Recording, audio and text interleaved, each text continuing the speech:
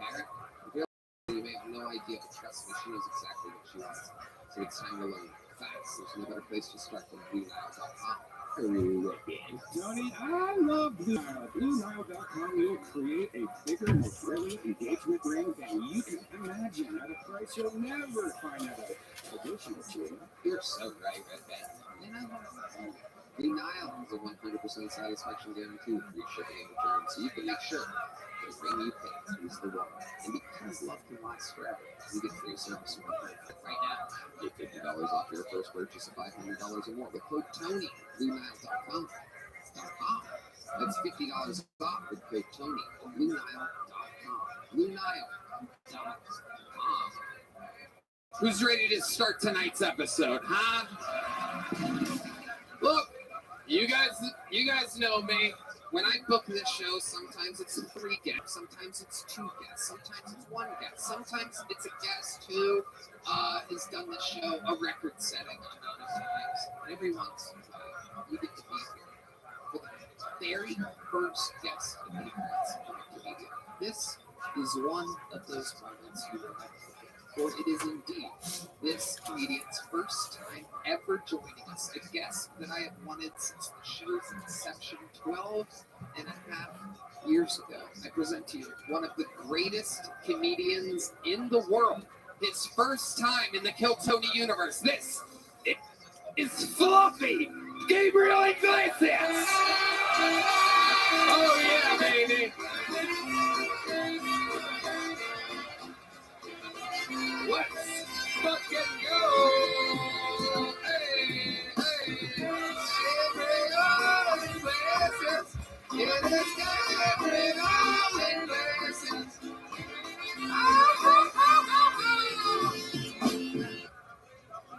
Yes, indeed.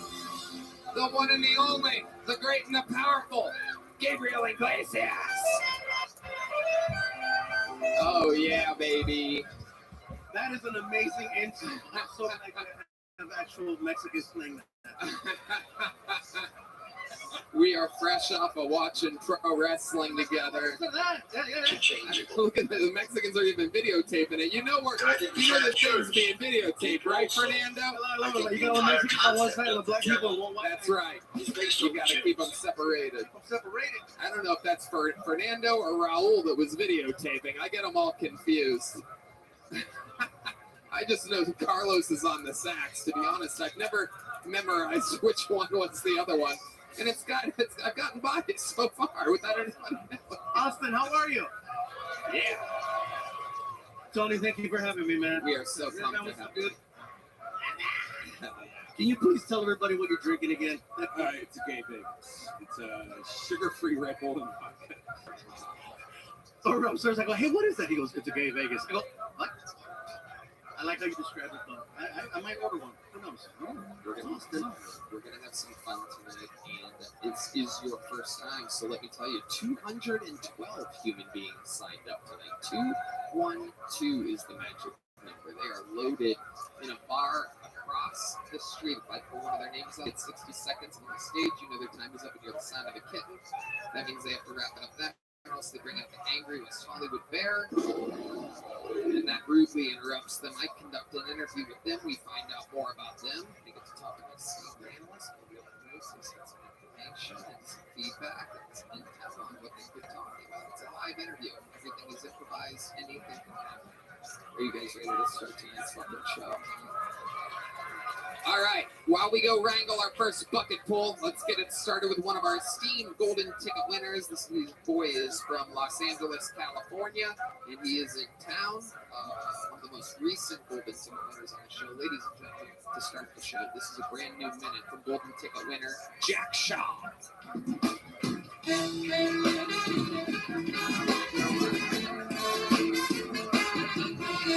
Oh shit, time for the Jewish portion of the show, guys. Lock the door, gas the room. Let's have a good time, okay? Oh man, I love being Jewish in Texas, guys. I'm exotic here, dude. I am. I've been making shit up, dude. I've been telling people we still eat babies. I'm having a good time, man. Oh, you guys didn't like that. Okay, that's fine. It's okay, man. I was an angry kid growing up. I got in some fights growing up. Like one time at camp, this kid hit me in the head with a ping pong paddle, so I kicked him in the balls. And like, I know that's a cheap shot, but I was such a bad counselor. Okay. I'm trying to learn how to fight. I started taking a Muay Thai class, which is pretty cool. And I don't know why that's funny, you fuckers, dude. Jesus Christ. And it was pretty cool. The first day I got there, I found out that everyone gets a nickname, and this is true. My nickname was Jew Bitch. The Latino guys had a field day with that one, dude. No pun intended, man. But I found out.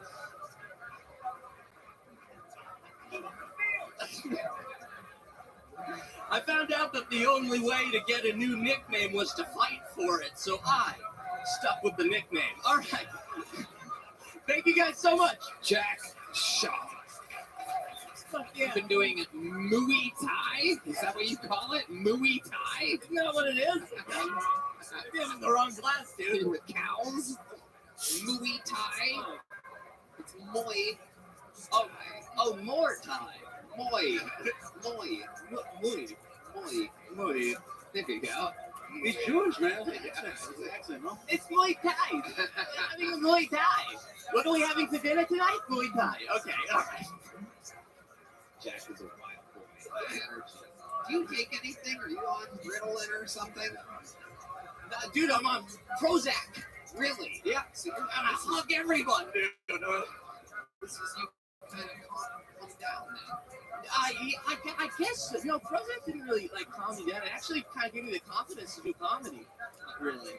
Like, I was super nervous and afraid of everything, and then I got on that. It was super helpful. So, yeah, it's not funny, but it's a good thing. Yeah, no, it's fine. How long have you been with Prozac? About since I started 4 years. Yeah. Yeah. It's like the Pfizer ad right now. Yeah. Happening. How much did they pay you for that? Anything I could get, dude. I'll take any money. Okay, all right. Anthony Fauciberg over here. Yeah. Incredible. What were you super afraid of? What were some of the things that you were most afraid of? Seem like we're still The outside in general, dude. I didn't like going out there. I was depressed, man. I just didn't like myself, and you know, it made me feel okay to look in the mirror. Jesus Christ, Bro, seriously? What the? So, how about, hey, how's your day, man? What makes you become a comic? Hey, love me, bro. Yeah, look at that. Oh yeah. Oh, God. Damn, I I'm not. bought that, dude. I took Prozac too, man. But, don't ask me no questions about it. Yeah. Went from Muay Thai to Muay Mexican over here. Jack, how's life been? You've been here in Austin during all the fires. You're based out of LA. Yep. I've been out here, dude. Life's been good. I got a dog back home, and Is it a little scared Jewish dog? it's a little, yeah. Dude, he's trying to think of a pun. Couldn't think of one. Okay. He's a husky and a dachshund mix. So he's like an angry. Yeah, you're trying to figure out how they lined them up, huh? Yeah. I didn't do it. I didn't make it happen. That poor little Dachshund. You better fuck this husky, dude. Yeah. Get in there. No, I think he's staying with my parents right now, and my dad keeps threatening. My dad hates him a lot, and he keeps threatening to put lighter fluid on him and send him to the Palisades. Wow. I'm not. It's just All right, go ahead. Ask him more questions. Yeah. Ask him more questions. He was doing it. You were doing good, bro. You should have where you're headed. Incredible. Your He dad really- is wild. What does your dad do for work? He was a comedy writer for his career. God, what did he work on? He worked on like game shows. Worked on the Hollywood Squares for a while. He worked on some sitcoms. He worked on The Nanny. Remember that God, show? of course. Wow. Some Fran Drescher fans out there. Absolutely incredible. Wow. So he's retired now? He's retired by force. He can't find any work. Wow. Yeah, it's super cool. I'm Is he so happy. jealous of you? Did he ever do stand-up comedy? He did, dude, and he's really proud. He's really proud. Yeah. Would we recognize him if we saw him underneath? No. Absolutely not. Why do you think? Oh, 100%. I ruined his life. Do you have siblings? Yeah, I have a brother. He's 10 years older than me. He's from my dad's first failed marriage. And he's on his second with my mom. Wow. Damn, sorry. What happened? Why do you think he went to? Is he still with your mom? Yeah. Okay. So that's, They do not love each other. No, that's not totally true, but I hear them whisper fighting in the other room all the time. I bet. Fucking bitch. You're such a, don't, shut up. I don't want to hear Jack call you a fucking bitch, dude. I don't. Incredible. And they're both very Jewish as well. Oh, they say extremely Jewish. What do you think, before I let you go, what do you think is the most Jewish thing about your parents? What is it that really stands out to you, where you're like, Jesus, you two? Well, really, the most Jewish thing about them is how much my dad hates Jewish people. Right. It really is. It's a very Jewish thing to hate Judaism. Yeah, I think I'm Jewish now that you mention it. This is how I find out that I was Jewish all along. Jack, way to get it started. You are, Good job, man. Thank you, guys. there he goes. Time to get to this bucket, ladies and gentlemen. This guy's been on the show before. It's been a long time since we've seen him. Oh, I know what that noise means. The lovely Heidi is here, everyone. Make some noise for Heidi, live in the flesh. I always love seeing the tourist faces when they actually get to see Heidi. Yep, wow, yeah. Let's see those. Cheers. Hell yeah. Fuck yeah, everyone. Cheers. Mexican side of the band. Salud. Salud, caballeros. Tequila. It is. Ladies and gentlemen, make some noise for your first bucket pull tonight. It is the return of Tim Hanlon, everyone. It's been a while. Here's Tim Hanlon. All right, what's going on, y'all? I just learned something for the first time. I probably should have known this. Maybe you guys know. Did you know that Muslims are sober? They don't drink at all. None of them. That freaked me out. Like even like Muslim terrorists are stone sober. They're just drinking shots of milk, talking about that to America. Like, Jesus, that's scarier than thinking if they were smashed. I don't know, man. Maybe they could use a glass of wine, you know, calm the nerves a little bit, you know. I got to talk for 60 seconds. I had 2 whiskeys back there. But if I had to do what they had to do, if I had to strap on a suicide vest, I'd start drinking the night before. I'd be hammered. I'd show up drunk. They'd be like, Tim, it's 8 o'clock in the morning. I'd be like, well, it's 9/11 somewhere. Thanks, guys. All right, Tim Hanlon. It's nice to get to meet Jack Shaw's comedy retired father. Okay. I've been around. You do look like a guy that used to write comedy for game shows. That was that guy. Here, I know his mom. here you are, Tim. Welcome back. It's been a while since we've seen you. Yes. Indeed, What's up, Muslims don't It's drink. okay. Yeah, hey, I'm not Muslim. Hell yeah! Thank God for Check out. that. Thank God. Oh damn! Jesus Christ! But I am Mexican. Órale. A huevo. Heidi! Fuck yeah! Tim, how long you been doing stand up? I started in 2010. 2010. 12 years, something like that. Yeah. I don't think you know what year it is. That would be I haven't known what year it is in a minute, bro. 15 years. Yeah, I kind of, I don't own the clock. Yeah, Okay. I split around. Yeah. You own a clock. Yeah, I don't own okay. the clock. No. Right. How I about haven't calendar? clocked here. That clock doesn't Probably really. since 2010. Okay. All right. What is your living situation like, Tim? You It's better than most people would assume, man. I got a nice house. I do have 2 roommates. I got a comic and this girl. But I got a nice house down in South Austin. Yeah. Yeah. You love it. It's great. Yeah. It's awesome. You have Don't lock my you have doors. a lot of clothes in your closet. you have a lot of choices, or is like that Here's the thing. Yeah, I used to have more. I give all every time I move. I just give clothes away. So there's some fly-looking bums in LA right now. I left LA and gave all my clothes away. And this is what I kept. Yeah, this is my. I feel like Johnny Yeah. Cash, bro. Okay, I see Johnny Cash. I look all right. All right. No. You look all right, bro. I'd say more, but I'm wearing Jordans. Yeah, you're wearing jean shorts, bro. No, I haven't. No, said okay. that. Yeah. I don't have my Hawaiian shirt on tonight. I'm sorry, bro. Yeah. It works. Tell us what's been happening. Oh, yeah, What's up, they yeah. do match. A Yeah. wise observation from John Dees. It is Yeah. indeed brown. Yeah. Oh my God, you are wearing camo pants. See? What an embarrassing The moment flash- for Oh you. my God, right? We're just lighting up Tim Hamlin. John's like, oh fuck, shit. But he has a keyboard to cover up his bad choice. Yeah. Yeah. Fucking It guys, is man. incredible. I can't believe you guys both were Sorry. this lucky tonight. So Tim, tell us about your process or your career lately. What's been going on in comedy? You started 15 years ago. Yeah. Came with Guns Ablaze. It's a good premise that Muslims don't drink. I feel like it was a little bit more there. I was waiting. Yeah, there's more. It's Russian. Typical Muslim jokes. I'm waiting for a big boom at the end. Never came really. So, I don't even know Muslims. I don't know if that's true or not. But is that true?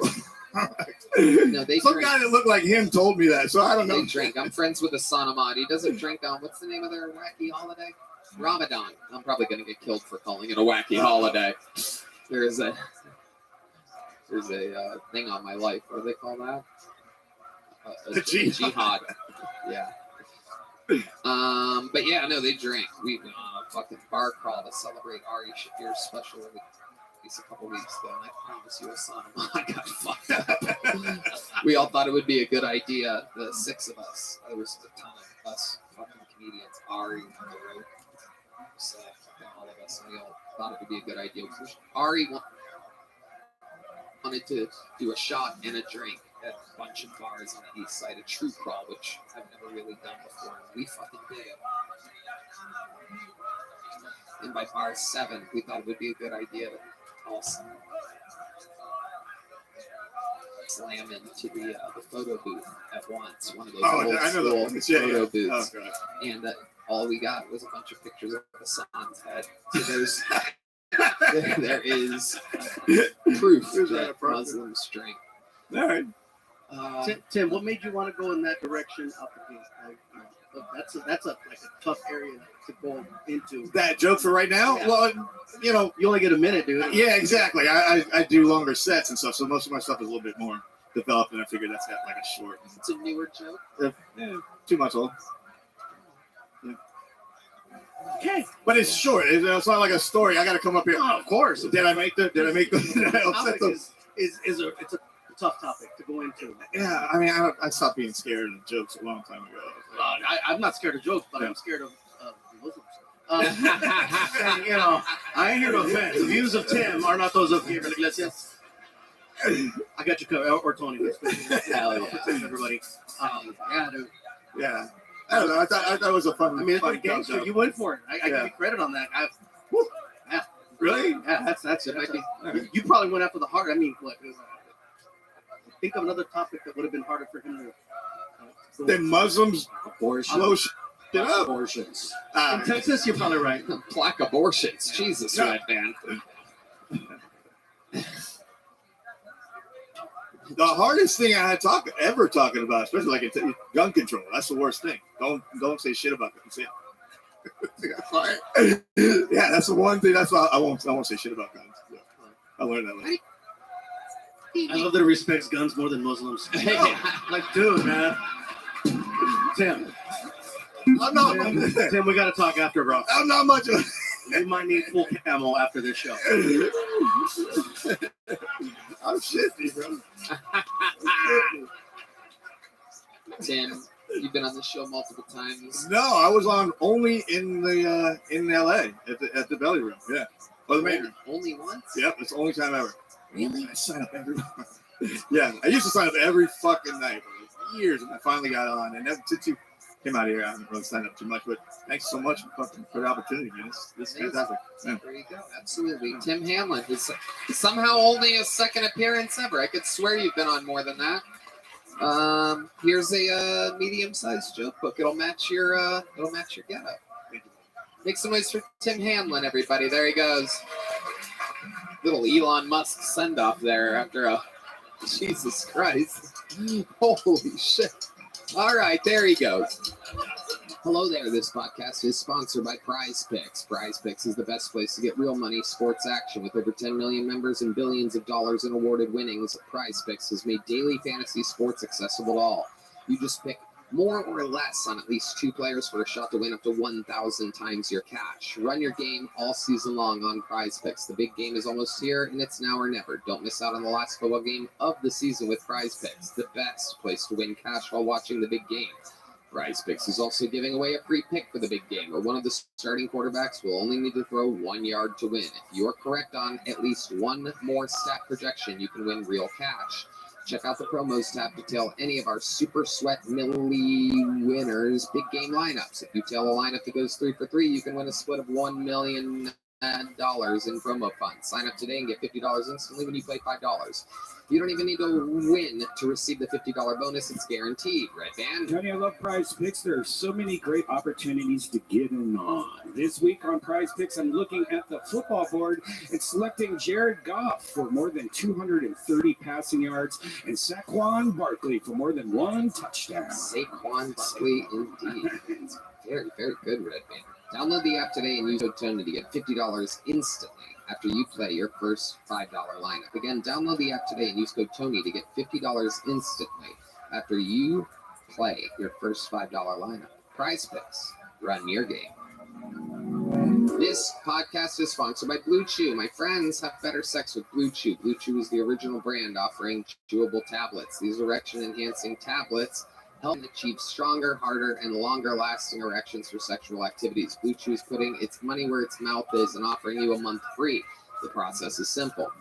Sign up at BlueChew.com, consult with one of their licensed medical providers, and once you're approved, you'll receive your prescription within days. Blue Chew tablets are made in the USA and prepared and shipped directly to your door. You can take them anytime, day or night, so you can plan ahead or be ready whenever an opportunity arises. The best part? It's all done online. That means no visits to the doctor's office, no awkward conversations, and no waiting in line at the pharmacy. Red Band. Oh, man, Tony, I love Blue Chew. I think they're providing the best ED treatment out there. Does it work, buddy? Find out for yourself with a month free. You could be missing out on some of the best sex in your life. Ooh, disgusting. Congrats, Red Band. Make life easier by getting harder and discover your options at BlueChew.com. And we've got a special deal for our listeners. Try your first month of Blue Chew free. Visit BlueChew.com for more details and important safety information. And we thank Blue Chew for sponsoring the podcast. All right, your next bucket pool, ladies and gentlemen, looks like a brand new name. Make some noise for Jusu Vest, perhaps. It's some rough handwriting. Jusu Vest or Bast? Jusu. There he is. Wow, look at this. Jason Vast. Jason Vast, everybody. Thank you. Stay away from Muslim topics.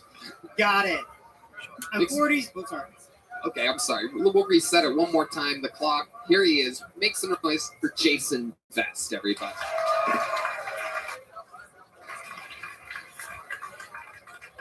I'm 46 years old, and I'm 6 years overdue for getting my prostate checked. I hate doctors, and I'm terrified to get the procedure done because I haven't had a man put a finger up my butt since I was a Cub Scout. For those of you that cringe, do not cringe. I was a loose boy. I was a slutty kid, and I fucked my way to the top of the Eagle Scouts. I jerked off a scout leader with a Nintendo Power Glove in the back of a 1986 Ford Escort. And that's how I became the youngest Eagle Scout in history, ladies and gentlemen. Thank you. I'm a veteran, and I go to the VA medical system for my health care, and it's shitty. I get 4 Viagra tablets monthly. 4. I spent 20 years in the military and 1 year in Iraq, and that only equates to 4 hard-ons a month. That's why I voted Republican, because Donald Trump said he was going to get us 10. Thank you. All right. Jason Vest. Okay. All right. Let's go. This is your first time on the show, correct? Second time. Oh, there you go. I got everybody. Everything's backwards here tonight. Dude, the visual I got from the Power Glove in the back of an Escort, I'm like, oh my God. Felt that shit. I didn't felt you? that, dude. The Escort, the one that had the power seatbelts, the automatic ones. Yeah. Oh God. You know, How long ago was your last appearance on the show? almost a year ago, Tony. I was on in February last year. Did I tell you on that episode that you look like the guy from Ghostbusters 2 that makes Vigo the Barbarian come to life out of the... It is Vigo. Vigo. It's an amazing impression you can Vigo. I've seen Ghostbusters 2 a lot. You have that, though. You have those energies. Thank you, thank you. Yeah, that's exactly what he would say if he was here right now. That's how he would say it. Absolutely incredible. How long have you been doing stand-up, Jason? 4.5 years, Tony. Where at? I started in Detroit, and then I moved to Chicago, and then I moved here a year. Wow, Detroit and Chicago. I cannot picture you fitting into either one of those cities at all. I haven't performed for so many white people in my life. I'm not used to it. I'm uncomfortable, Tony. Incredible. You're used to performing in the back of Ford Escorts. Did what had to be done. Incredible. What do you do for a living? How do you make money, Jason? I'm retired from the military, and I live on my VA disability and my pension, and I make content, and I'm on the Loveline radio show on K-Rock. Nice. What branch of the military were you in? Navy? No, I retired. I was a National Guard recruiter. Oh, okay. National Guard recruiter. Did you recruit anybody? Like, you seem like you would be the worst With the recruiter. Power Glove. Power Glove. We got him in there. I hold the state record for the Michigan National Guard for the most enlistments in 1 month. Never Oh been beat. my God. That's the Power Glove, man. Incredible. I lied to kids a lot. Yeah, I bet. Sorry. Your body count must be incredible. Insane. I've actually seen his content online. Really? Yeah, Jason, you're very funny. Thank you I've so watched much. Thank you. Your reviews of he does these insane reviews of massage parlors. Is that true? Part of the culture, brother. Hey man, Wow. I've never seen a standing ovation from Red. Okay. Jesus Christ. hey, I'm the one that mentioned it. Why don't you give me fist bump, man? Oh, shit. Give me the Power Glove hand. Give me the Power Glove. Yeah, you guys have DNA all over you now. No, he actually puts out some really funny content that I've seen online every now and then. That's why as soon as you walk in, I'm like, I recognize you from somewhere, and then I heard your voice. I'm like, that's right. That's right.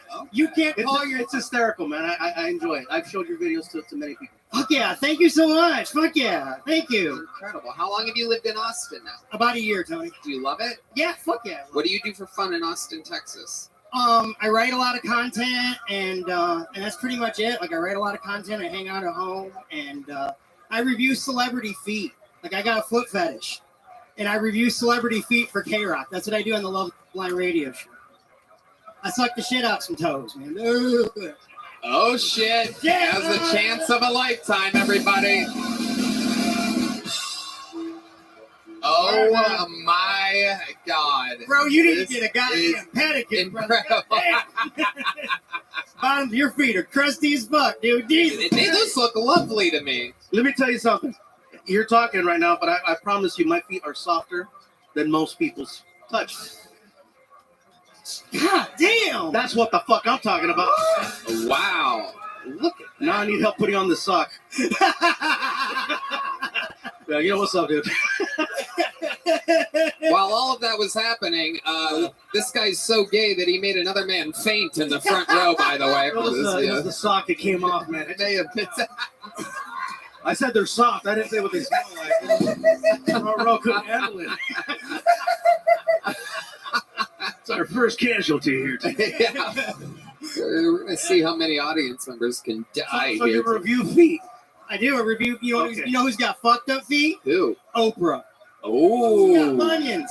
Oh. Her big toe looked like a turkey leg from a goddamn Renaissance fair. Nasty. Oh Ugh. my goodness. That is incredible. Can I ask for the honest review though? Well, I know the guy passed out, but that's besides the point. 7.5. Thank you. Wow. 7.5. That's right. That's I get a lot of petties. hell yeah. I'm diabetic. I got to take care of my feet. I love that. I love that. Absolutely incredible. What else would we be surprised to know about you, Jason? You seem like a wild, eclectic character. Like there's so many things. I bet you like collect things. You have like a bunch of stuff on your walls at home. Well, Tony, I'm glad you asked. You could just see the fucking. I got a sock collection. All right, it is what it is. Really? Yeah. Where do you get these socks from? OnlyFans. Yeah. Oh my god. Holy shit. Wow. Gotcha, bro. Oh my god. Yep. Absolutely incredible. I'm a freak. Wow. 4 more people just fainted in the audience for those of you keeping track. Jason, I gotta ask you, because we're finding out so much so fast. Indeed, you are a freak. What do you think, if we had to go down perhaps the top 3 freakiest things you've ever done in your entire life? People love this interview portion You of know the one show. of them. When people hear this show, they love when people tell the truth in the interviews and find out real shit. I feel like you just put the sock in your mouth and shook your head. I feel like you're willing to fucking really go for it here. Now, I present to you the top 3 freakiest things Jason Vest has ever done in his life. Number 3. I got my butthole fingered in a Waffle House bathroom by a big woman I met on Plenty of Fish. Wow. So much to put together there. Waffle House. Plenty of Fish. Butthole finger. Absolutely incredible. Inserted. Double dirted. Triple skirted. Smothered. Covered. A Waffle House bathroom. Wow. Picayune, Mississippi. Picayune, Mississippi. Oh my God. Remind me to never go to Picayune, Mississippi. All right, here we go. Number 2, freakiest things Jason Vest has ever done. I paid a South Korean woman to shit on my chest at the Oriental Health and Massage in Jackson, Michigan. And later I'm not done yet. Jesus. Not done yet. Leave some time for the crowd to go wild, Jason. Leave some space. Get these laughs. You deserve it. Okay, now. Wait. And later I found out it was a 47-year-old Filipino man.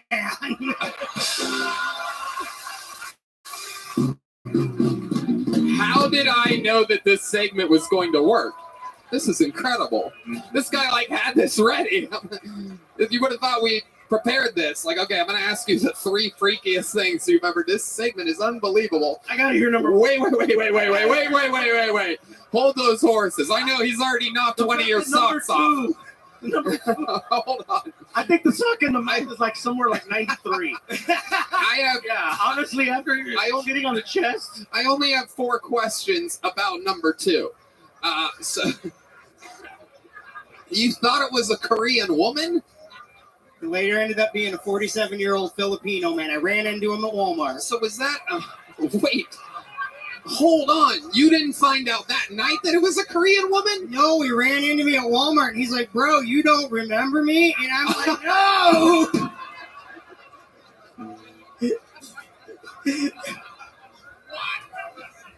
What? This is too abs. How did you know the age? Were you guys buying the same medication or something at CVS or what? How did you know the age? What? You said 47. I could just tell by how he looked. He had the little wrinkles around the eyes. He was older than me. I was 25 at the time. Oh my God! Wow. And you were He looked like an older Manny Pacquiao. My goodness. Okay. So But what type of shit was it? And this is what you were into at the time. Had you had that done before? Once before. Once before. It was At not my first 25. Oh, it's definitely not. Nothing is your first rodeo. I feel like there's nothing that you haven't done. There's no doubt about it. You probably have AIDS. And he probably paid for it. Yeah, it's a I gotta hear what number one is. Real quick. I know. I want to know number one too. You have a question? Oh, well, Matt Mueling only talks once every 6.5 episodes. This should be exciting. Matt Mueling. Did you not see the dude's junk when he was dunking on your chest? Fucking unbelievably great question. I have no idea how I missed that. Unbelievably great question. Yeah. Were you just imagining it not there? Let's just say this. I'm 7 years sober now. Ah.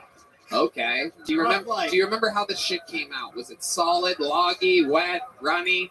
I thought it was South Korean soft serve at the time. Wow. But it turns out it was what? Filipino pudding. Okay, Red Band. There's your fart sound effect for the episode. And now, ladies and gentlemen, the number one freakiest thing that Jason Best has ever done. I unintentionally gave a Mexican gentleman a foot job to completion on a Greyhound bus en route to Biloxi, Mississippi.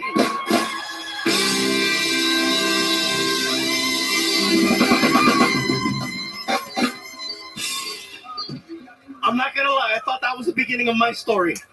I'm like, no, that's another Mexican. He got. Wow.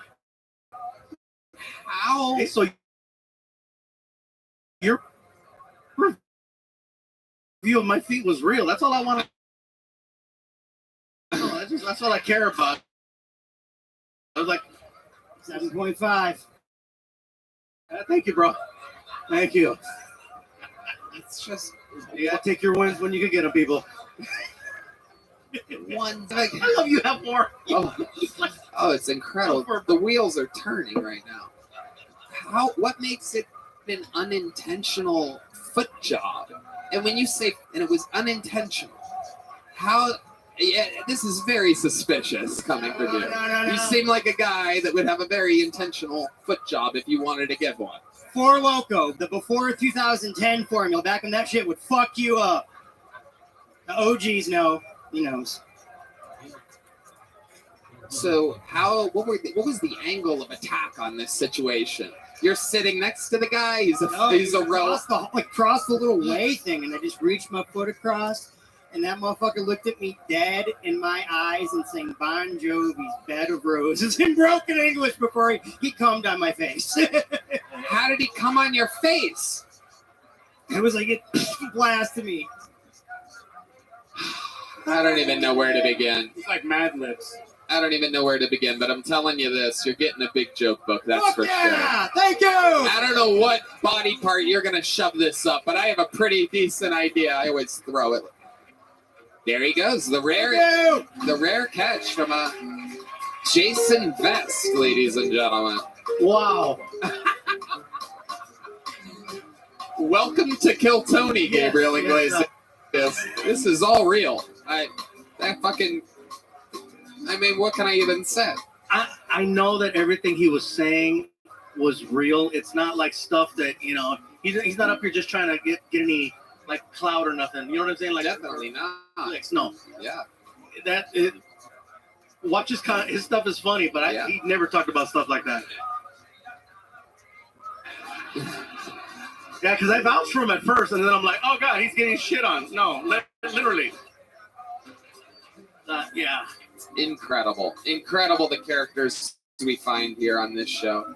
Wow. And it could happen again right now. A one-word name is your next bucket pool. Make some noise for Trev, everybody. 60 seconds uninterrupted for Trev.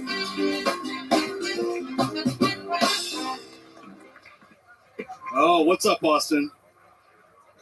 Oh no, I'm already cut off. All right, man. I lost my virginity to a deaf girl, and it caused this really weird fetish for me.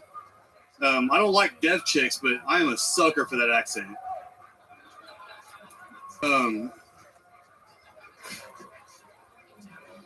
It's okay. They can't hear us.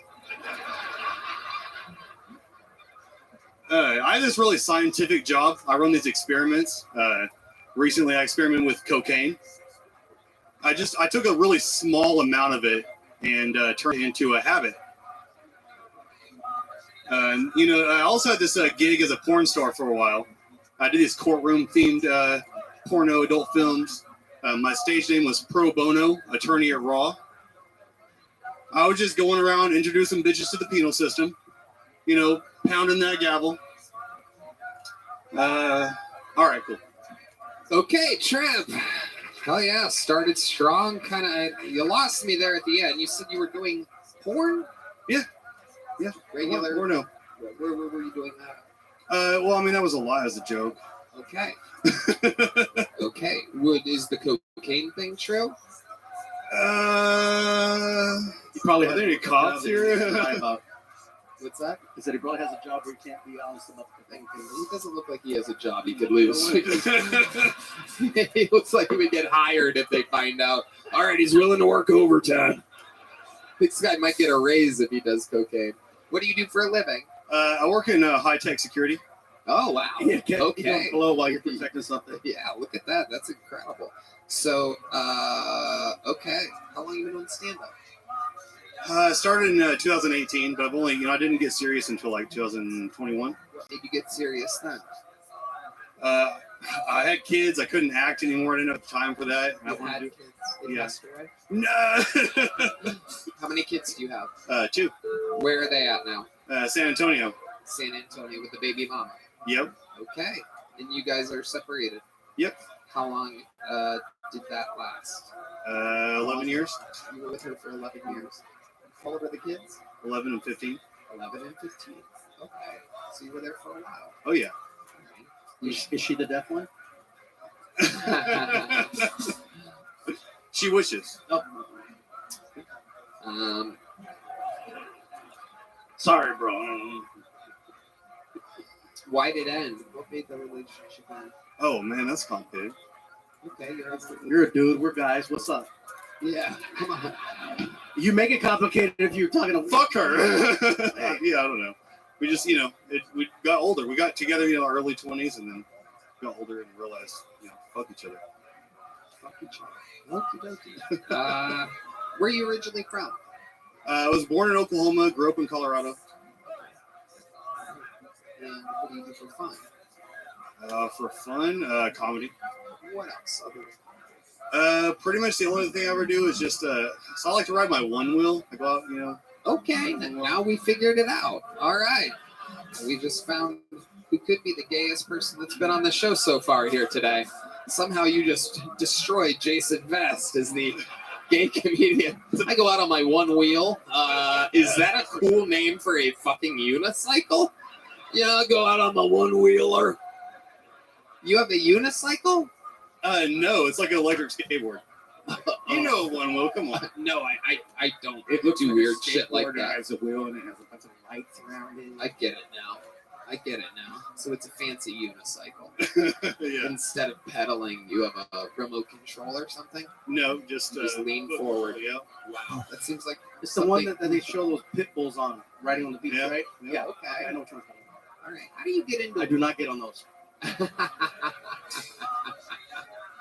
You can get on a normal skateboard, it'll Oh, end up with yeah. one Gravity wheel. is my friend.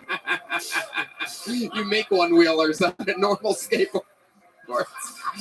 How do you end up getting into one wheeling, Trev? You had a friend that was So I doing it? skateboarded, as a teen and early 20s, and then got, dad bod, couldn't skateboard anymore. Okay. What's your favorite thing to do with your kids? You got an 11-year-old and a 15-year-old. What are they into? How do you maintain being a cool dad? You live here in Austin and they're in San Antonio. I live in San Antonio. Okay, so you see them a lot? Oh yeah. Like a lot. Yeah. Like every day. Every week. Yeah. Okay. How do you entertain them? What makes you a cool dad? We do video games a lot, and that's their main thing. Yeah. Okay. What do you think's the most interesting thing about you? Maybe it's just because you're going up after Jason Vest, who is one of the freakiest motherfuckers we've ever had in the show's history. But I gotta tell you, this interview is unbelievably boring compared to, well, I like comedy for hobbies, and I raise my kids. We play video games. Come on, motherfucker, you're right. He had his chest shit on by not a woman, a Filipino man. 47. He found out at a Walmart. Finger up his butt at a Waffle House. Yeah. Pickatoo, Mississippi. Accidental foot job. Greyhound bus. Yeah. You got anything like this up your sleeve? Oh man, I mean, I hooked up on a Greyhound one time. Okay. Yeah. It's just a woman. Yeah, just a regular. Boring! Jesus, live your life, buddy. My God. Let me ask you this. You've been separated from the baby mama for how long? 5 years, 6 years. 5 years. You've been out dating a little bit? Oh yeah. Okay. How do you do that? Do you just meet people? Are you on any of the apps or anything like that? I did apps for a while, and then just kind of nothing was happening Now you there. just So roll now out on the one-wheeler and look at You know? women in the eyes and just be like, what I sup, can catch along the way, yeah. want to hop on? Like, what are your favorite hookup that you've had recently? How did that happen? Oh man. Take us through the evening. I'm gonna try to make you interesting here, The Trav. evening. It's a lot of heavy I lifting. have another sock.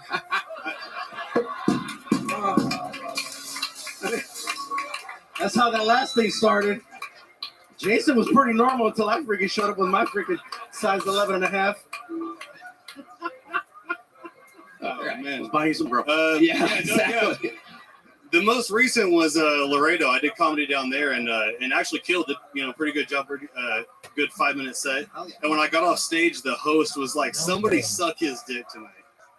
Wow. So, and I was there for work with a hotel, so it worked out. Oh my goodness.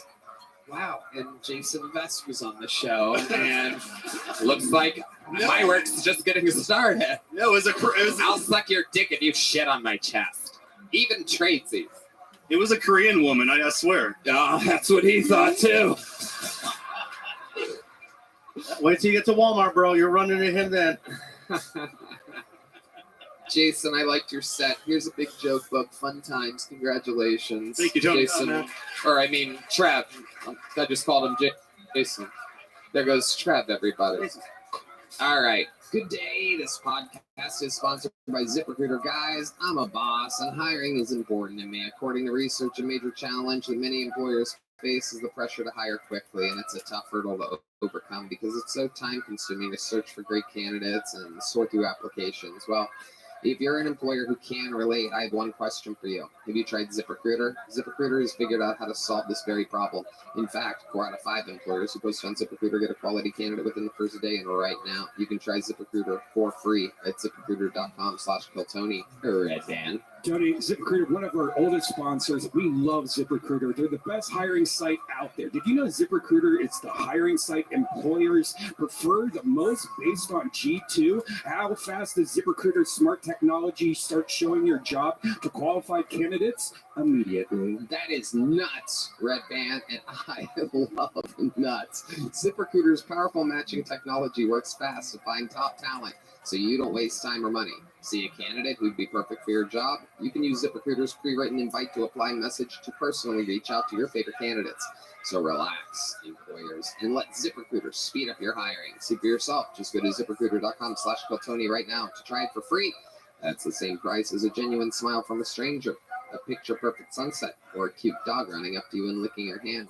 Again, that's ZipRecruiter.com/KillTony. ZipRecruiter, the smartest way to hire.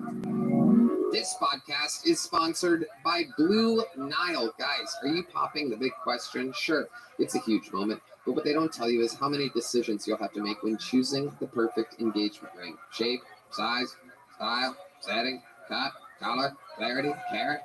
If you're like most people, you may have no idea, but trust me, she knows exactly what she wants. So it's time to learn fast. There's no better place to start than BlueNile.com.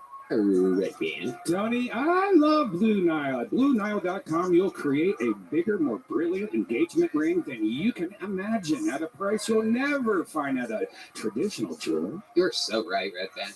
You know that. Since 1999, Blue Nile has been the original online jeweler. They've always been committed to ensuring that the highest ethical standards are observed when sourcing diamonds and jewelry. Their diamond price guarantee means that in most cases they'll meet or beat a competitor's price on a comparable diamond. Your surprise will stay safe because every Blue Nile order is insured and arrives in packaging that won't give away what's inside. In most cases, even delivered overnight. Blue Nile has a 100% satisfaction guarantee with free shipping and returns, so you can make sure the ring you pick is the one. And because love can last forever, you get free service and repair for life. Right now, get $50 off your first purchase of $500 or more with code TONY at BlueNile.com. That's $50 off with code TONY at BlueNile.com. BlueNile.com. We're going to sage this room with a class act, one of our regulars, one of the best to ever be a regular on this show. Very, very hard job writing and performing a new minute every week on this show. Ladies and gentlemen, here he is to do it again. This is a brand new minute from the one and only, the great and powerful Cam Patterson.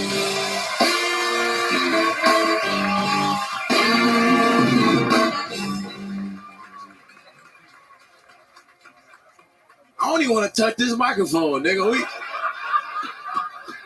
We should just stop the show at Jason. It's not gonna get no better than that nigga, dog. It made me angry how you started with, what's number 3? I had a finger in my asshole. He has to die. I think people like that should be murdered and put on a list somewhere, dog. He scares me with my whole heart. There's no topping that nigga. I know I got a lot of shit about crackheads. All my jokes are mainly about crackheads. And it's funny to me because I was thinking about the other day when I was real high, and I was just like, man, it's fucked up. Because most of y'all deal with crackheads, and y'all see them like on the street. Y'all just walk by like they're not real people. But I had crackheads in my family. So crackheads had my phone number. You understand? That's a different type of relationship with a crackhead. Like, y'all be like, I don't know you, leave me alone, nigga. I'm like, what's up? I know you got cash out, bitch. I need $5. I want to buy crack today. It's insane. That's it. There I go. We'll get up out of here. Got it. Did it again, buddy. You did it again. Another minute. Oh, shit. To see that in person, man, that's freaking awesome. I've seen your clips before. You're very funny. But to just watch you come out and that's off the cuff. That was awesome. Thank you so much. I really appreciate it. Thank you. The funniest thing I've seen all night. Thank you. Thank you so much. Funniest thing I've seen all To be able to take that energy, make the callbacks to everything, acknowledge the room, your way, and then segue right into material. So you were around a lot of crackheads. Huh? Yeah, a lot. Like, a lot. You know, it's funny. My uncle, he just passed. He was a crackhead. He passed away. Is that the one that I met in Atlanta? Yes. Oh yeah. Yes. You know this. We had a lot of fun. I actually loved that guy. That was actually a taping I did that night. Yeah. And in the green room, Cam decided to bring about 43, 44 family members. Odds are. And somehow the one that I bonded with the most out of this unbelievably high amount of people was your crackhead uncle. Yeah. He was so fun. He loves you, man. He loved me. It was funny. You remember He's that? no longer with us. What I said love. I said love. You said he loves you. He do love you. He's still here. He's still there. Yeah, he's still. Right. He's looking up at us right now. Oh, he look what? No. He looking down like this. Life is good. The good crack is in hell, buddy. The good crack is in hell. I don't know. Maybe not. We'll be good crack in heaven. Who knows? I think heaven's more of like a heroin place. It's just more relaxed. I picture crack. D Madness is reacting to this. He's a real musician who's probably done heroin and crack today. Probably when he just went backstage. Real musician. He said with probably. anybody. What would be a crackhead heaven? Crackhead. Oh, An unlocked liquor store at night? yeah.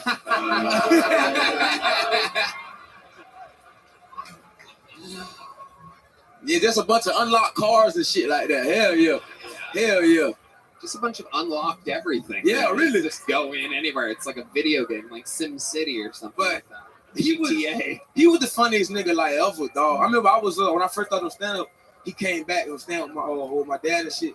And I told him, I said, you want to come downtown with me and like, you know what I'm saying, like just watch some shows? He said, where your shows at again? I said, they down Tyson. I can't do that. If I go with you downtown, you're gonna be doing your little funny shit. And you gonna look like, well, okay, I was smoking crack somewhere. So I really can't go with you. But I loved him. He was great. That wasn't as funny as I thought it was gonna be, but that's fine. I get And it. that's okay. Sometimes it don't hit that well. Yeah. Well, you did the crossed eyes to us. I mean, yeah, I couldn't. You faced us when you did the Wait, wait, Yeah. okay. There you go. See, you got to do it to them. That's the trick. Yeah. Play it forward. You can't make the funny faces to us. I wanted y'all to see me be retarded for a second. That was fun. It's good, man. This guy look aggravated. What's wrong with you, dickhead? I'm tired of this nigga, man. This lumberjack Texas fellow. I cannot relate to any of this crackhead material. I know no crackheads in my life. None. I can't do a white accent. I realize that. Wait, yeah, you really I can. can't. I ain't not be knowing what the hell is that. I don't know no crackheads, nigga. That's my. Fuck with that. Cam Patterson playing a white guy. Oh my God. Absolutely incredible. We've never learned this about you before, that you cannot do a white Yeah, I can't. impression. Wow. I can only do one impression. Yeah, what is it? It's you know, you ever seen Chowder? Chowder? Yeah. Like, What is that? Clam? yeah, corn. Nah, it's an old cartoon show, and there was a dude down there. His name Schnitzel, but he don't talk. All he said, rada rada rada rada rada rada rada rada rada. That's all like, and he was black. That's all he said though. That's all. Look it up. That's all he said. Rada rada rada rada rada rada rada rada rada. I believe you. And he was black though. He was black. No, I believe that for sure. Wow. What was that on? Cartoon Network. Okay. Hell yeah. Right. She was fire. Fuck with it. I liked it a lot. It's just a black cartoon. No, it was a white. I mean, it was for everybody. They just had one black character? I mean, it was all like fictional niggas. They was like, you feel me? Like, That's in the description, by the way. You get the guide? That's exactly what it says on the guide. Even I knew that. Absolutely incredible. Wow. Well, Cam, so much fun. You fucking did it again. Another monster performance. Another new minute from Cam Patterson, ladies and gentlemen. Business is booming. We're flying through it here tonight. Your next bucket pull, ladies and gentlemen. Ooh. The great Heidi gracing us with her amazing presence yet again. Ladies and gentlemen, your next bucket pull goes by the name of Eddie Lursa. Make some noise for Eddie Lursa, everybody.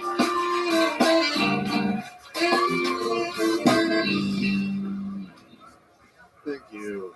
I got my Uber on the way here, and it was a lady driver, so you know, I buckled up. Not just because she was a woman. I'm not a sexist. She was also Asian. And not that Asian people can't drive; they can, and that's the problem. Relax. I'm kidding. It wasn't an Asian woman. It might have been an Asian man. I couldn't tell. No, and I hate Ubers though. I fucking hate Ubers. My worst Uber driver ever. And then you walk 2 blocks in the rain to get to the car. Loudly fought the entire ride with someone named Shut the Fuck Up Bitch, where I ran multiple red lights, almost hit a person. And this dude had tattoos up to his neck and 3 teardrops under his eyeball. 5 stars, because that guy knows where I live. 25% tip. Thank you for the service. I actually found out when I want to leave 1 star, I started getting dropped off down the street at my bitchy neighbor's house, because she's kind of got it coming. All right, that's fine. Thank you. I'm Eddie Lursa. Eddie Lursa. A lot of Uber material there. Here we go. Welcome. Is this your first time on the show? 3rd time. Okay. All right. Welcome back, Eddie. How long have you been doing stand-up? Almost 2 years now. 2 years. All of it here in Austin? Yeah. I started in West Palm, Florida, but I wasn't there very long. I moved here like 6 months in. Is that where you're originally from? West Palm, Florida? No, I'm originally from Virginia. I lived in Florida for 6 years before I moved here. Okay. What do you do for that? Bartend. All right. You still do that? Yeah, bartend. I produce a lot of shows in town. Anything I can, but bartending is my main money How right often do now. you perform? as much as I can. I mean, Ballpark it. five spots a week. Okay. And what do you do for fun? For fun, I mean, out here mostly stand up. I like writing. I used to write fiction a lot. Back in my early 20s, I had a little like self-publishing company in DC. I wrote a bunch of short stories, a couple self-published novels. That was like my main. I've written since I was a little kid. I've always loved writing. How about when you're not writing? Is there anything you do? I like to snowboard. I haven't been in a long time. I used to live in Colorado. I used to go snowboarding a lot. You ever snow one wheel? Never snow one wheeled. Do you have any pets? Yeah, I have one dog, What's his name? White Claw. Why did you name your dog White Claw? Gay dog. Yeah, One note red band over here. It's a gay this, a gay that. Gay, gay, gay, gay, gay. Fart noise, gay. All right. Why is it called White Claw? because he's all black, one White Claw, and I was drinking White Claws heavily at the time when I got him. Coincidence, yeah. Right? When you're doing a full, now, what's the longest amount of time you spent on stage? On stage, 15, 16 minutes. It's the longest set I've done. 15 minute set? Is Yeah. the longest set? When you're doing a full 15-minute set, what is your opening usually like? My Like open, when you cut to, like when you're coming out, you know you're gonna do a full set. You know, because usually like right now, I feel like you came out, you're only given a minute, so you jump right into it versus giving people a split second to try to understand where you're coming from. Jason didn't have to explain himself when he came out. Yeah. You knew some shit was gonna go down when he Yeah. came out because everything about him told you that. Yeah. You, on the other hand, look very, very normal. Like you said, you're a bartender. Like I totally believe it. I see it, but you only had a minute to perform. So, what is your normal opening? That's a great question. I would love to know. Like, let's say you were What was doing my a opening? 15-minute Yeah. set. What does How the you know, first like 30 seconds look like to you? I mean, you want me to do it? I have like, when there's no like 30 Yeah. Yeah. Yeah, let's do it. His Okay. opening bet. Let's Uh, pretend like I just brought you up, ladies and gentlemen. This is him doing a 15-minute set, but not really. Make some noise for Eddie Lursa. Make some noise for Eddie, everybody. Thank you. Thank you. Happy to be here. It's a new year. Trump just got inaugurated on Monday. You know, some people are happy about it, some aren't. I didn't vote for Trump, even though I look like this. I love with you. But I also didn't vote for Kamala. I didn't vote. And some people feel a certain type of way about that. I stand by my decision, and I'll tell you why. I didn't vote because I am a felon. This is perfect. Where my felons at? Not only did that answer our question, how you open a set, but that also brings me to the most interesting part of the interview. That was fantastic. How are you a felon? Assaulting police officer. Oh, okay. I'm guessing this was in Florida because that shit don't fly out here. This was in Virginia. This Oh, was okay. Towards the end of my time, I was in college for 6 months. I assaulted police officers, and I wasn't in college anymore after that. What provoked that, dude? Yeah, 'Cause, how you does- know, you look like you could get away with something already. So why would you not go with the flow? It was I was eating acid heavily at the time. Oh, I thought you were I thought he just. said ass. Yeah, me too. Oh, he's just like Jason. Like, here we go. Was it at a Waffle House? Yeah. All right. Actually, sorry. I did go to a Waffle House immediately upon getting out of jail. Oh yeah, that's where everyone goes. It was great. No, I was in college and I ate acid one time for like 2 months straight, and I lost my mind. I drank a bunch of Everclear jungle juice, and there was a cop in my dorm when I got back, and I didn't like that, I guess. I don't really remember exactly how it happened, but What did the reports say? it was a 15-page police report. We were together for hours. Wow. I busted. I thought when they finally got me to the police car, like I remember telling the cop that when he had me in ankle cuffs and my hands back, that's how I had his wife on the ground and just being as disrespectful as possible. When he got me in the car, I thought that if I went to jail, or if I went to the hospital, I wouldn't have to go to jail. So I got this scar because I busted my head open on the plexiglass between the front and the back of the police car. and then went to the hospital, caught a felony at the hospital, and had to go to jail. Wow. Yeah, that was just pages like 1 through 3. I don't know how many. Absolutely incredible. You need to talk more about stuff like this, dude. That's Yeah. way funnier than your whatever you did. I have. Earlier. That whole "because I look like this," and you should follow it up with "and I didn't vote for Kamala either because I look like this." Because first glance, we're always unsure. Yeah, it could have. I understand It's that. Austin. You could have gone either way with that. You're really funny. You just needed an opportunity to get comfortable in front of the audience. That's what I noticed. Like, okay, something tells me there's more than just that minute. So I'm glad we gave you that chance to do that. For sure. Eddie Lursa, ladies and gentlemen, we're going to keep flying through. You already have a joke book, right? There he goes, Eddie Lursa. It's the third or fourth time on the show. This podcast is sponsored by Shopify. Guys, there's never been a better time to start your own business. There's so much power to starting a new company in the new year. Shopify is how you're going to make it happen. And let Red Band tell you how. Tony, the best time to start your new business is right now. Shopify makes it simple to create your brand, open for business, and get your first sale. Get your store up and running with thousands of customizable templates. No coding or design skills required. All you need to do is drag and drop. Yes, that's right. They're powerful social media tools let you connect all your channels and create shoppable posts and help you sell everywhere people scroll. Shopify makes it easy to manage your growing business. They help with the details like shipping, taxes, and payments from one single dashboard, allowing you to focus on the important stuff like growing your business. What happens if you don't act now? Will you regret it? What if someone beats you to the idea? Don't kick yourself when you hear this again in a year because you didn't do anything now. With Shopify, your first sale is closer than you think. Established in 2025 has a nice ring to it, doesn't it?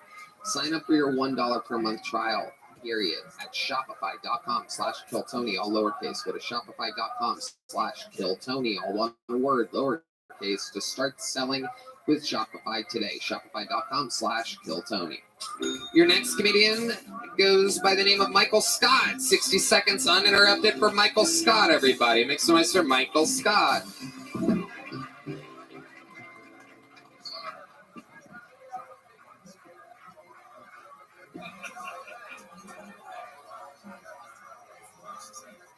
You guys look like you fuck with the rap music, right? Yeah. Cool crowd. Okay. You guys remember a rapper Mystical? Shake your ass. Watch yourselves. Show me what you're working on. That guy, Mystical? Mystical was my favorite rapper when I was a kid. It wasn't for the bars, because he wasn't great. It was more the fact that I found out he was a combat engineer during the Gulf War. Mystical was a fucking minesweeper. I liked to play this game where I imagined Mystical out there leading his troops during the Gulf War while preparing for his future rap career. You guys, hey guys, hang back real quick. I gotta make sure it's good.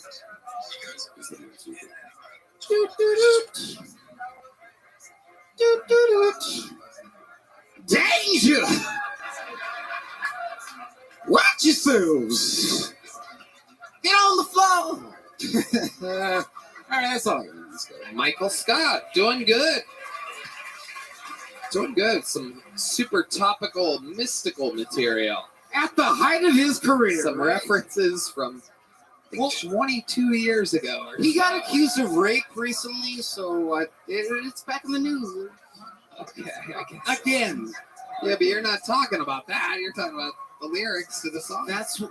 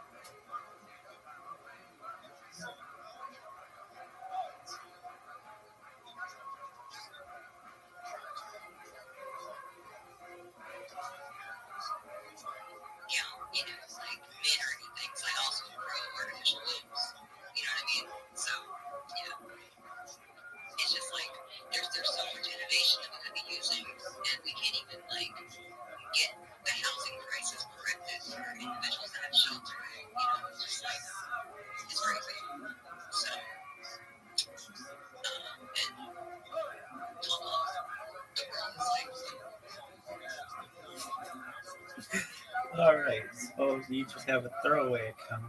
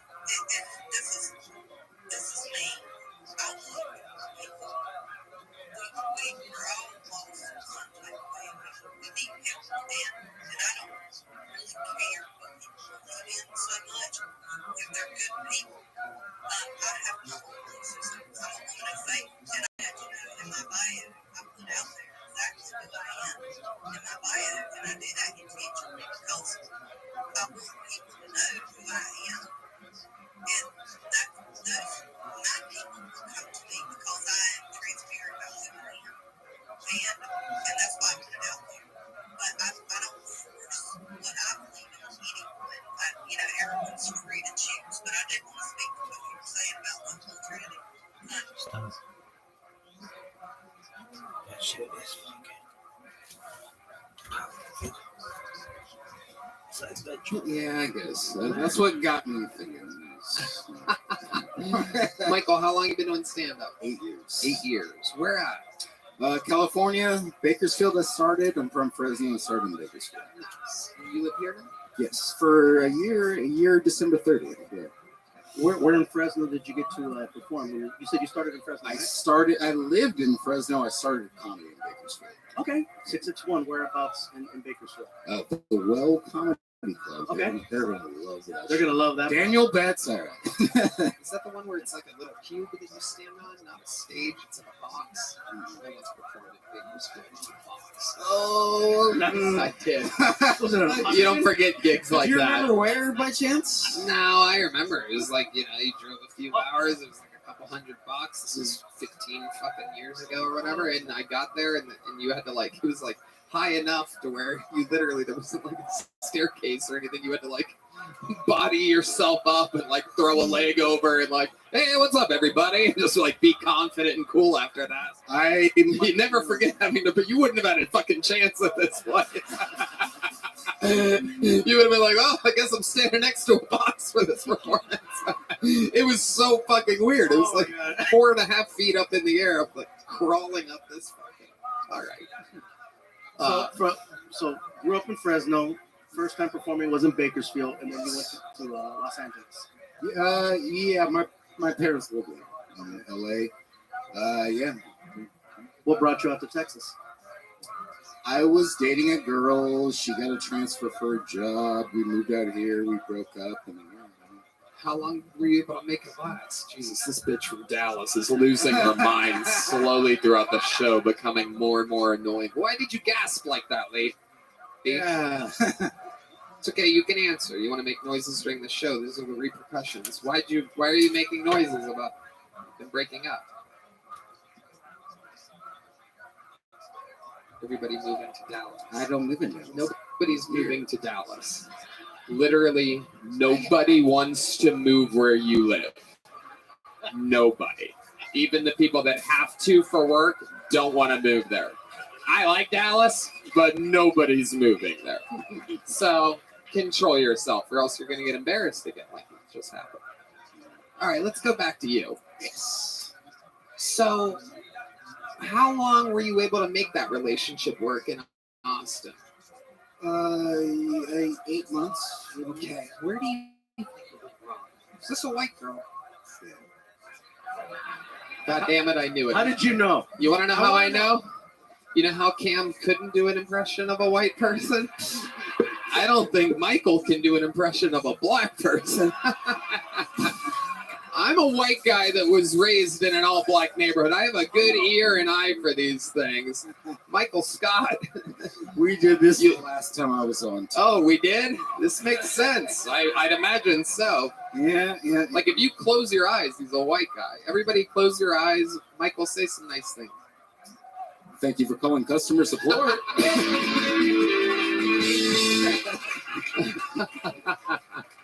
And he hasn't said the N-word once. And No. If you remember from my last set, I don't say the N-word, I say ne'er-do-well. It's-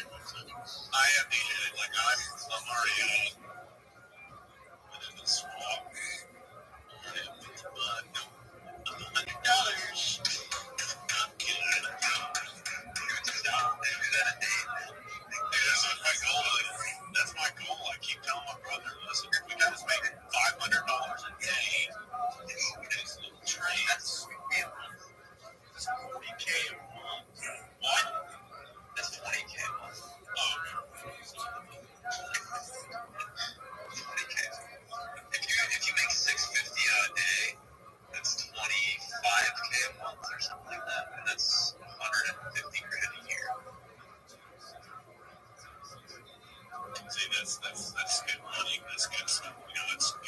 I can pick my truck off of that. Here's the problem.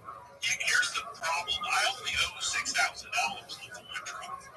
And I'm like, fucking things. You're making that fucking crypto.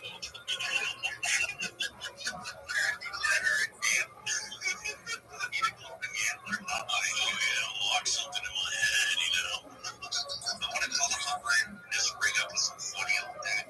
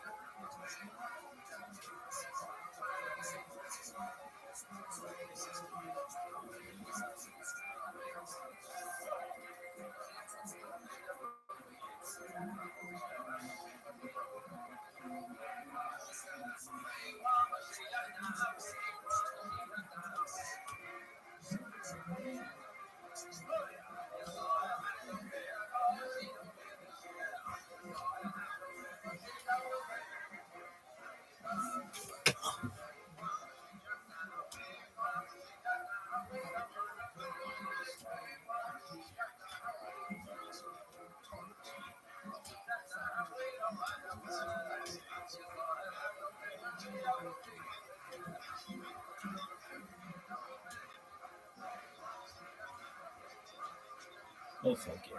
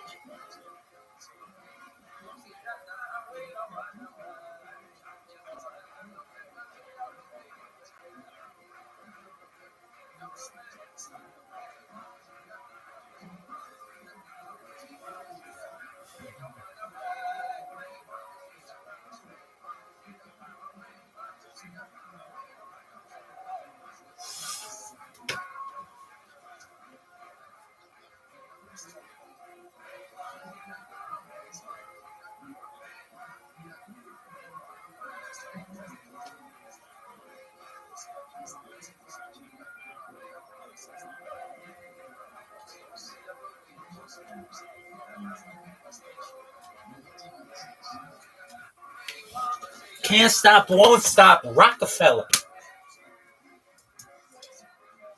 Okay, no one remembers your last set. Pretend like that never happened. How long ago was that? Sam Talent, episode 668. I remember. Okay, so that's about July. a year. July. End of July. Okay, Yeah, like a all couple right. months ago. Okay, wow. Oh, dude, I lost D Madness. Holy shit. Yeah. Huh? Oh, John D is giving you permission to say the N-word. He wants to hear you say it. My nigga, what's that? Whoa! Shit, I guess I'm allowed to say it now too. Oh, I didn't. Oh, God. well, all right. Oh my god.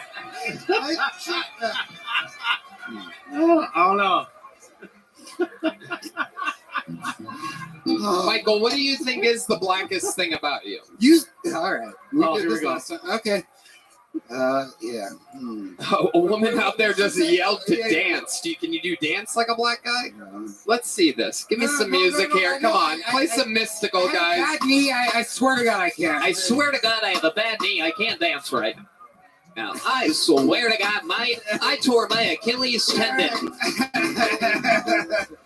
Come on. Hey.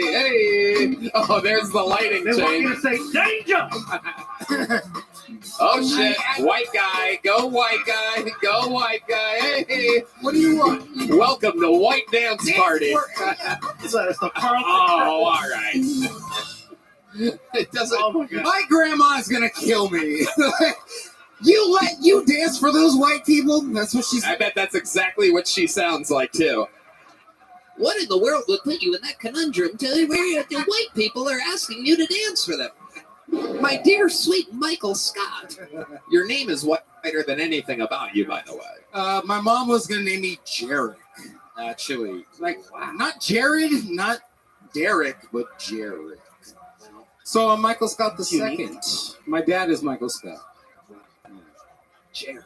Jarek. Should be named Donald because you dodged a bullet there. My middle name is Donnell. And he danced like Donald Trump.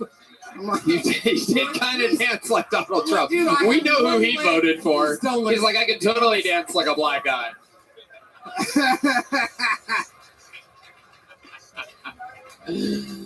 Oh, Michael, I love it. So, did this white girl your heart here? Yeah. Yeah, she did. Explain to us kind of how it That's right. That's what triggered this whole thing. Yeah. The white girl. Oh man, you guys are really trying to kill me. No, man. Made me dance on my bad leg. All right, let's do this. Yeah, you guys actually know her. You dated a comic? Michael, can you answer the question? I- Okay, go ahead. We know a lot of people. You dated a comic. Yeah. Oh, she's a comedian. Yeah. Okay, it doesn't matter. Can you tell us how she broke your If you will stop that. Lindsay Tyree. This is an unbelievable interview, Michael. It's ridiculous. We talked about this last time. We talked about this, like, fucking stick to the questions here. You're on my show. Yes. Okay. How did she break your heart? She started dating another comic. Started talking to another comic while we were dating. Told me they were friends, and then Did they do a little writing together? no. Oh God, are we gonna start doing comic puns? She segued her vagina onto his microphone. She opened her mic. She opened. How recently was this? Sorry if we're shitting on you right now. How recently was this? 8 months, February, so almost a year. Valentine's Day? 8th. I remember. It was the 8th. And it was on the way to kill Tony. We broke up in the car, about to get out the car to go to Port Choices for Wow. And did you continue to stay in Poor Choices that evening? Did you leave? Honestly, yeah, I did sign up that night, and I still stayed, and I stuck around. And she signed up and stayed? So you guys are kind of like at the bar, just like looking at each other? Yeah. And You still ran into her, huh? Yeah. No, we're actually really cool now. Like, it's funny. It's like, we're cool as shit. Is she still with that other comedian guy? Yeah. And they seem happy together? Yeah, dude. We hang out all the time. Was he a black guy? Wow. Could not be the opposite. It could not be more Isn't opposite. that amazing? Once you go black, you never go back. But if you go Michael Scott, You can go anywhere. you'll try a lot. Oh, I just want somebody that can dance. How'd you hurt your knee? MMA. Wow, look at that. Well, You can fight, dude. Careful. Yeah, this is Before- incredible. Yeah, before I did comedy, I was a fighter for a while, for a good while. Oh my goodness.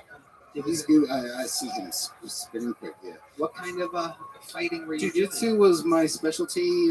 Purple belt. Yeah. But yeah, I love kickboxing. I love to kick. Yeah, I keep breaking. I'm fragile. I keep breaking. What was your record? 2-2. 2-2. 2-2. I started off great, and I had a habit of taking fights on short notice.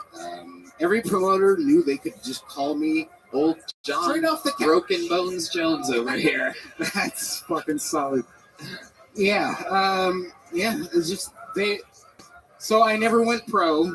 I was an amateur. Amateurs don't get paid, but if you're willing to take on anybody, you get paid a little bit under the table. So I would get like timely. So you made a little bit of side cut. Yeah, so I'd make 400 a fight. Promoters knew they called me, but I started off 2-0, and then I took my last 2 fights, 6 days notice, and then 8 days notice, and I got my just cannot for the life of me picture this. Like, would you do your walkout with like the gloves and your glasses still on? You hand them to your coach right as you get in the octagon. Really? Yes. You walked out with your. You would be 4-0 right now if your opponent didn't see you walk out with glasses. If I could get hit in the eyes and my contacts wouldn't fall out, I would. Yes, I would. You fought with contacts in.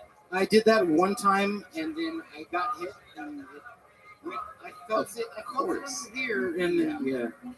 So what I would do, I never would fight with him. I just my coach, and then I have him lead me to the cage. Your eyes don't seem that bad with those glasses on, by the way. Like, your eyes don't seem that bad. With I still think Dean Madness would beat the shit out of you right now. Were your medical bills ever more than what you got paid? Always. The thing is amateurs don't get paid. And on anything, anytime you're starting off, you're always like, like when he had to get on that box. Yeah, exactly. And I basically paid the same amount for gas that what I to get me there and back. And which is one of the time you'd be paying for your medicals. Just to be licensed in California is like back then it was like I think it was like $400 or so. Or, yeah, it's like you're paying out of pocket to get your ass kicked. And then if you have broken bones, you're paying for that too. That's just how it was. So I never went pro. It was just it sucks. What are your future goals, Michael?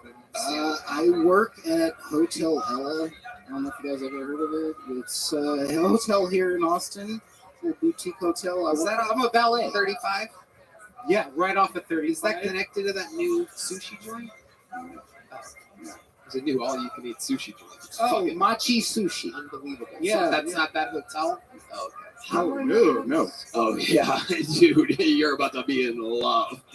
I've gone like 3 times in the past 2 weeks. It's brand new. Out of a food combo. This is They have a full-size transformer out front too, for you to like stare at when you're digesting afterwards. Which it's amazing. Transformer, Bumblebee or something? It is. It's Bumblebee. Oh, you've been there. Oh. A man known for his heavy protein intake. Big Michael Gonzalez has been there. He's a Volkswagen. Well, Michael, congratulations. You already have a joke book? Yes, a big one. There he goes. Michael Scott, everybody. We're flying through it. Damn, that was a long interview. Yeah. We're getting to know a lot about these people tonight. You didn't know you had a fighter here. He did not look like a fighter. He's got. I feel bad for some of the jokes. Like, woo, you're gonna catch me in the back. That is one of those. That is one of those wild situations where you never know who you're talking shit to. Notice I got a lot nicer after he said he's a amateur fighter. Purple belt. Normally, if you see a black guy with a purple belt, he's a pimp. All right. That's a joke I was going to do earlier, but the time passed, but I got it out. That's good. All right. Your next bucket pool goes by the name of Yale Riemes. Yale Riemes, perhaps. Yale. Thank you. I've been getting into a lot of arguments recently, most recently with my girlfriend. She snatches food off of my plate all the time, and her excuse is always, come on, there's no yours or mine, it's all ours. I'm like, well, if that's how you feel, why do you get so upset when I try to put a thumb in our butthole?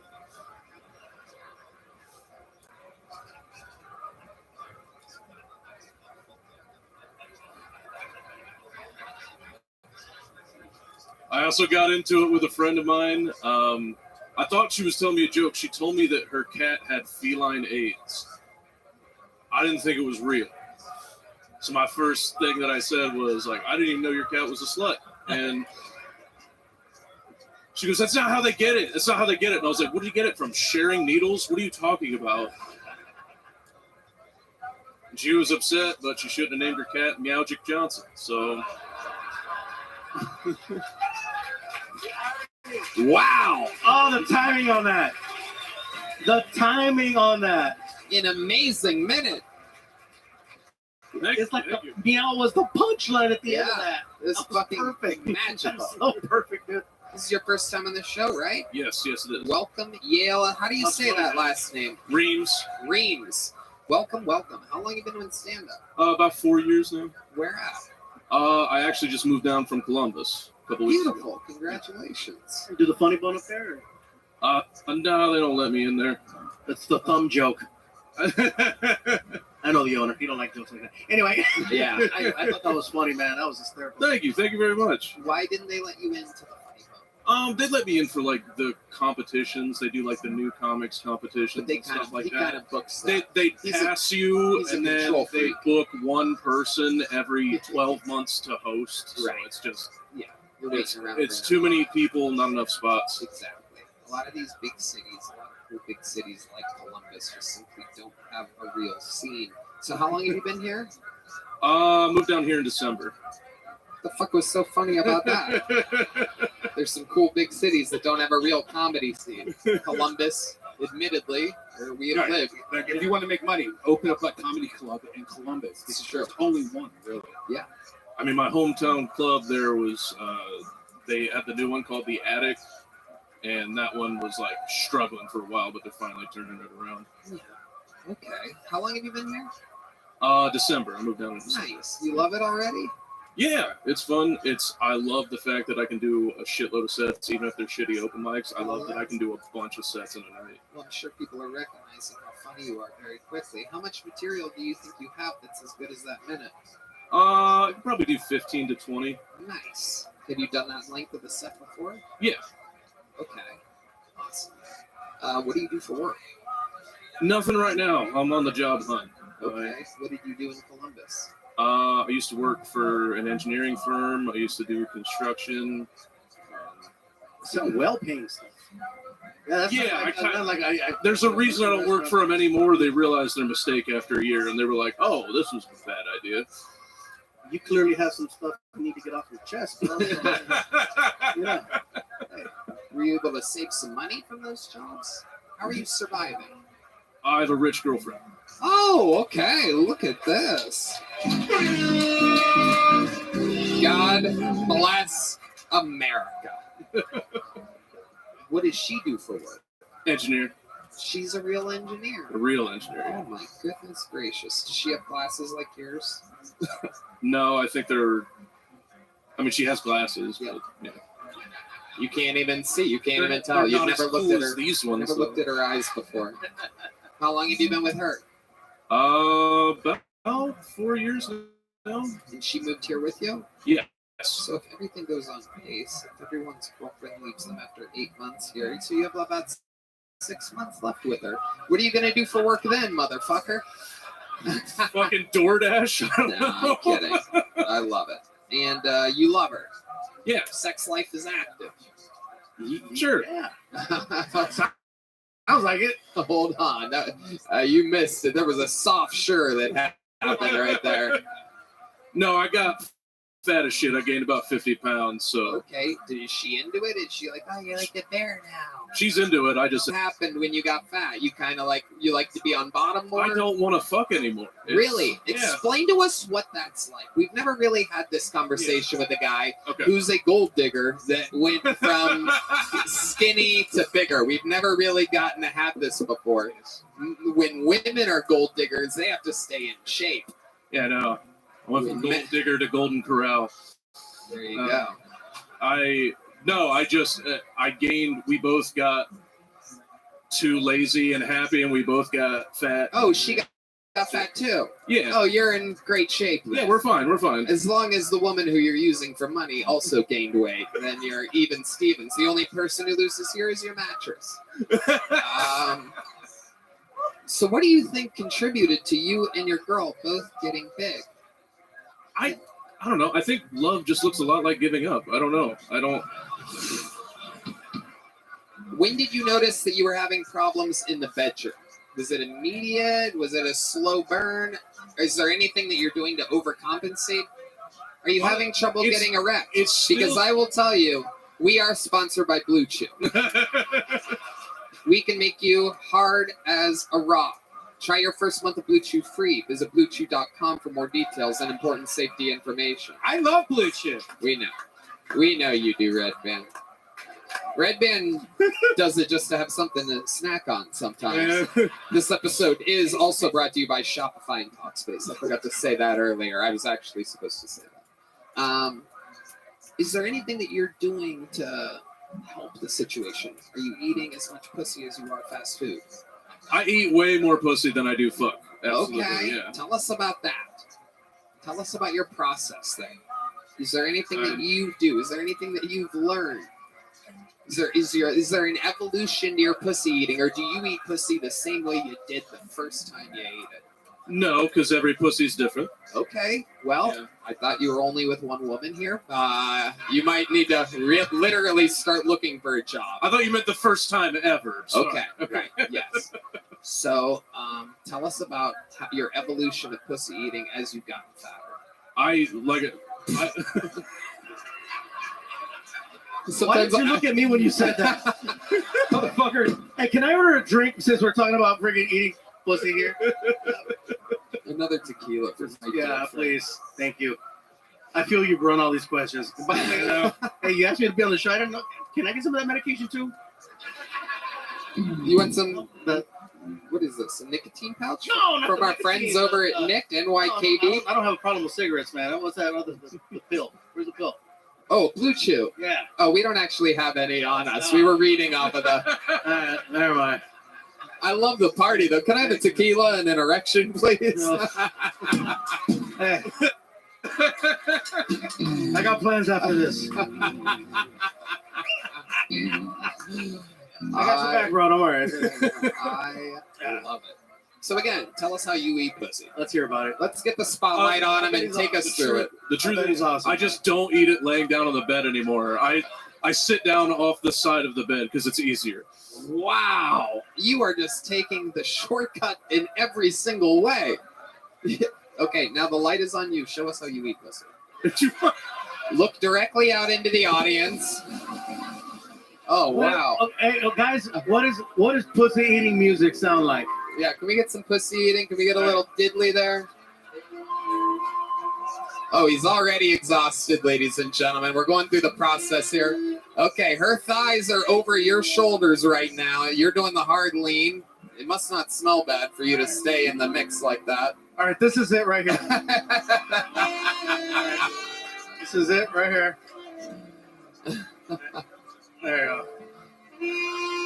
Oh, God.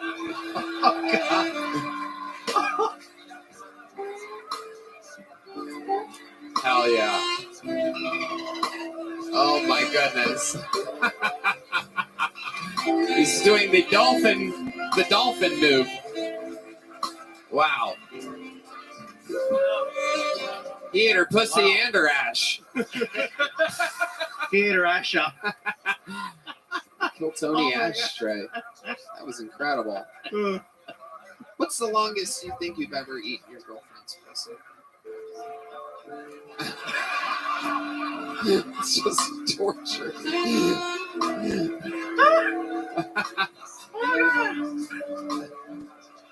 Oh, look out.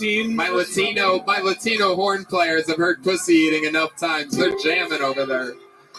They can only hear the word pussy eating 10 times before they just start soloing out over there.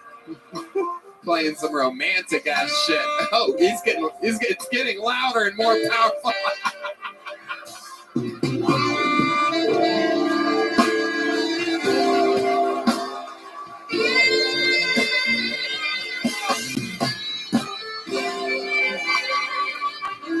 Fuck yeah, Carlos Sosa, Fernando Castillo, and Raul Vallejo. All right. Yale, tell us something else crazy about your life that we would be interested to know about you. Any fun facts about Yale Reams? You have a great name. Very original fucking name. Michael Scott before you. There's like a billion Michael Scotts. There's only got to be one. I mean, I was Yale Reeves. named after a guy that died, who was named after a Pro Football Hall of Famer, NFL Hall of Famer. Reeves. Yale. Oh, that makes sense. Since No, Reeves I is got the that last one from name. Dad, though. Right. Okay. Any other fun facts about you before we should let you go? I was in the Army for a few years. Oh, what did you do in the Army? I was 35 Mike. It's an intelligence collector, interrogator. You wasn't a recruiter. No. Yeah. You've been doing. I gotta tell you, when you came out, man, you feel very comfortable, very polished. There was no hesitation as soon as you started performing, man. You were funny out the gate. Thank So you. I just Thank want you. to That means a know lot. Yeah, Appreciate that. I very noticed much. that immediately. Thank you very I had much. somebody start over earlier because I felt like there was something there. But right off the gate, you felt very comfortable. So 15, 20 minutes, man, I feel like we got more. But you know, Thank you. That's just me. I As love. long as your set is longer than your pussy eating, I think you're gonna be okay. Yeah. We'll focus on that, dude. Everything else will fall into place. I love the minute. Congratulations, Red Band. You know, because you're from Columbus, Ohio, and you're a funny guy, I would love to have you on the Secret Show Thursday. Hell yeah. And you're getting a big Kill Tony joke bug. Yale Reeves, ladies and gentlemen, has arrived to Kill Tony. How exciting. A real gig he just got out of the. How lovely. This is going well. Yes. Make some noise for your next bucket full, ladies and gentlemen. 60 seconds uninterrupted for Sandy, everyone. It's Sandy. Let's see what happens here with Sandy.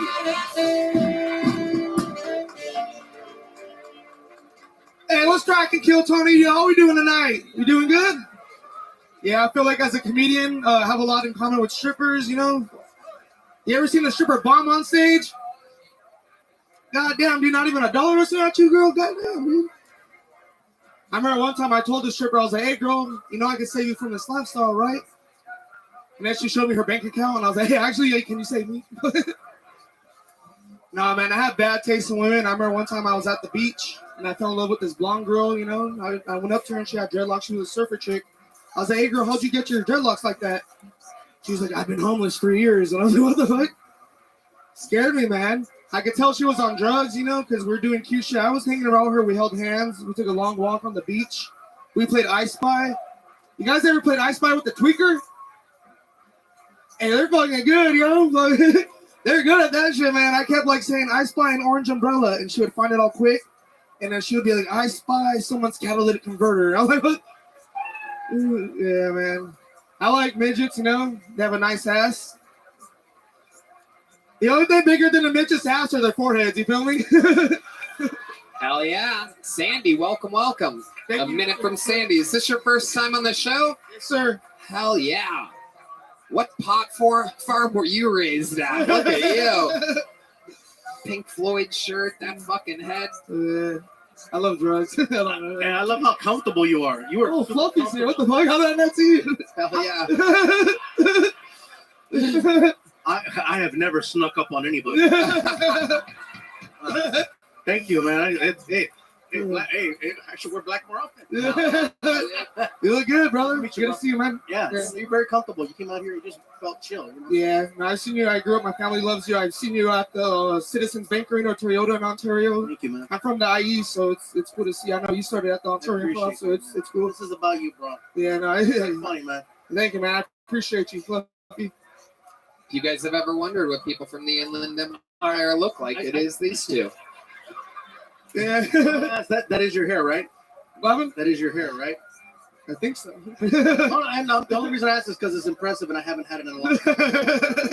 Incredible. There's a lot there. What do you do for work, Sandy? I gotta know. I'm a service technician at apartment complex, so I fix air conditioners. I do plumbing. You know, it's cool. I love it. So you're just walking in there, stone, just fucking, High as hell every day. fucking with electrical sockets. You know how many times I've been shocked, you know, because I was like, because I got Can't to even imagine. Do you live at the apartment complex that you manage? 30% off rent. They only give you 30% off. Hey, California, it's fucked up out there. 30% is a lot in California. Oh, damn it. It's good, man. Shit.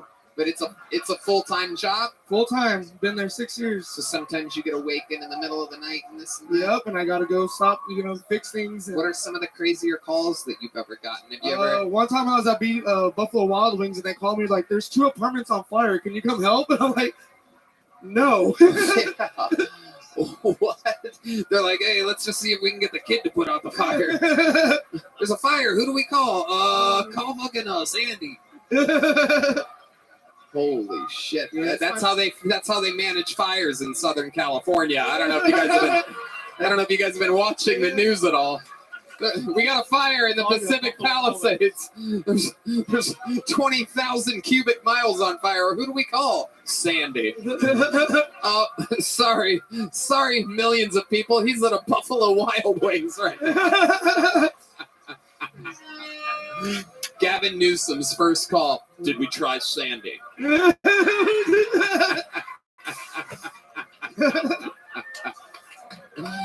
Oh my God! Can I see your Gavin Newsom impression again? That's wait, hold on. I don't think I have one. I don't think I. Because your lips changed. Look at your lips. We need to call Sandy. We have this under control. There's nothing that can go wrong with Sandy. I mean, look at him. Hey. I thought it looked good. Shit, it's my motherfucking birthday today, too. Oh, shit. I'm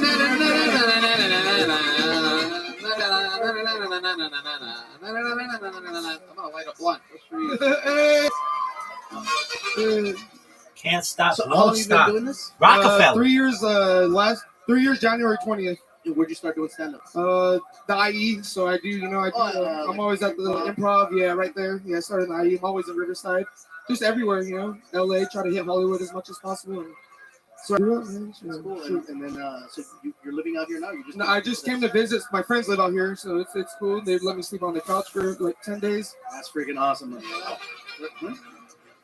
Thank you, Fluffy. Damn, I never thought Fluffy would be passing me a goddamn blunt, dude. This is cool. What birthday is this for you?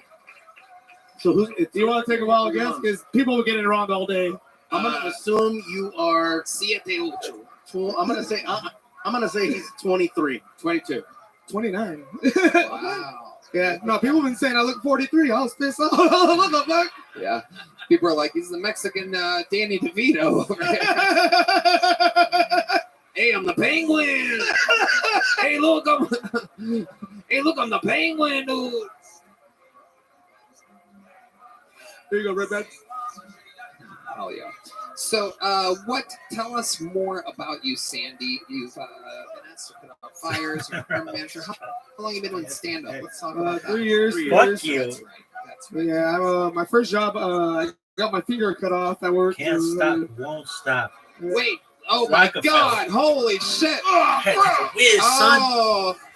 Oh no! Oh, we have a lot of fainters in the front row tonight. Won't do that again. Yeah, never finger a fat chick. That was the last time I do that job. Oh my $10 God. too. Shit. Oh my God! She ate you out. That is incredible. How did you lose that finger? Finger is not girl. No, you're kidding. Fireworks. UPS. UPS? Dude, I was 18 years old. First job ever. Fucking 2 weeks into it, lost my finger. Fucking. But pretty embarrassing. Yeah, exactly. And why is it missing? Yeah. Just a cart squished it off, and I pulled off the glove, and it just ripped it off even more. So I was like, ah. Oh my God. They tried to say they could save it. They couldn't. Oh They my could not. God. What can Brown do for you? So did UPS pay you well for that? Fuck no. Guess how much? Why do I have to guess everything? I don't know. What You seem else like going a on damn here? guess. What is this? A circus? You got free shipping for a week? I don't know. Hey, they gave me 30% off. $4,000. $4,000. Apparently, did you just settle immediately? No, I tried to fight, and they're like, "No, this is as much as you get." Even the lawyers are like, "No, this is as much as you're gonna get." Oh my Dude, incredible. God. Dude, You had a lawyer? Was it a lawyer off a bus in the Inland Empire?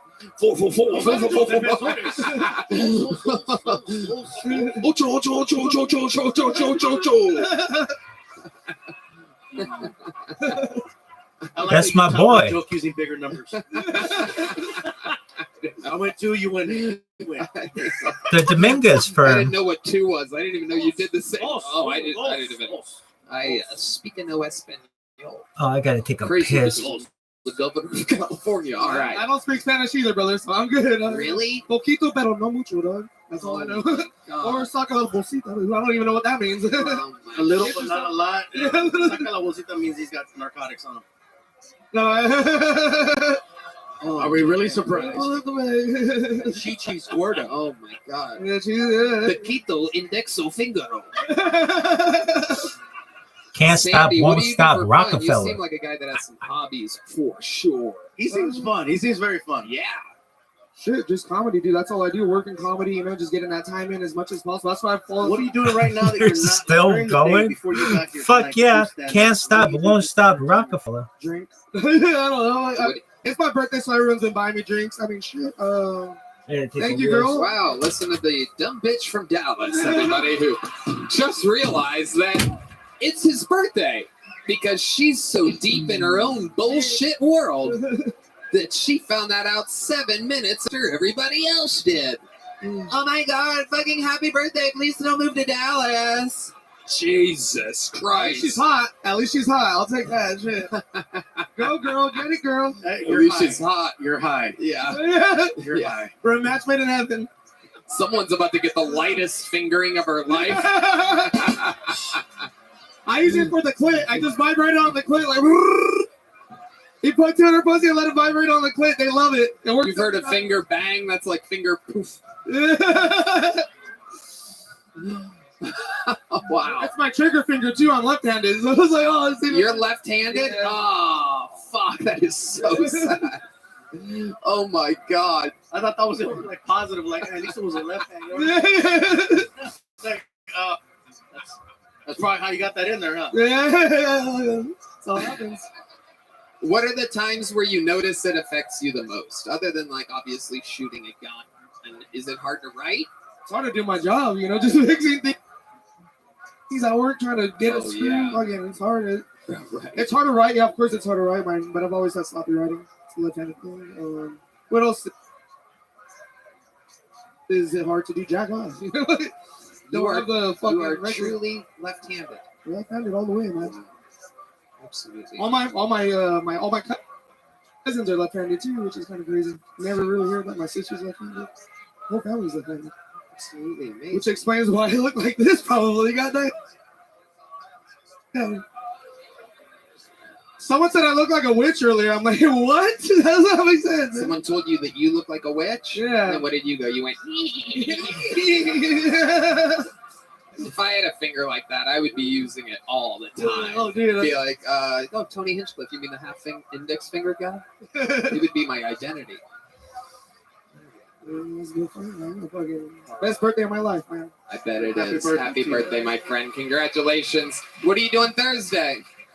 Thursday, I have a show in Palm Springs. Oh, well, So I'll be there back you in go. Cali. We're in Palm Springs. It's a new spot. It's called the Rock Gallery. It's a cool spot. Louis C.K. will be headlining there next month, and I'll be headlining there, and I think the next week after him. So, trying to just get it as much as possible, man. Okay. When do you head to Palm Springs? I'll be leaving tomorrow to get there by Thursday.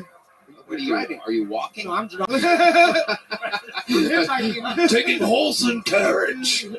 I have to leave tomorrow. The show's Thursday night. With the wind the way that it is, I must hit the sandy roads. Not Thursday. If I need to stay out here, I'll stay out here. Shit, I'll ditch the other shit. I mean, it's a paid gig in Palm Springs, right? Yeah. You've been booked on it for a while. A little bit. Right, so you're fine. Yeah, How about next And if you got Thursday? dates, you should honor Next that. time you're in Austin, let us know. I will. Yeah. There you go. And happy birthday. Here's a big joke, bud. Here's some. Thank you, Mr. Fuck. Here's some. Hey, let's ET. Let's ET. Give me ET. Left hand. ET. Phone home. Yeah, wait. Give me that stuff back real quick. I want you to catch it with your left hand. Right hand's up fun. Give me the book back too. Let's see what happens here. All right, here. Let's have some fun. Welcome to The moron Olympics, everybody. Oh, okay. Use your chest on that one. I'm gonna put it out there. Hey, very good. Here's some more. Hey, keep good. Here we go.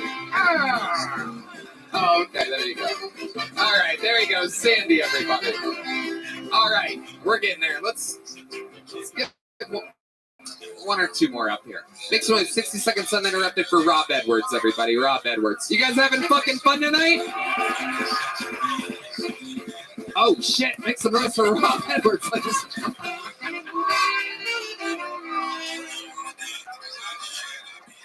Greetings, motherfuckers. How y'all doing? You good? West side. That's what's up. I hate going home for the holidays. Mostly because every time I go back there, it's the same shit. All So, sucks. Rob, when you gonna bring us some grandbabies? Which I never know what to say to that. Because I don't know how to put a timetable on an accident. You feel me? Because I'm not going to do it on purpose. So they're basically asking me, Rob, when are you going to get into a car crash? Like, it's not on the vision board at the moment. I don't know what to say to these people. You feel me? Like, what's the math on that? How would I explain it? Math? Like, what's math on that? Probability? What is the probability that I knock a chick up in a red state and can't sneak her into a blue state? What is it? It's not very good. I'll figure it out. We'll find a way. Now, every time I talk about the Roe v. Wade shit, they're like, Rob, you live in California. You know what about that. And I'm like, nah, see, that's how you build bad habits. I'm not really with that shit. I might live in California, but I fuck like I live in Mississippi. You know what I'm saying? I take it very seriously. I have a Confederate flag in my bedroom just to remind myself of the situation I could be in. I got to pull out. You know what I'm saying? And when I'm about to come and say the South shall rise again, and then I pull out. And nobody gets pregnant. Rob Edwards, I fucking love it. Can't stop, won't This is your stop, first time on the Rockefeller. show, right? Yeah. Welcome. Absolutely incredible set, and amazing that you're here to do it less than 24 hours after you won the AFC Championship yesterday.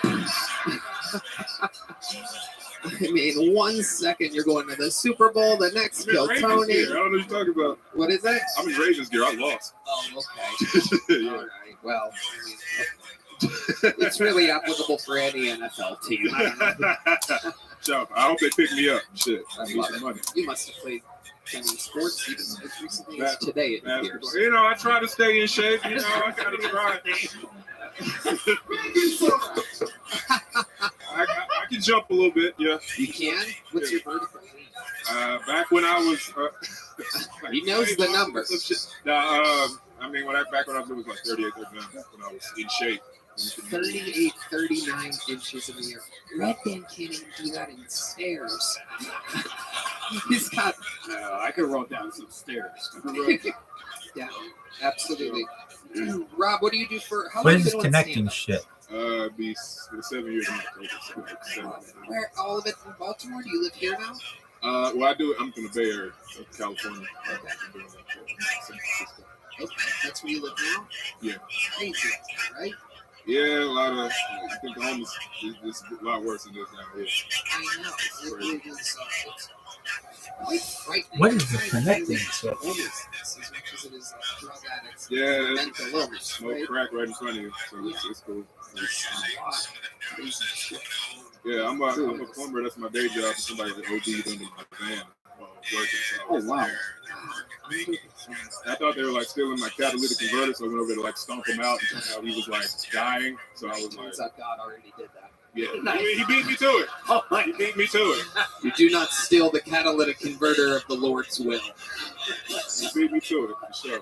Amazing. So you're a plumber in San Francisco. Yeah, How long have you been doing that for? I've been plumbing for like 10 years. What made you get into plumbing? I needed money. Hell yeah. You seem like a guy that's good at laying pipe. A lot of blood in that poop up there. Red Band, our senior retard correspondent. Like what? I didn't even hear what he said. He said a lot of blood in the poop up there, implying that San Francisco has an overwhelming amount of gay men and sickly men. Yeah. He's not wrong. He's not wrong. He's not wrong at all. Yeah. Hell yeah.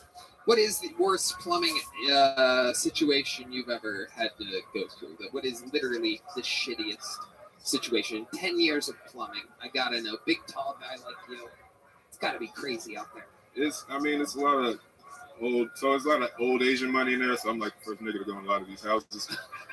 And so, I don't know. They try not to be racist, but like they accidentally be racist a lot of times. They don't know how to talk to black people, like the older Asian people. So it's like, you're so talk. Yeah, you can do it. I'm not gonna do it. Oh, you mean what I did when I introduced them to the stage tonight? I caught myself. I'm like, all right, make some nice Rob Edwards. Holy fucking shit! Ooh, oh my god, he's so big and bracky. A big American man in here. More purple than you expected. Y'all ain't about to get me fired, boy. You with the tolerance to promenaders, Yeah.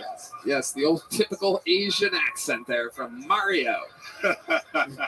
Most of your crazy calls happen after hours because usually that's when plumbers make the most money. Is because anytime I've had issues, like it's always calling after hours, and usually it's for something where you have no control over it. So, Yeah, kind of things that we've been called into. Yeah, on call type shit. What's your question you're asking? As far as like what's not the worst situation as far as like somebody being an asshole to you, but more so like the situation, like was the shower backed up, toilet backed up, the sinks, the plumbing. Was there something that was just pipes will break, bro? It's like that type shit. So you just you go in there, shit's flooded, or the worst is obviously like drain pipe, so shit and stuff gets everywhere, and then you gotta go there. It's just incredible watching you two and talk. a veteran plumber talking to a veteran toilet clogger. So we have a connection right here. Use the handle and stuff it down. It has. He could probably show you some great Ladies, stop flushing tampons, ladies, please. Yeah. Oh, they do. That's the main one you run into. We said 10 years of doing that, right? Yeah. Can you still get grossed out? Yeah, you never get used to seeing shit. At least I don't. So. Because I've talked to some plumbers that are like, I can eat lunch while fixing the freaking pipes. No. That's the level that I've seen some people get to. That is the most Mexican thing I've ever heard. I could say it in Spanish and make it more Mexican. Oh shit, they're about to play a song or something. You keep that up. Fucking Raul stand up, man, which I think is awesome. You have great timing. You came out very confident. Oh, thank you. I got a long setup, so I was wondering how my shit's gonna go here. But what's the longest you've been on stage? What do you mean, like, what's my time? 45. Oh, actually, he's been the first comic that's had a set longer than 15. Yeah, exactly. I love it. I would almost say, my only note for you is I would put the mic closer to your mouth and kind of like use that bass and that power a little bit more and fucking like drive it home. The Red Band doesn't understand how timing or beats work, so he thinks I'm making an actual joke over here. No, this is an actual stand-up note. Like when you're doing your jokes that you clearly know how to do and write, it's so important that everybody's able to hear you. For sure. And so it's a blatant note. I wish I could give Red Band a note and make him funny, but it's impossible. But I just did for you. He performs once a week at his own show. He performs once a week on his own show and puts himself up right where he wants to go. So, but I can make better. So from California, you just came out here just for Kill Tony? I was in Dallas all week with my cousin. Dallas? Uh-oh. But where's he from? Where was he at? Where do I live? All right. Rob, what kind of girls are you into? Big bootied what? Big boot. I'll take care of the first part. There's one part I'm positive of. Flat asses do not fly in the world of Rob Edwards. You talking about like color, race? Yeah, sure. Exactly. That's what he meant. Honestly, the only color I care about is pink. So absolutely unbelievable. So is there anything you wouldn't fuck? Let's talk about that. Race-wise, I don't think as long as you're attractive and Okay. How about mentally or shape-wise? There was someone that talked about loving midgets earlier. I can't do crazy tricks anymore. But yeah. What makes a girl crazy?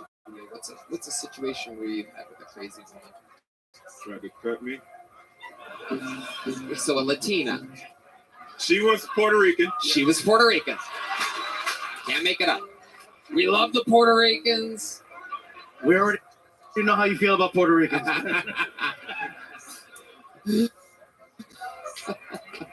I mean, it is incredible. The one that tried to stab you, that's literally like their thing. Yeah.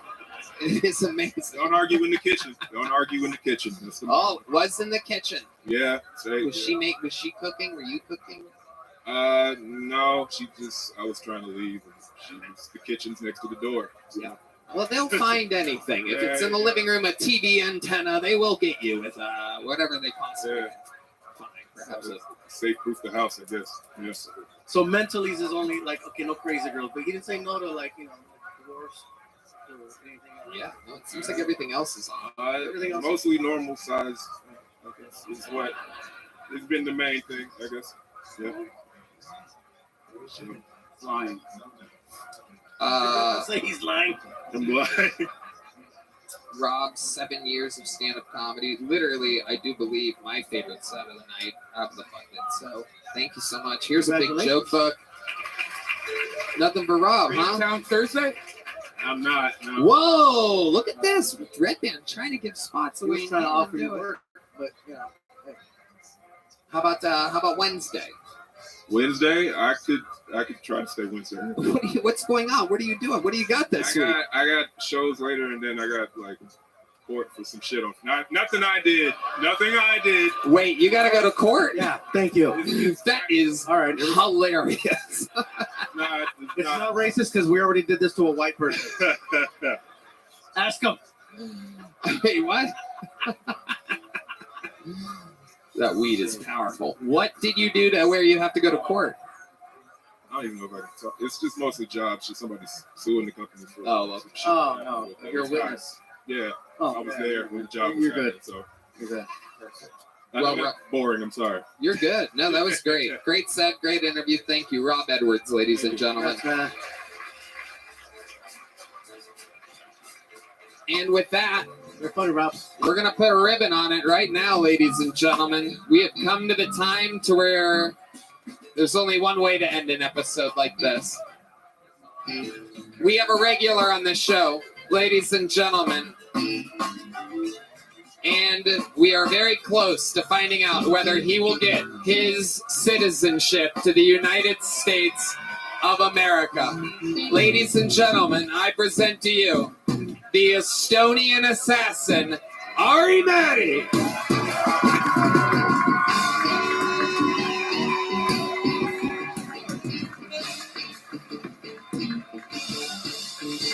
Hello?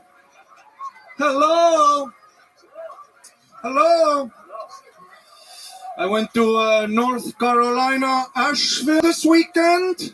It got hit by a horrible hurricane. It looked like a post-apocalyptic movie. But then I went to the hotel room and I looked at Asheville before. I gotta tell you, the hurricane didn't do that much.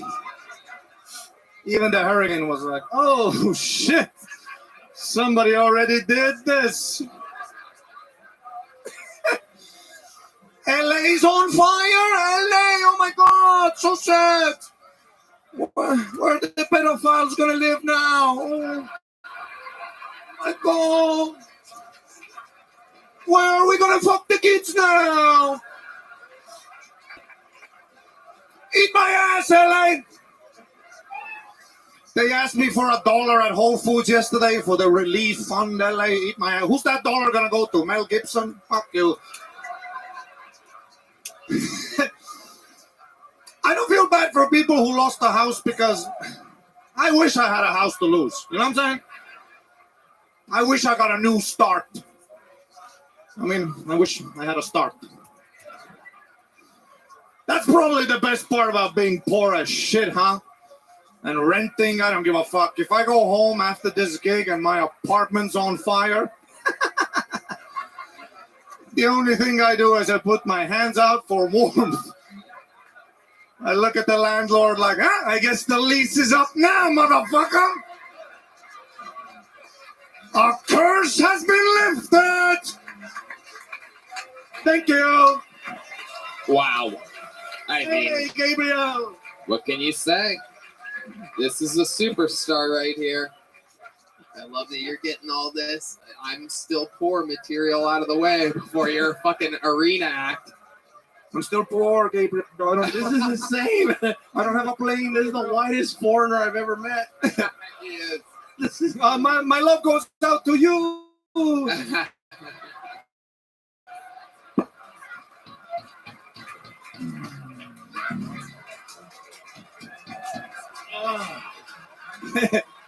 Yes. I'm sorry, I'm autistic. I'm autistic. I didn't know what this is.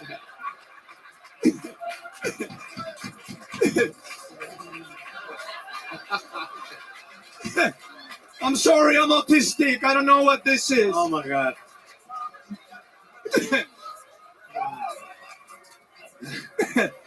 So much for my show at the kids' school. I'm gonna get a call soon. That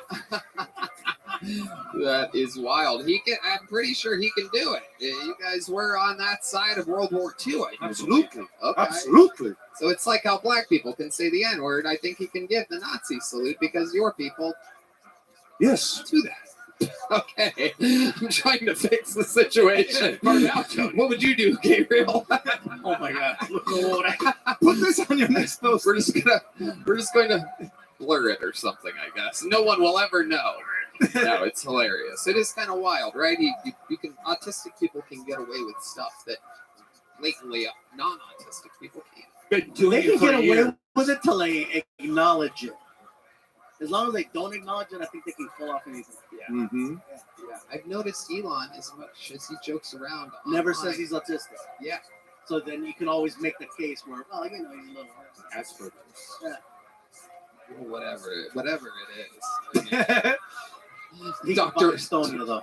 Dr. Redband making his diagnosis. Sure, He's called the spectrum. Anyway, Ari, how's life been going? Good? Yeah, good. Asheville was super. It was actually a beautiful spot. I loved it. Wait, what? That was all one word. Asheville. Okay. Asheville, North Carolina? Yes, North Carolina. It was actually beautiful. Lots of hills, lots of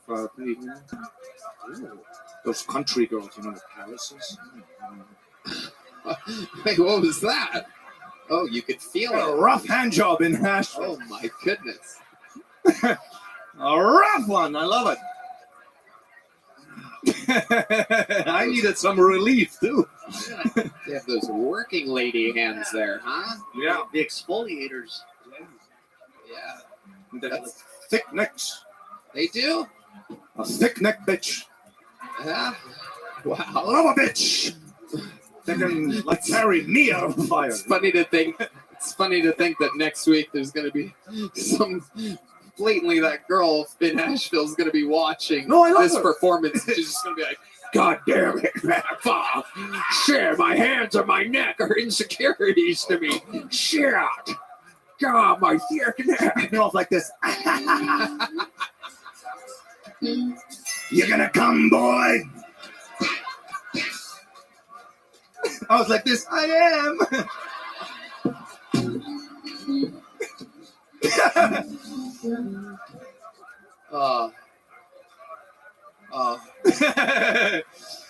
It's a shame nobody's gonna see this because they stopped watching after all the Nazi salutes. Now we only have the cool people. It's true. That is true. Actual comedy fans. I love it, Ari. My God, so funny. Asheville, North Carolina. She was awesome. What else? You got a real Texas shirt, making Yes, sure you don't get, Texas. I love it. making sure you don't get deported this week. I gotta practice my accent, dude. ICE is out to get me. I am from Texas. Texas, Texas, Texas. That's what I say, just like everyone else. Texas. I don't know that he could get deported. Like, maybe to like Dallas. Yeah. They're not really gonna kick him out. I'd rather you just send me to Estonia. Anything but Dallas. It's like Asheville without the calluses. Did you start off doing stand-up in Estonia? Because I Yeah, you went there. I was at the show. I was on the second balcony. So far. You were there at my show in Estonia? Yeah, Awesome. I remember. It was awesome. You did a lot of jokes. And then you left, by the way, you left boxes and boxes because my former manager, Louis, see ya. He's great. Shout out, Louis. I love you. He brought you out, and I remember you had a lot of merch that you just left. I've never seen a performer you left boxes. I left merch. Boxes, dude. Don't do that. Boxes, Yeah, you and boxes. You actually do leave merch. I still have 2 bottles of Fluffy Cholula. That's or Tapatio. Tapatio. And I fucking love it. And I swear to God, I even had to look on the thing because I swear it tastes better than actual Tapatio. No, but where do we need the merch? You left that here. You left it here at the mothership. You left some in Estonia. Right now, this is the look of a man that is finding out he has left $9.5 million worth of merch all over the world. Somebody screen grabbed that look he had on his face before. What person gets fired? I left it here now. Dude, you left so many boxes of T-shirts. Dude, there's children in Estonia running around with fluffy T-shirts. Dude, we gave out hundreds of T-shirts. The whole country is fluffy, fluffy, fluffy. You know who else is running around? Is merch guy up on that balcony right now. Like, oh, fuck. I've been living my fucking dreams, mijo. I didn't want to carry that shit back to the fitness. You're so rich, dude. You don't even need it, dude. You don't even need it, bro. You could be performing on a box in Bakersfield. You have it so good, dude. What do you need that Tapatio for, dude? Look, it's more expensive to fucking. I found out it's more expensive to ship it to the next kid. He's gonna learn that. You're about to hear. You're about to hear the most Mexican accounting of your life. Dude, I would ship it to the next city, but I'd lose my finger, dude. UPS is fucked up. Fluffy, please. Fluffy, please. Fluffy, I'll make it up to you. It's only $11.8 million. Dude, it's all over the world. I can get it back, bro. I'll make some calls. Oh, God, it is so funny to think. Literally one of the top selling comedians in the world. Like, this is like a guy that, like, Forbes and shit, right? This is like it. And he's finding out he has merch all over the world. You understand I'm going to play this video in someone's review at the end of the year, right? There's somebody going to get called into an office. I don't want to be like, just hit play. Can't stop, won't stop, Rockefeller. Motherfucker, Estonia? Yeah, if you go to a Gabriel Iglesias show, don't buy the merch. Just wait the next day. Near the arena back entrance. We give that shit away like we're in Africa, dude. Absolutely unbelievable. Make some fucking noise for Ari Maddie, ladies and gentlemen. Thank you to Shopify and Talkspace. The drawing from Ryan J. Ebelt is in, and it is unbelievable. Let's see what Chris Rogers did. It was Cam Patterson. Ladies and gentlemen, I have to ask for a favor. How loud can this place get for his first time on panel? Gabriel Iglesias, ladies and gentlemen. Motherfucking Fluffy. Check out the legend of Fluffy now on Netflix. Shopify, Talkspace. Thank you all. Red Band. Check out the Sunset Strip, ATX.com. I love you guys. One more time for the best.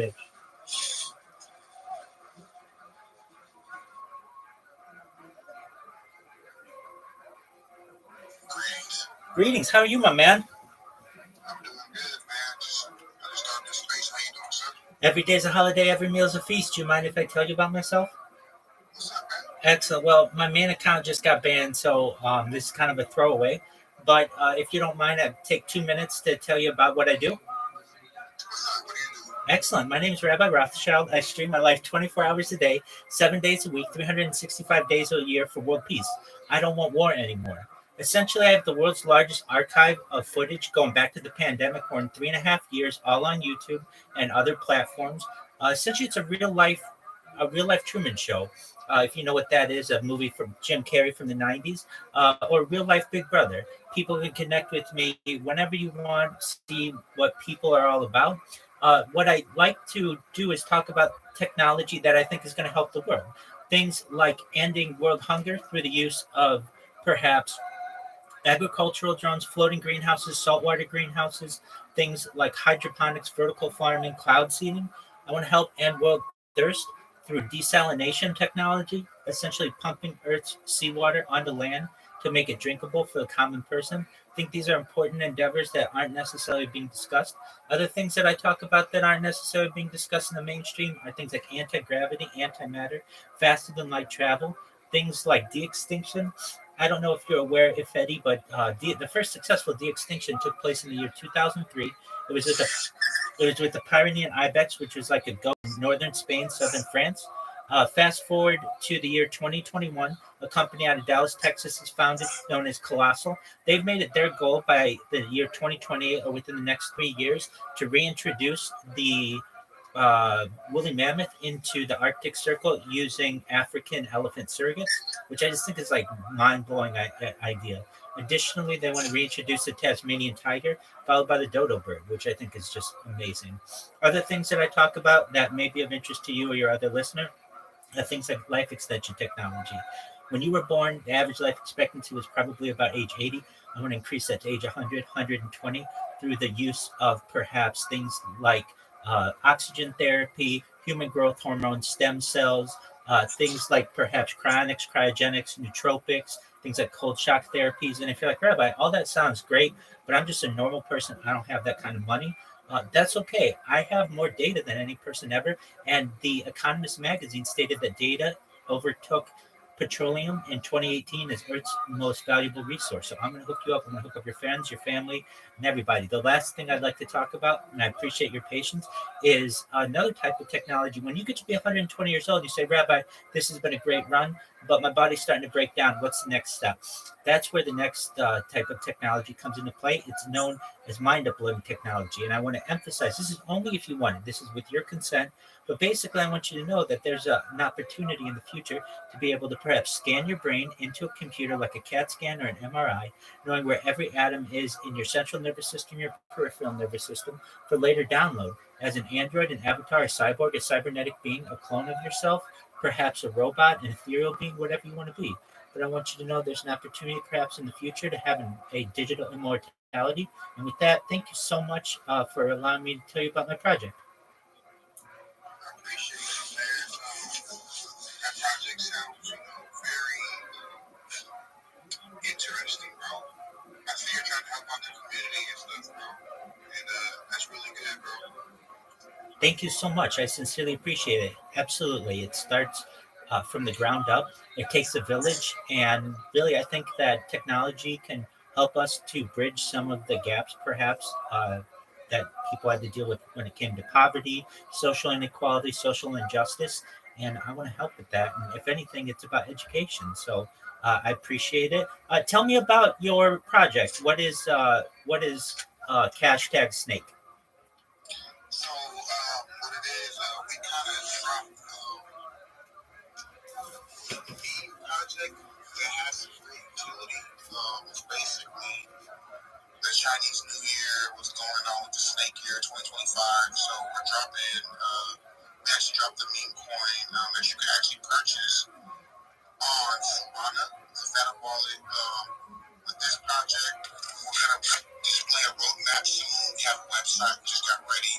Basically, I don't know if you know anything about astrology, but the year of the snake just begun on January 29th, and it's the year of wisdom. So we're trying to start dropping more projects within Chinese astrology.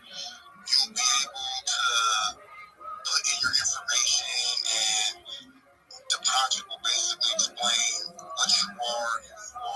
We're trying to start dropping projects every year for all the animals of the Chinese machine. So next year is going to be a horse. We're going to do a horse project.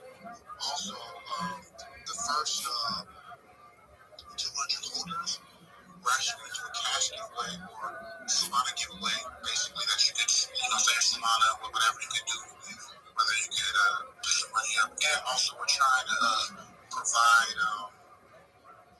more use cases to certain people. But I have my co-worker Jay, one of my good friends.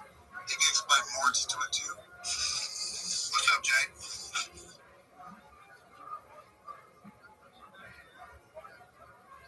What's up, man?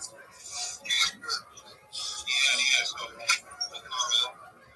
actually, it's crazy. He came in here and started telling us about project. I think it sounds pretty cool. Project,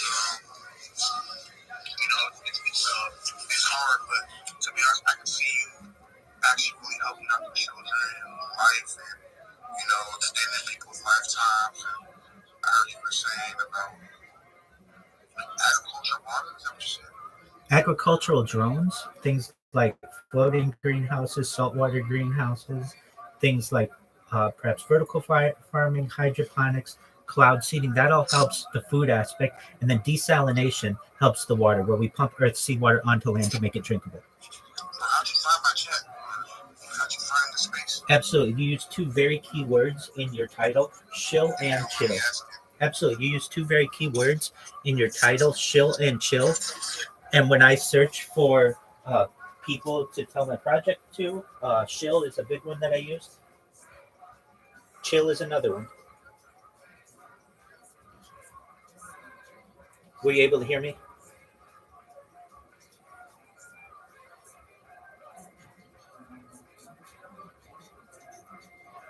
Can you guys hear me?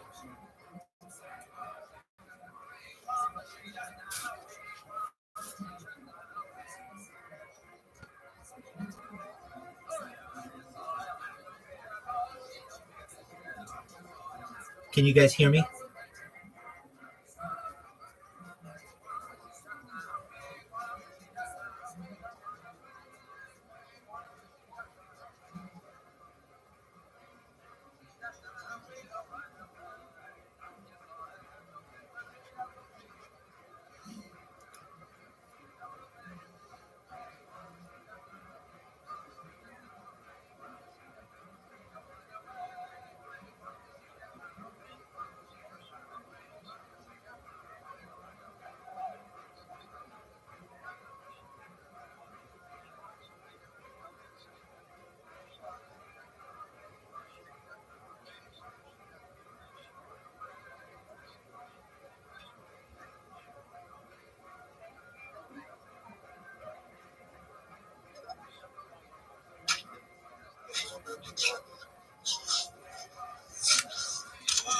If Eddie, can you hear me? Apologies. In answer to your question, which is an excellent one, how was I able to find you? You use the two words that I search for quite often in the Twitter space, shill and chill. I know that those are open-minded individuals usually who allow me to tell you about my project or people about my project.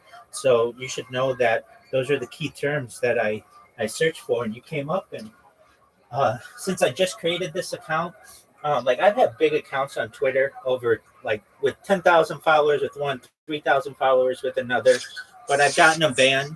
And so I figured I'd start telling people on a smaller scale. And I just don't let anything stop me. I don't care if they ban me. Fine. I'll create another account. Keep telling people about my project. It's all about the grind. Hell yeah.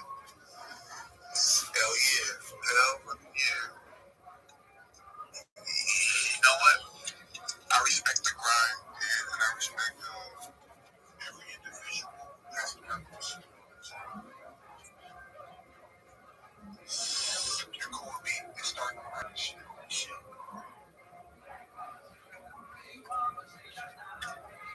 Well, I appreciate that. Go ahead. Where you from, bro? I'm based out of Los Angeles, California. Okay, based out of Los Angeles, California. Okay. Absolutely. But I've live streamed as far north as Santa Barbara, as far south as San Diego. I've live streamed at the beach, so essentially the Pacific Ocean, as far west as the mountains, essentially the desert. And I've streamed in Beverly Hills, Disneyland. So, I mean, I do some IRL streaming, but it's easiest for me to stream from one location. That's where my Wi-Fi is the strongest. And like I said, I've been live streaming going back to the pandemic. every single moment of every single day, 24/7, for more than 10 different streams. So essentially, you can watch me in all different angles. And I think people will be able to learn from this in the future. Basically, it's a digital journal. Maybe 100 years ago, I would be someone who would be a diarist, someone who would write a diary quite often, or someone who would be writing a journal. But I just make mine a video style. Watching you on Twitter right now, see you live right now, and see what you're talking about, your glasses, all the 6-point stars in the background. 100%. Oh, I'm so glad it's working. So what happens when Twitter bans your account? Like, you get put on some blacklist, your IP's banned, your devices are banned and everything. But I just don't let it stop me. And so I figured, you know what? Even if they ban my account in 2 hours or 3 hours or something like that, I won't let it get to me. I won't go out and just keep following people or really go viral that way. But what I can do is really just, mentally connect with people, be able to tell them about my project, and then they won't forget about me. They'll be like, oh, I know this guy. He's the guy who always gets his account banned, and he's still grinding. So yeah, that's absolutely me. Currently watching Kill Tony, if you know what that is. It's the world's largest live podcast. Other things I like to watch are other podcasts, Joe Rogan, Lex Friedman, but also I love sports. So we'll be watching the Super Bowl this weekend. I've watched more than 3 Olympic games. So who you got in the Super Bowl?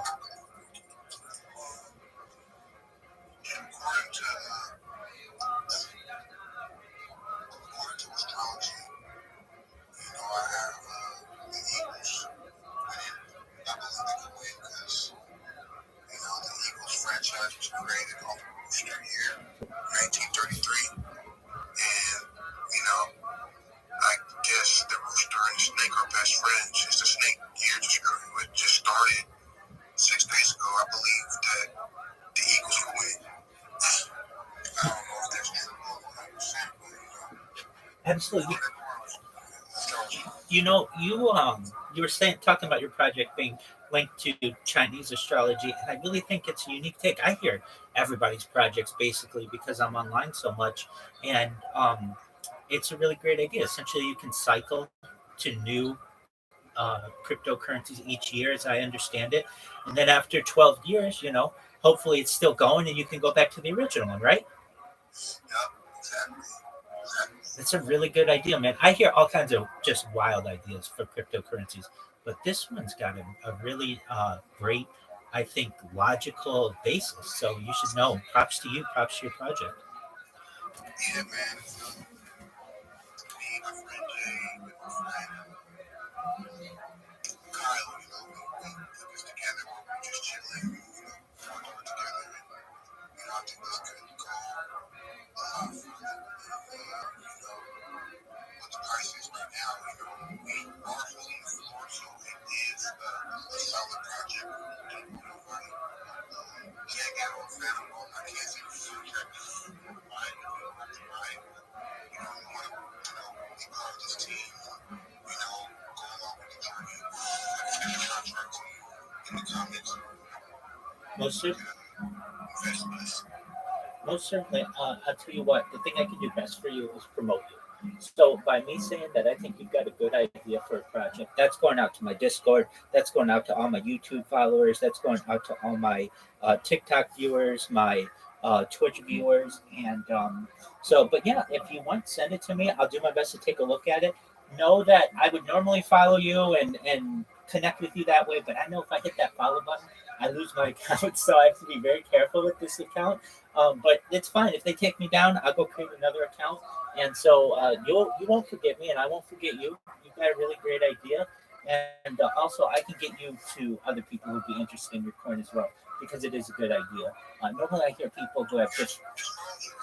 Okay, excellent. Well, I appreciate that. And just know if for any reason my account gets banned, you can always find me in Discord. It's pretty easy to remember.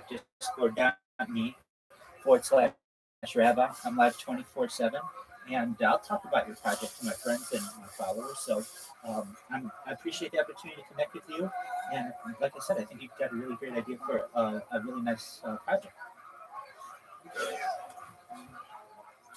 If I may ask, how can you get this to the Chinese market?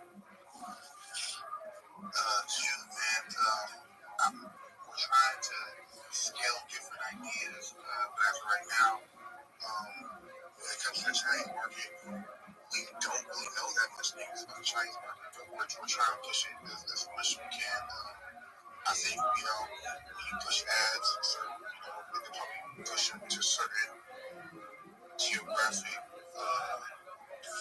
places. So we have to, study a little bit more and analyze them and probably try different things. I understand that. Yeah, as you know, it's probably the biggest market for a project like this, and I understand the challenge of trying to break into it, especially if you don't know Chinese, and especially because it's so foreign to many Western investors.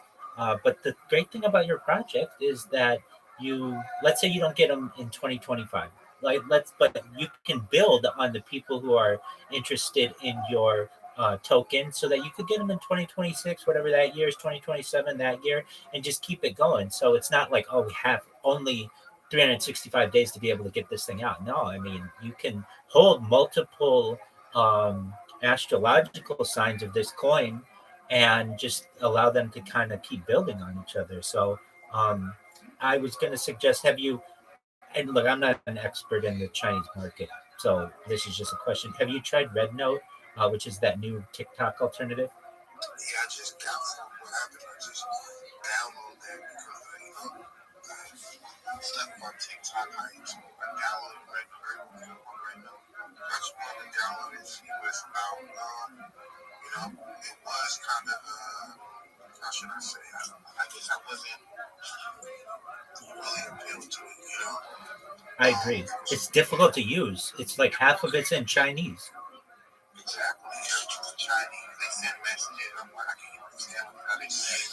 Chinese. So, but you're right. That's like a good idea to actually start posting on Reddit as well. I think I need to figure out a way I can post on one thing and then it basically sends to everything. It sends to Reddit, Instagram, Twitter, all in one post, Absolutely, there are services that do that. I know I utilize similar services to be able to multi-stream.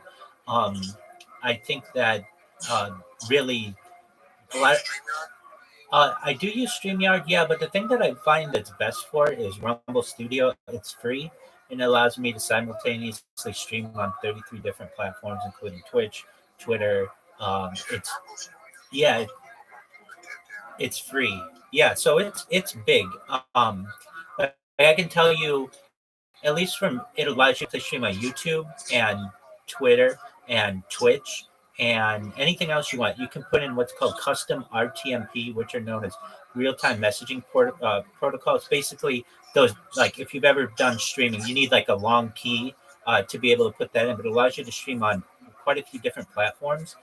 And it's free, and you just start generating money immediately. So basically, with the push of one button of going live, I'm live on all these different platforms, and it just makes it so much easier than having to do it individually. I can tell you that I also have streamed on Kick. If you know what Kick is, I'm pretty well known on Kick. I know I'm Discord friends with the owner of Kick. His name's Eddie Craven, and I can tell you that he probably wouldn't have known who I am had it not been for the ability to multi-stream. So yeah, it's just rumble.com is the main site. It's basically like a Kick or a Twitch or a YouTube alternative. And then from there in the upper right corner, it just has an option as you sign up to do Rumble Studio. And it's very easy to set up. And so I really very highly endorse the software.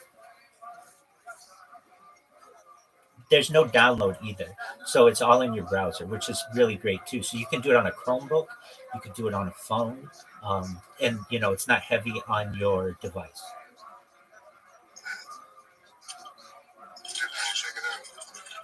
Absolutely, you start earning money right away. Now it's not like a lot of money, but even if you have just one or two people who check you out, you'll earn a few cents here or there.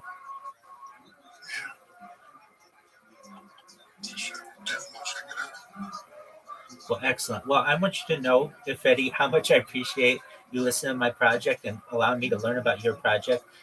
Again, don't be disheartened if you see my account go down. I expect it to go down But just know that I'm always out there. You'll hear me in Twitter Spaces, and that's kind of going to be my mentality. Is this, you know what? So long as I can have good conversations with people, I don't need the world's best Twitter account. I have the world's best Discord and the world's best YouTube and the world's best Twitch and all that other stuff. So if you're wondering where you can find me, I'm always live in Discord, discord.me/rabbi. I also was able to complete an element of my profile that not a lot of people know. If you look at my profile on a desktop computer, there's a view more section. And if you allow it to load, I have a 50,000 character biography on myself. I do an Ask Me Anything, why I stream for world peace, all these ideas on cryptocurrency and quantum computing and perhaps space tourism and terraforming of other planets. All that kind of cool information's in there. So if you're ever bored, take a look at it. And again, I hope to see you around. Again, thank you so much for your kindness. And I consider this the first day of a beautiful friendship. Take care, my man.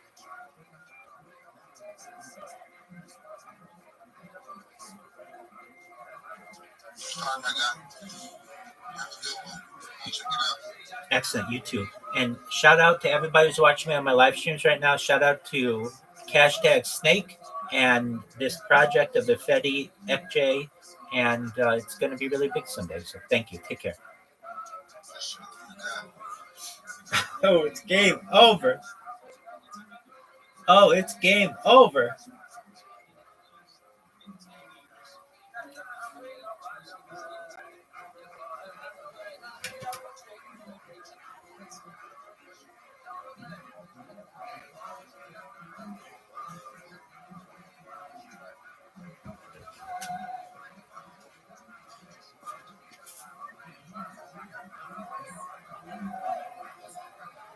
West Side. Shout out to that Snake project. Hopefully that becomes really big.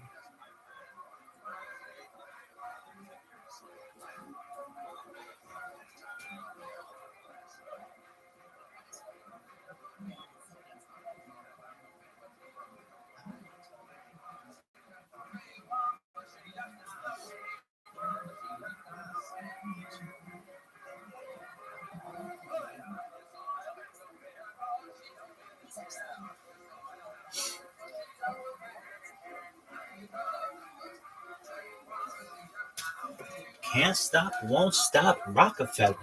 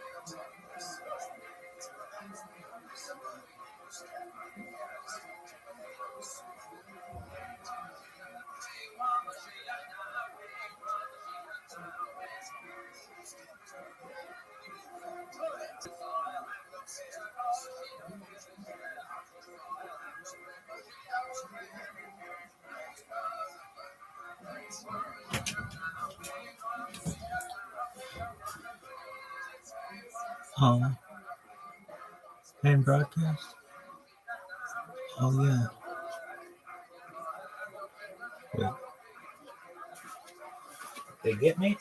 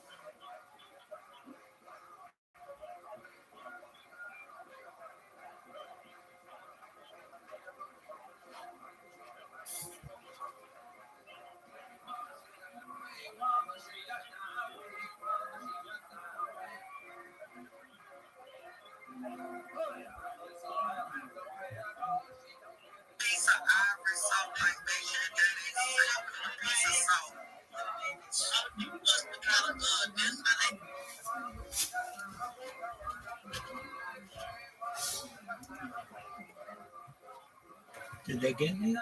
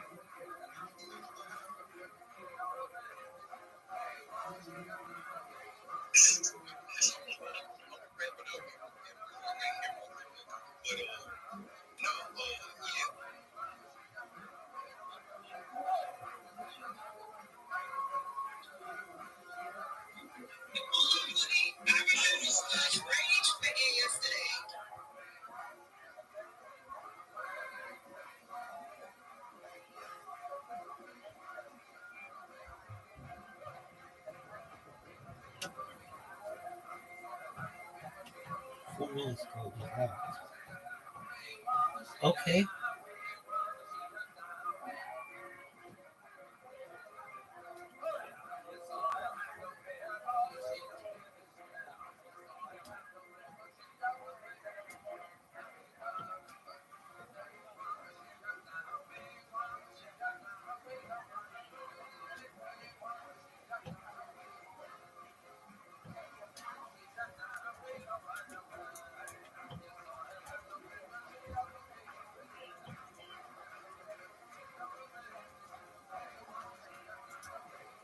Damn you, bitch.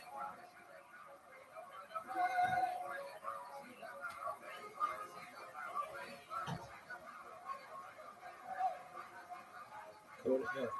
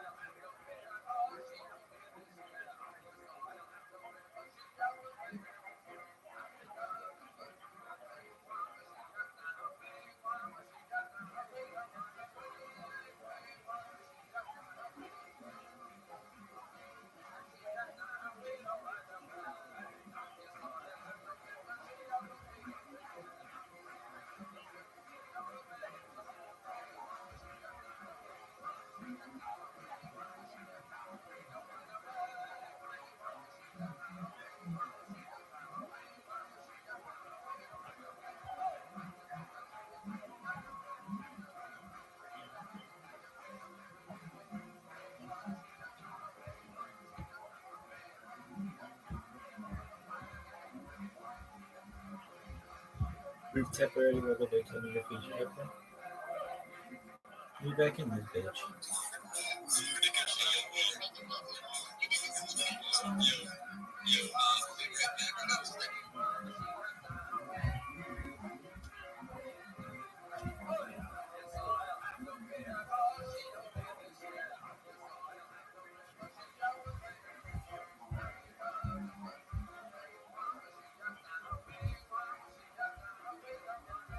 Yo, look who it is. How you living, pimp? What's good? Can you hear me? Hello? Can you hear me?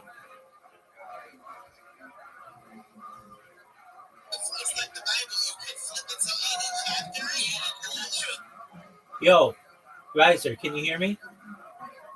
Riser! Riser!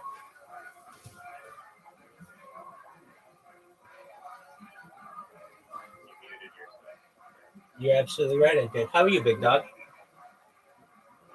good. You want me to call your friend? Dude just told me like I was on the phone. Is he coming? Yeah, wait. What's the word on the street?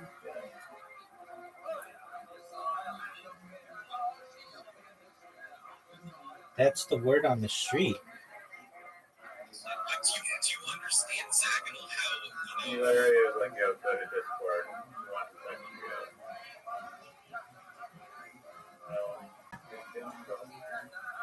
How you living? Oh man, well, you know better than anybody. I got all my accounts banned on Twitter, and Or just chilling in space. yeah. Well, it could have been for other reasons too. I created a bunch of events in the future, but like aside from that, yeah, just chilling in spaces. They consider it platform manipulation, and that's frustrating because I in like 72 hours, 96 hours, had already gotten over 500 people following me, which is a ton of real people. No way. Really? Yeah, and were you following? Were you spam following people and everything? no, I was not. I really wasn't. I would just have those things just sit there without interacting with anybody. So, yeah. So I mean, I kind of it's like a heed my warning that you may get in trouble for it, and if you do, you don't want to lose your main account. But here's the funny thing. I don't do it with my main account though. Neither do I, but they have it's called digital fingerprinting. So they know what account you're using, in what devices and what IP addresses. So just be careful. Yeah, I mean I was using a VPN, so it's still obviously like there's not many yellow on the head. Yeah. But technically, you could do that for someone that you want to get banned. I can just make it Aiden Ross 1, 2, 3 to 20, join spaces, and then get his Twitter banned. And then it'll be like, oh, it's not this or whatever. I've done that. When I was in. That's right. But that's so I need to fucking promote this point. Can you get a hold of Aiden Ross? If I really wanted to, yeah. I mean, I'm live in his Discord right now, and I know his right-hand man, whose name is Citrus. Okay. Can you, I know he's into crypto. He just bought this fucking coin called MLG, and he bought like 50,000 of this coin or whatever. I have this coin that I invested money into that is owned by this Bitcoin millionaire guy. His name is Nino. Basically, he has like a Lamborghini and a bunch of money from Bitcoin or whatever. And so I'm a decent, like a whale of this token, basically. Of what? Of the one? What's the token of? What's the name of the token that you're aware of? It's called Copy Profit Share. And basically, it's a staking token. Stake and earn money. And I need Aiden Ross to shill this thing. And if he does it in exchange, I can, like, if he gets it to 5 million market cap, whatever, 10 million, he could shill it to 20 million easily.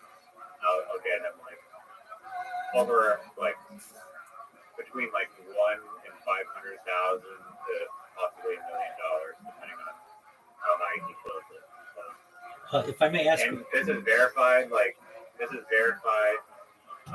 One, it would actually benefit this band because Nino is paying for all these exchange listings, so it's gonna pump up these exchange listings. So they'll be getting it before that, hopefully.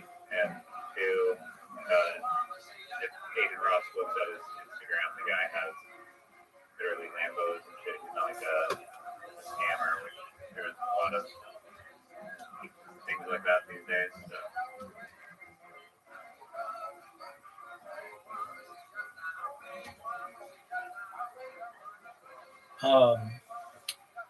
If I may ask, what happened to Yellow and Red, or is it you're still doing that one too? Yeah, still doing that one too. How's it doing? But the guy, the Chinese guy that did it, has not really been putting much effort into it, and then it's basically just up to me now to make this NFT, and I'm not a good smart contract programmer, but I've also just been occupied with the other business, which is the creator tokenization platform.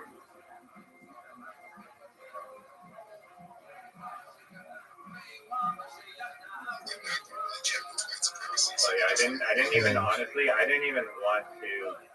involved in any cryptocurrencies. They just hit me up and offered me $1,000. That's basically the only reason I did it. And now, like, it wasn't something that I wanted to put any time into. If that makes sense. Like, it was just like, oh, randomly doing this thing for $1,000, and then now it's like I have to build an organic cryptocurrency from scratch. And that's not cool. Yeah, what really hurt you was the TikTok extension, or I think it really could have perhaps gotten No, there's just zero marketing. You need marketing to have anything, and you need a diluted following to work this off the ground. So you want to hear my hilarious strategy? It's fucking funny as fuck. You ready for it? This is strategy for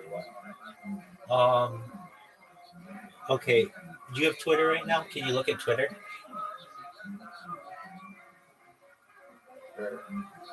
Go to Twitter, and the account is Rabbi is Banned 03.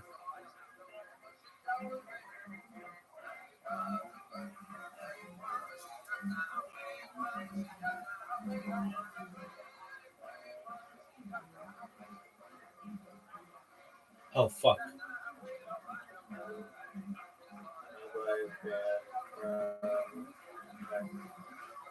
Yeah.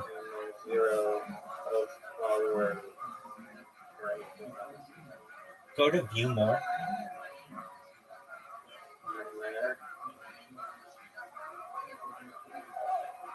Let it load. Did it load?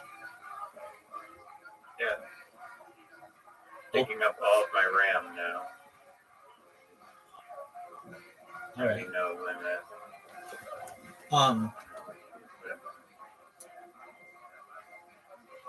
So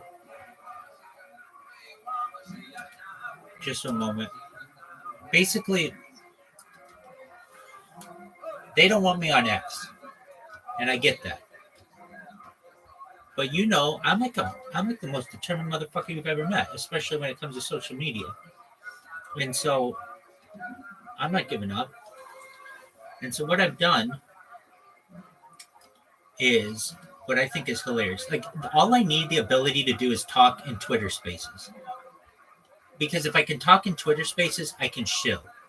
And when I shill, I'm good at it. People tell me you're really good at your fucking elevator pitch. And I appreciate that, and I know I am.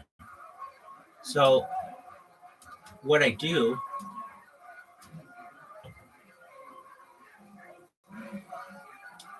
is just a moment. I'm going to see if this works for that account. It could get me banned. Okay, click. Okay, can you see my like reload that account, and it should have more of like a. Well, have you ever seen anybody with such a large biography? No, I doubt anyone on the planet was reading. Maybe not. Yeah. Only if somebody were really interested in what I do. And I do get people who ask me, how do I find out more about you? And I can tell them, well, you can go to my blog, which is rabbirothschild.blogspot.com, but that blog is so fucking long, it makes 50,000 characters look small. It's got to be 50,000 pages. It's so long. And the reason why it's so long is because I would just, I took like an entire year of just asking ChatGPT good questions and then basically posted them all in there before ChatGPT became much more controlled. So, okay, so what am I trying to say? Twitter has banned me, and I'm not going to let that stop me from shilling. So what I have figured out, which is I think pretty fucking genius, is that if I create accounts and don't follow anyone, they don't necessarily get banned right away. They will get banned, but not right away. So there's got to be like, and I've used VPNs, I've used different devices, I've done it all. If I follow one person, it suspends the account immediately. So I shouldn't say that. If I follow one person in addition to, when you like create an account, you have to follow at least one person. So if I follow anyone aside from like Elon Musk, who I usually follow, then it's going to ban my account. But that doesn't really fucking matter to me, because if I can still just get into a Twitter space and talk for 10 minutes about my project, that's fine. That's all I need. Does that make sense?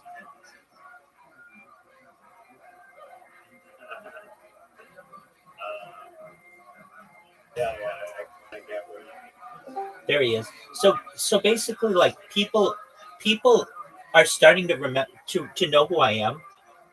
They just I'm basically doing the best kind of marketing I can, which is not necessarily, hey, follow me and I'll follow you back. It's just like, look, I know my account's going to get banned, but so long as you know about my project, don't forget about me. I'll be back tomorrow with a different account telling you about it again. Does that make sense? Yeah. It's pretty fucking genius. Welcome Zoo. It's pretty fucking genius just to be like, it's incredibly, it shows an incredible amount of fortitude and grind. I feel to just be like, I'm not gonna stop. Normally, when you get your Twitter accounts banned, you're done. There's like Donald Trump had his Twitter account banned for like, I don't know, 3 years or something like that. He was done. If you crack the code to becoming viral, do you think like it'll make you like the richest person in the world? Yes. Like if you can figure out. I don't need to figure anything out. I don't need to figure anything out. Once people know about my project, data alone will allow me to become the richest person in the world. It's random though. It's random who gets popular on the internet and who doesn't. Yeah, no, I understand what you're saying. It does. It is. So what happened, Zoot? I created. What happened to the interview with Aiden Ross? 'Cause that would blow you up overnight. Yeah, it was something that was discussed multiple times, and I get messages every so often from this guy Citrus who says that he wants to do it, and I just say I'm open to whenever he wants to do it. And he hasn't come up with the time yet, and I'm really not. I've never pushed it really hard. I mean, he's been in my stream, so he knows about me. He was in my YouTube stream. I think though he gets pushback from Kick for doing this. Here's why. I'm banned on Kick. I'm persona non grata on Kick.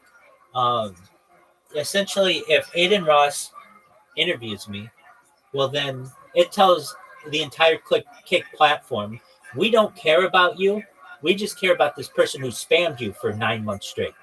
And that doesn't look so good for them, especially as they're trying to revive a dying platform.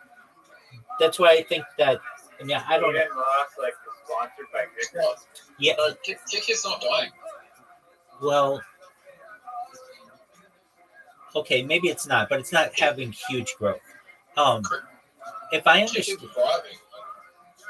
Kick is growing rapidly every day.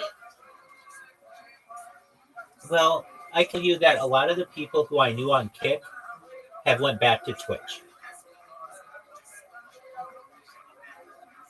And Really? yeah. And I read one time. The issue, I think the issue is like 5 creators and people get most of the attention.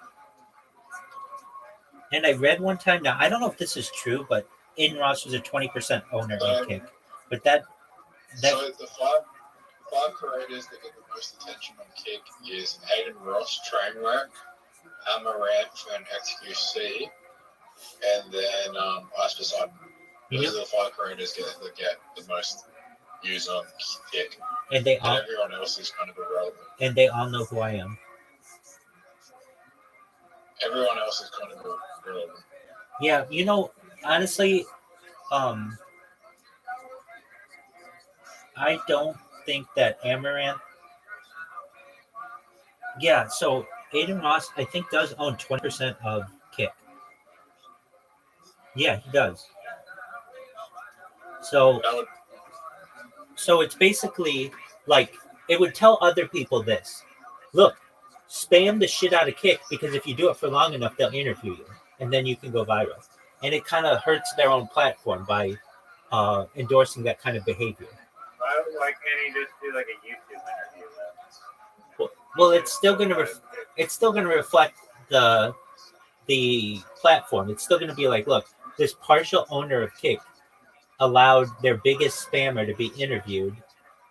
Let's spam Kick to see if we can do the same thing, and they'll be flooded with spam. Is Aiden Ross the owner of Kick? Yeah. His shareholder? He owns 20% of it. Kick isn't a public company. Kick isn't a public company, it's private. Right. He owns. So he would have to fund. Apologies. Apologies. He owns 30% of it. Aiden Ross confirms he owns 30% of Kick. You would have to find Yeah, someone. well, I think you may have shot yourself in the foot there with that one. Yeah. But maybe you could make an announcement on the platform that I don't spam on there an anymore. interview that you have stopped the kick robots and that it's over the spam bot, and that you're honestly have now turned into a positive by talking to the kick security department and are going to No, stop. he doesn't have to do that. He just needs to get interviewed by everyone else, which is going to happen. Well, it's not going to happen if there's this negative narrative surrounding it, but if we turn him into someone who's now making pick a more secure platform, then Even if he gets interviewed, even if he gets interviewed by Ross, it's going to matter. Well, let me put it this way. Aiden Ross wouldn't know who I am if I didn't spam. are you going to send the invite? Sure.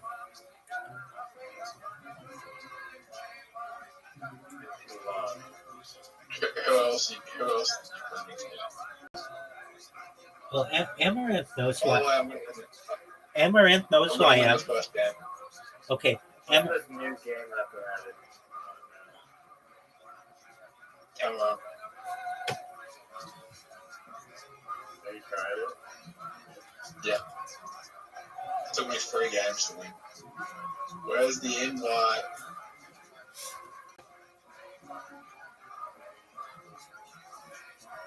You should have it now. Dude,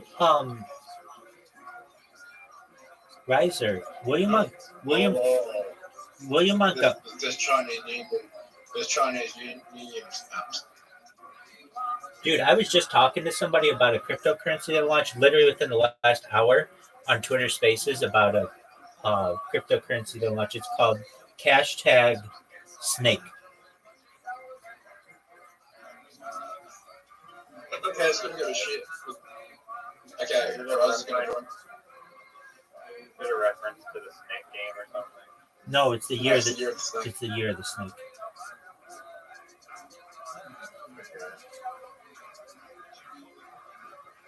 Crush.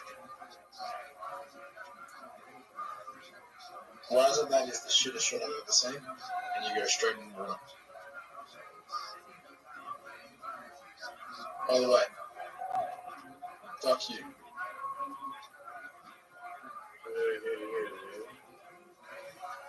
Oh, you're about to say. You're about to say. Wrong angle. Nice shot, dude. Oh. Perfect shot, dude. Well done. How did you do that? Perfectly. You know what we're gonna do. Oh, no way. It's okay. As long as Rabbi doesn't hit the tree, I can still get a hold. I can still He's get going a in the drink. Wait, that or impossible angle. Unless you hit that tree. And he's going to. He's gonna have an even worse shot No. now. Oh my god.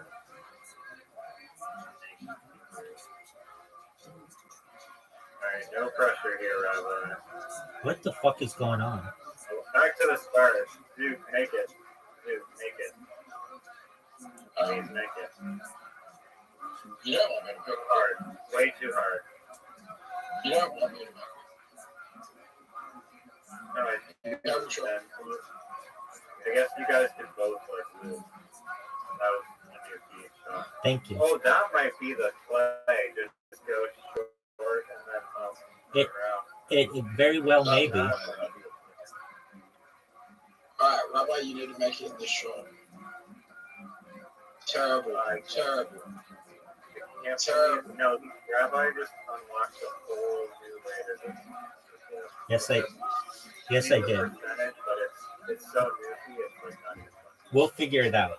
Yeah, but you need to get it in 2 shots. No, like, I want to play that hole again really badly.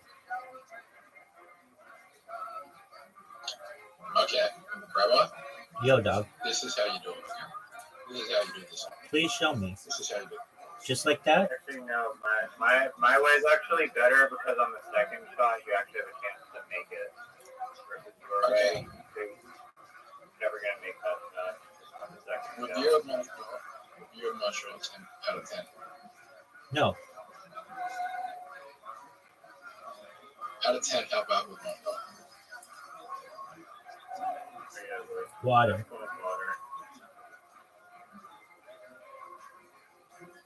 I mean, yes, Rabbi, thank you. You're welcome, big dog.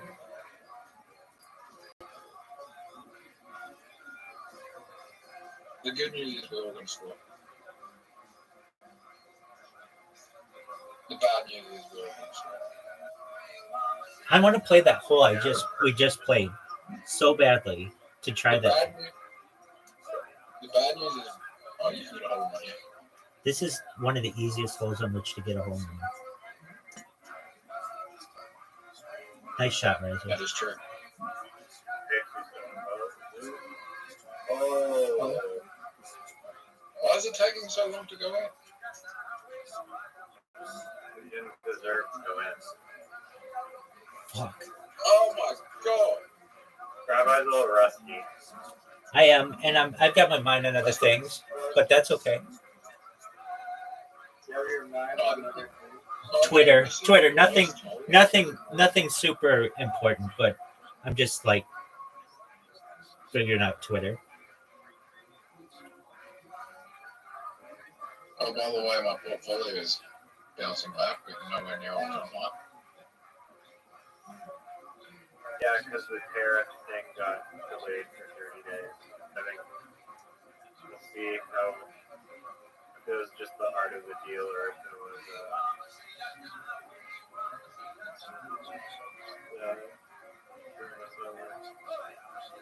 Okay, that wasn't my word. That wasn't a bad tweet. That wasn't a terrible. No. That wasn't a terrible. Oh wait, no, you're gonna get it in next shot. No, I'm not.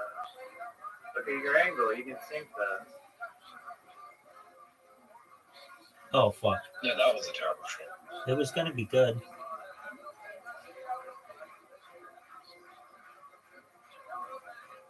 No, that's too hard of an angle. He's gonna try to water bump you or something. Okay, so I'm in the best position. Do I? You go for it. You go for it. Dude, no.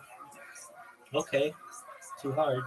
He's up by a shot, so unless someone else is blocking. You're up by a shot. What are you talking about? Are we playing the same?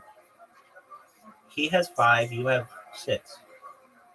No, he means in this, like, he means in this particular hole.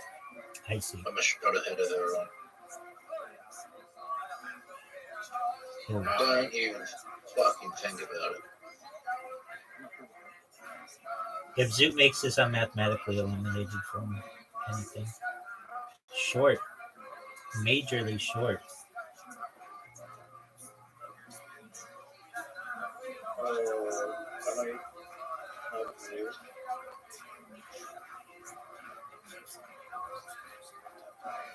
It's those. Even if you. Those arrows make it so difficult. I think the smartest play is to just hit the fucking shit. I just think you just slow down, bro.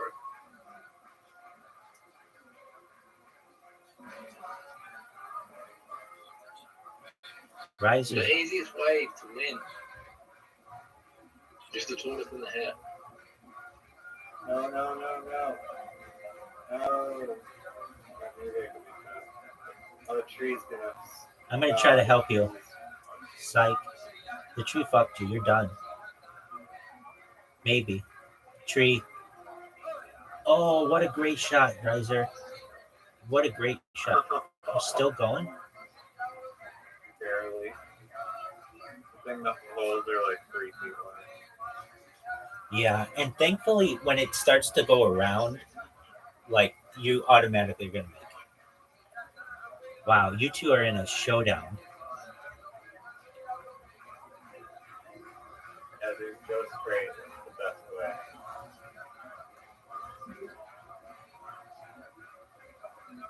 Play it the game. Perfect. It's too easy to water bump somebody from there. Yeah, I can't hold on. Or that. Oh, That's good. I like the short little. I like doing this. Oh, that was a perfect shot. That was a perfect shot. Yeah, no, it's not. It's not at all. Zoot has the perfect shot.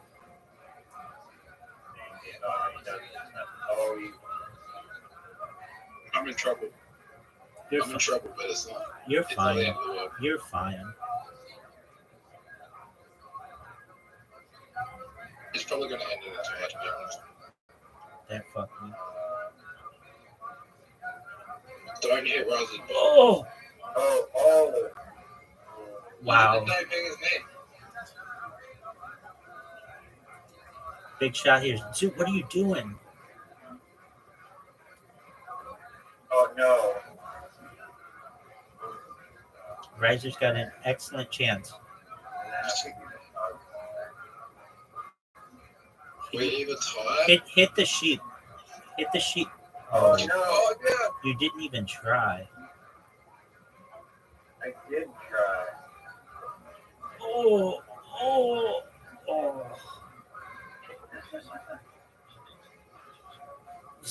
Riser, William Montgomery hasn't been on Kill Tony in like a month and a half. They said he had the flu last week. Right. You actually won the game. Wow. Yeah, dude. A true William Montgomery fan would know that. Dude, I'm the one who told you that. He said he had the flu last week. I said he has the flu. I said it. I said it before that. Oh, I've been waiting to get 500 wins. All right. That was a great practice round. Give us that hole like we just had. I want that fucking long hole. No, I already explained it's not. It's a safe way to go, but it doesn't give you a chance.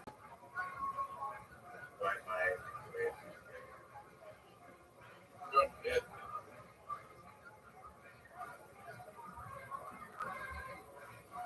Look how good this shot is. I mean, let's just really talk about how amazing this shot was. Come on, baby. Ooh. Don't you fucking tell you.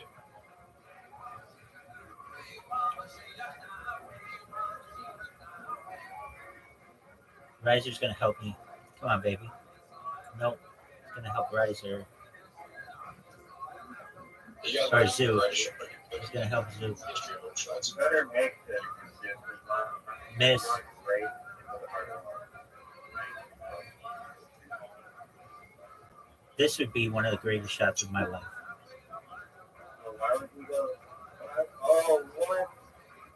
How'd you like that, son? How'd you like that Newfie shot? How'd you like that Newfie shot? Yes, Zoo. 10 out of 10. Thank you, sir. 10. Wow, Zoot just got fucking shell shocked. Oh, no, you can't do that. You can't do that because look at where those trees are. No, but you could cut it just to like the tip of the tree, take it out, and then have a.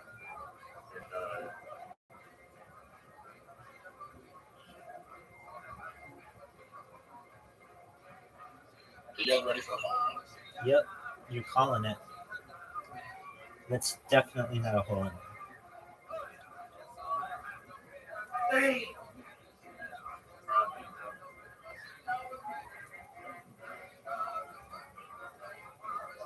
Oh, I hit the perfect angle just on the end. oh, terrible shot. On the end of. I hit the tip of the tray when you meant to get the fucking. Yeah. I ran back going to it. This is Riser's shot. Sorry, Ron's like, Rabbi, you're gonna hit Rabbi on the water. You're skip.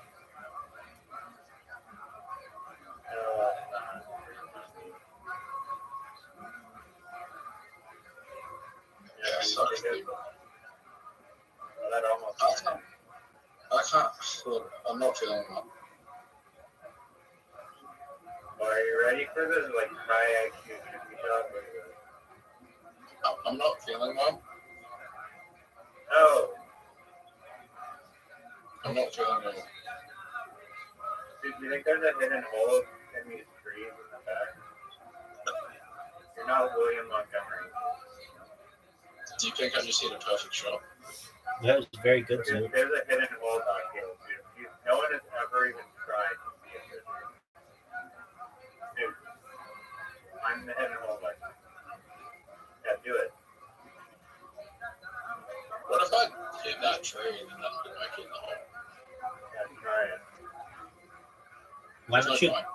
Why don't you try to get 2 wins in a row? No points in that. It's not there every time, but it's there. Fuck off, brother. Fucked up. It's okay, big dog. Have you ever fucked up in life? Absolutely. I think we all have. Anybody who is an honest human has. What did you fuck up in? Learning how to play. My first biggest fuck up was downloading an app called Play-Doh. It sucked so much of my life away. Zoot, drink my shot. My biggest fuck up was just not holding.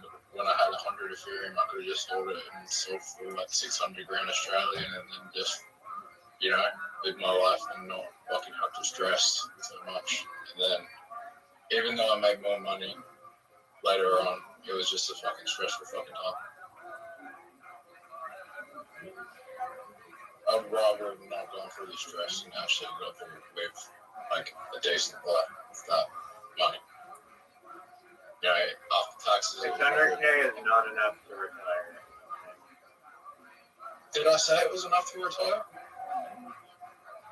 That's what it sounded like. You could have lived a good life with that.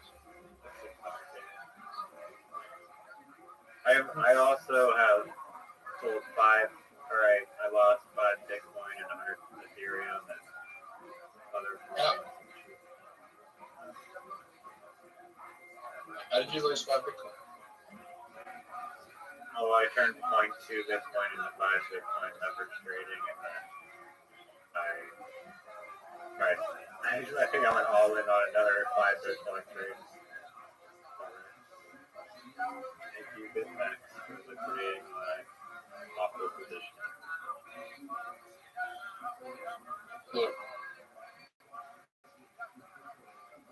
I didn't say 600K Australian was enough to retire. That's not what I'm saying. I just said I could have had a couple of years. You did not say. You did not say that. You did not say comfortable couple of years.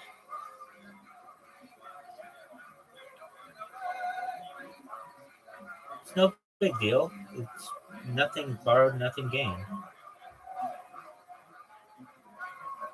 I'm up more than I do now. It's just that I would have had to deal with less stress writing and fucking looking for shit coins and going through the trenches. I just did that one thing.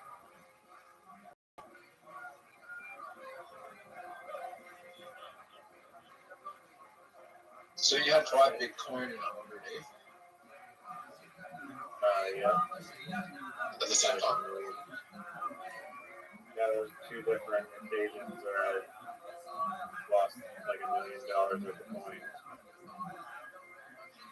If you just held information. Yeah. Why would you do that? So, I don't have a choice. There's like much. dude, no one ever makes that. And no one ever does this hole in 3.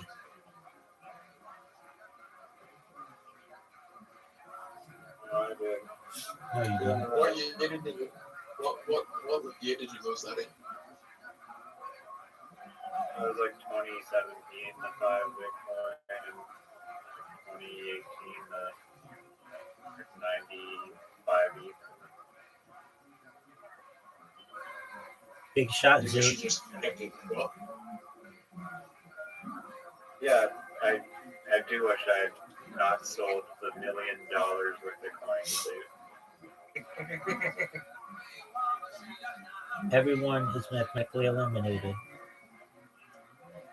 No, not if you rage quit. I don't think you get the win. Yes, you do. I can stop you getting a perfect game. It's not a complete game, so I don't think it should count. Okay, well, that's just like your opinion, man. No, Right, it might Riser, work like that. You've that, never tested it. I've played it. I've done it against other people. They have. If everybody else quits, I've done it in a one-on-one. I've done it in a one-on-one. I've done it on a I heard with 3-on-1.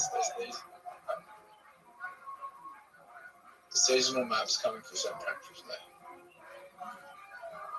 Did you read that in the official news? There is a news section of this app. Play-Doh News. Yeah, there is a news thing. That's how you find out about tournaments and such.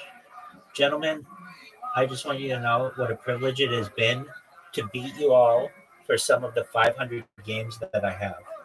This is my 500th win.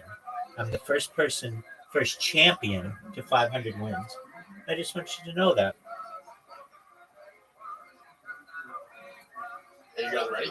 Many hours of grinding to get to that level. Championship And you think they're going to bring back the Halloween map? You think they're going to bring back the Halloween map? just for you. No. It's like February. No.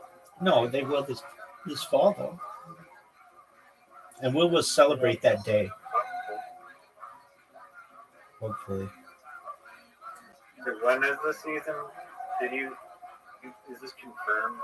That there's a seasonal? No, February he's seasonal. he's making all this up. I was joking. Hey, Rabbi. Maybe there's an Easter pack. How does it feel not to get a perfect game? Sweet, because I just got my 500th win. He had his 500th win. Oh, get in. What a fucking shot. 500. I got 500 wins before Zoot even got half that many. I have 248 wins. With 904 games played.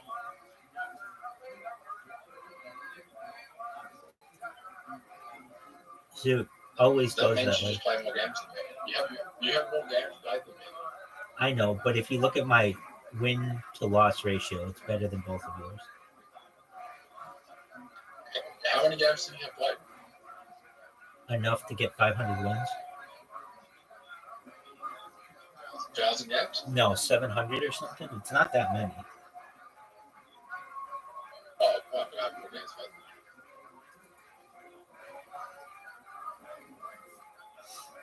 I played 904 games.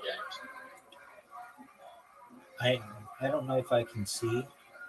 I have played. Okay, I've played 796 games, and I've won 500. How? Because I'm very good at this game, Zoo, and most of my wins come against Keep playing you. you. Dude, what's your win? Oh, fuck. ratio? 248 with 904 games played, so nearly 104. Riser, I fucked up. You did too. What's your win loss? Right? Risers is Yeah, you guys ready?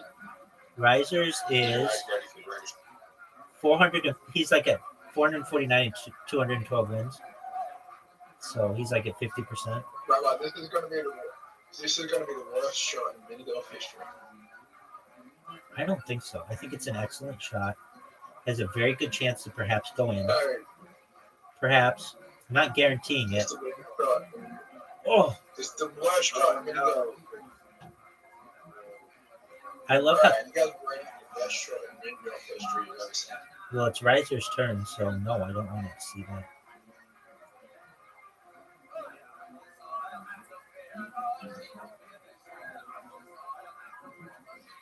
Dude's so far behind. He's like negative. I'd give that a negative if I could in the rankings.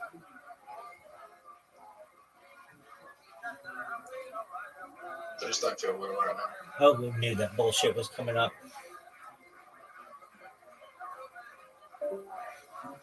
Are you fucking serious?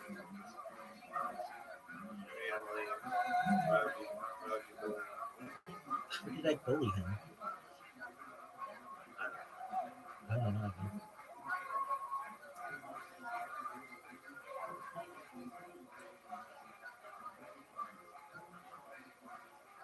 I literally hit and Discord.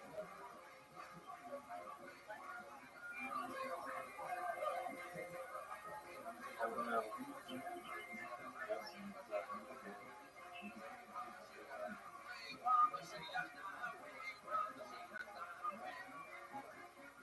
Get there.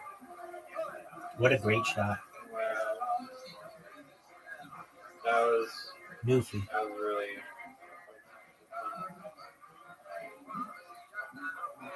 Oh, that's not gonna get it. That was not.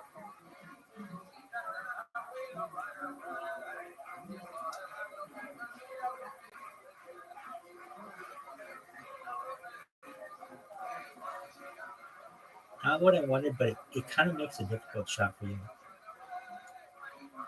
No, it doesn't. I forgot about this. Douche. New. No, that was new play.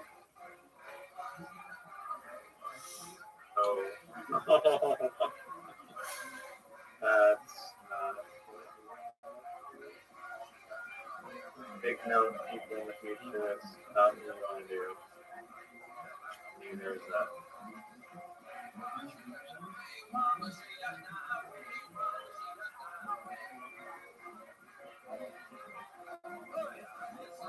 The game's gonna go much faster now. Word.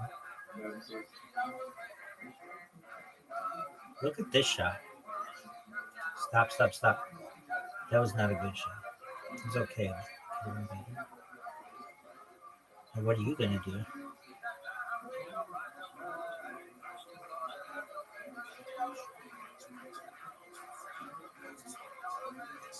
I'll take it.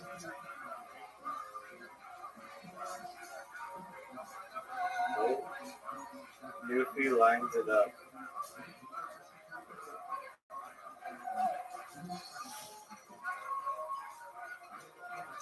It's coming down to this.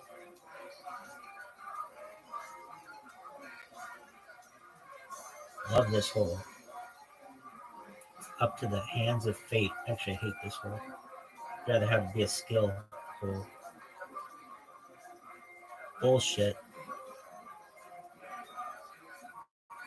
No, this is the second last No, I know, but it's just a hole that doesn't have skill. Or very little skill. I think it does have skill. We Very. just don't have it. Oh yeah, I don't. Well, what do you think of this shot and all the skill that it took to make it? Oh, that's perfect. What did you think of that? I thought it didn't take skill, and I just showed more skill in my little finger than you have in your whole body.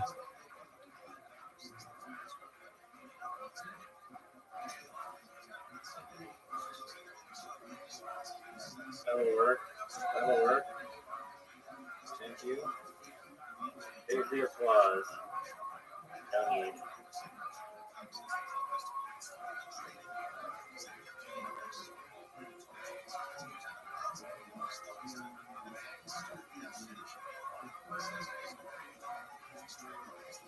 Oh, what a great shot. I mean, Great. I don't know about great either. I wouldn't say great. I was fortunate to avoid that. Oh. Did you see how close that was to going through? I did. Okay, that was a good shot. It's so hard to make that. Even your shot, it's going to be really hard. No way. Really good shot though. Fucks up my shot.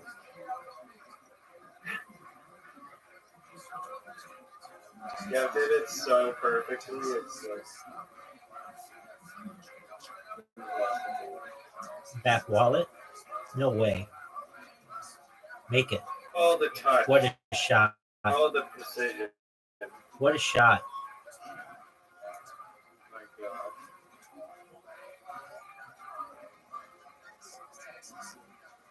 Are you serious? I'm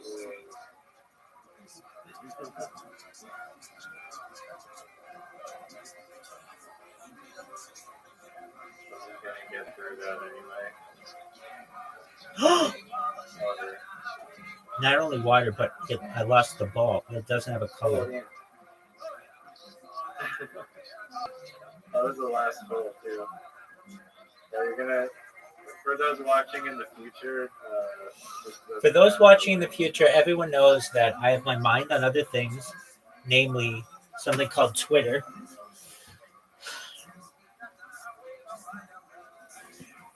If I could give you any advice, don't utilize that bot that I did, or else you'll lose your accounts.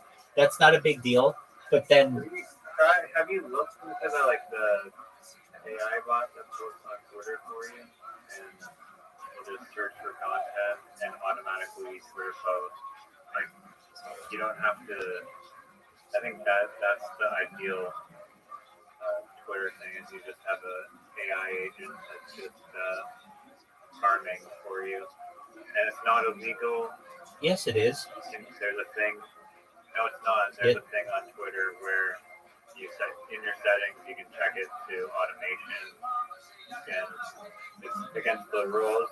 It's not against the rules. It's only there's like a limit to the API calls that you can make to the API, but if you make more, then you get unlimited. For you, I don't know, maybe on Twitter only you need, maybe you could just lie about the name, come up with some other catchy name and just refer them to. Oh, dude, I've done that. Oh no, I've done that. I've used random names. I've used like names that they just generate for you automatically. But that's fine. I have. They instantly brand you? Yeah, no, not instantly. As soon as I follow someone, they name me.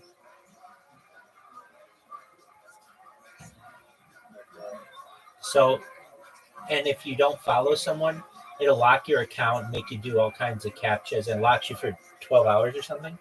But I had a conversation with somebody for like 30 minutes on my project and on their project, and that's all I need. Because the big Twitter spaces are now starting to find out who I am, and so they let me up and talk, even though I have 0 followers. They're like, "Oh, it's Rabbi. All right, well, Rabbi, what do you want to talk about?" You know what I mean? Like, basically, I've developed enough cachet that even over the course of just like a week, that a bunch of big people will let me just come up and talk. And those that don't, eventually, I'll just wait and be patient enough, and then they'll let me talk. Or they'll ban me. But if they ban my account, that's fine. I just have to create another account anyway. So, like basically, it's kind of a loophole.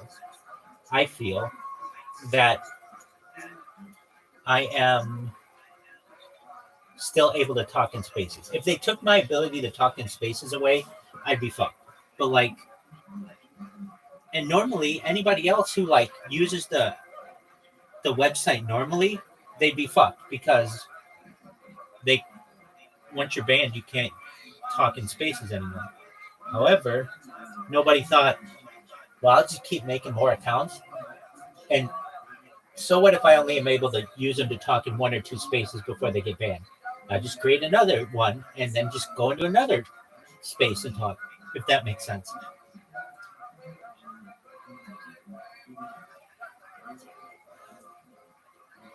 It makes a lot of sense to me.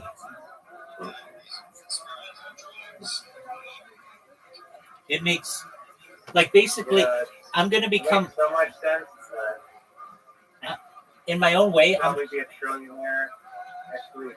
easily, dog. Only if I take Zoot's financial advice.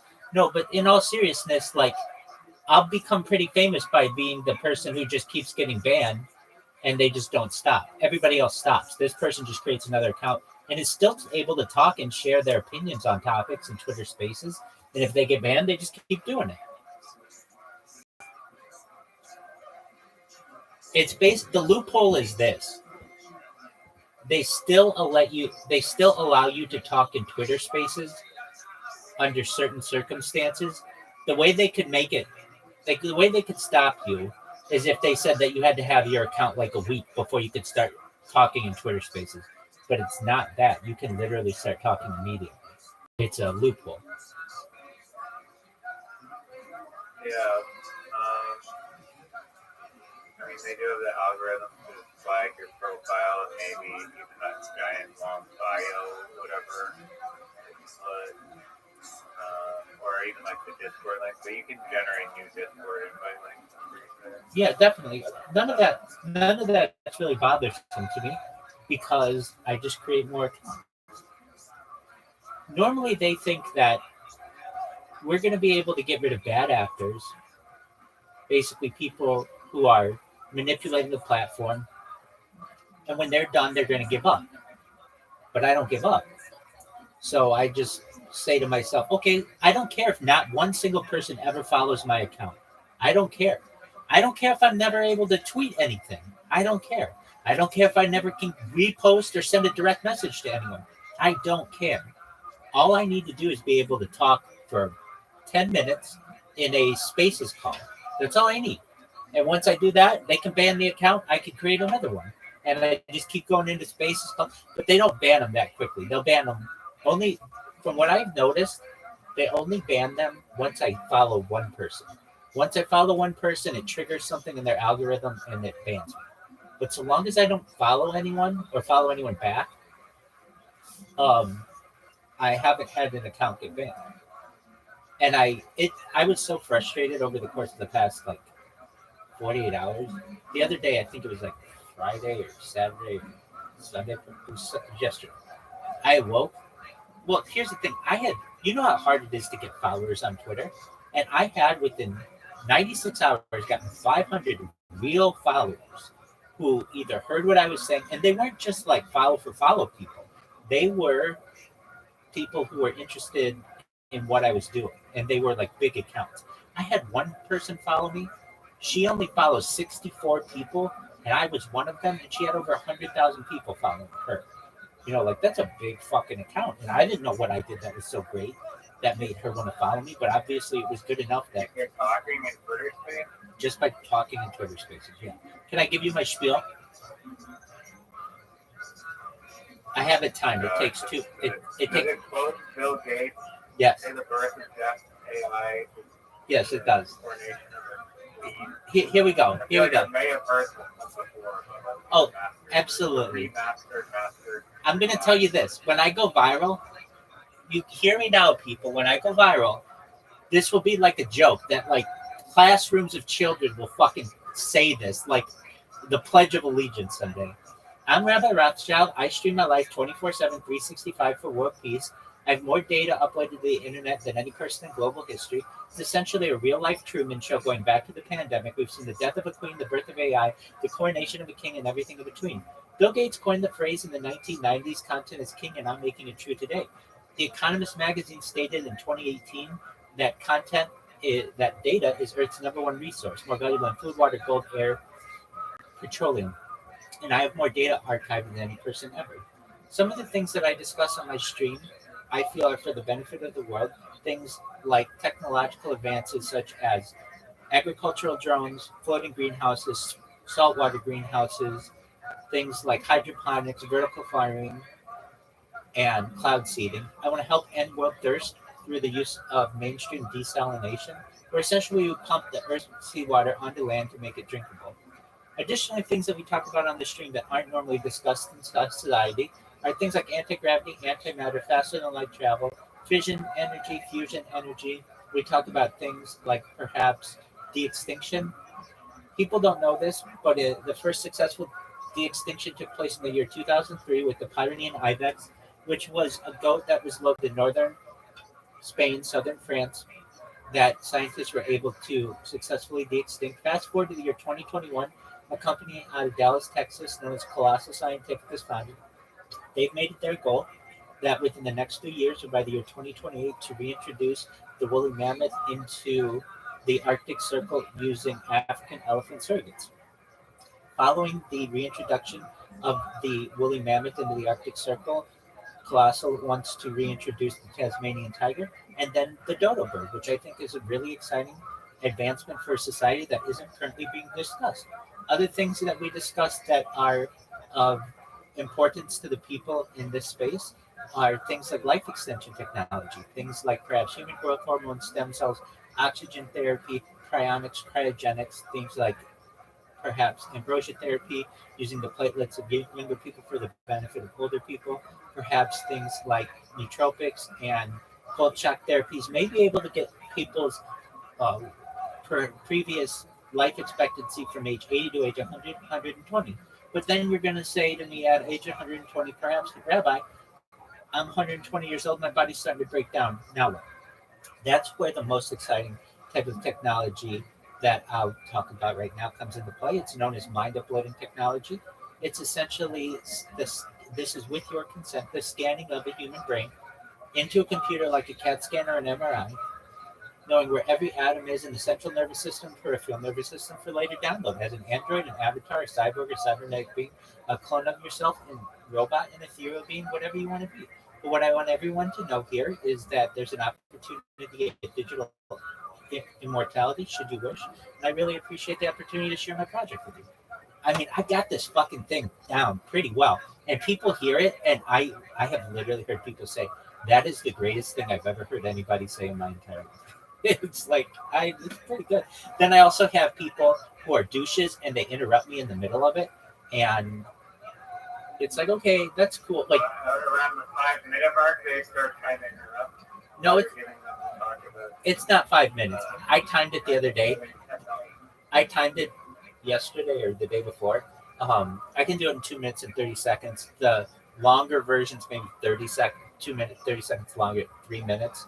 But I mean, it's an elevator pitch where we are literally talking about ending world hunger with real ideas, ending world thirst with real ideas.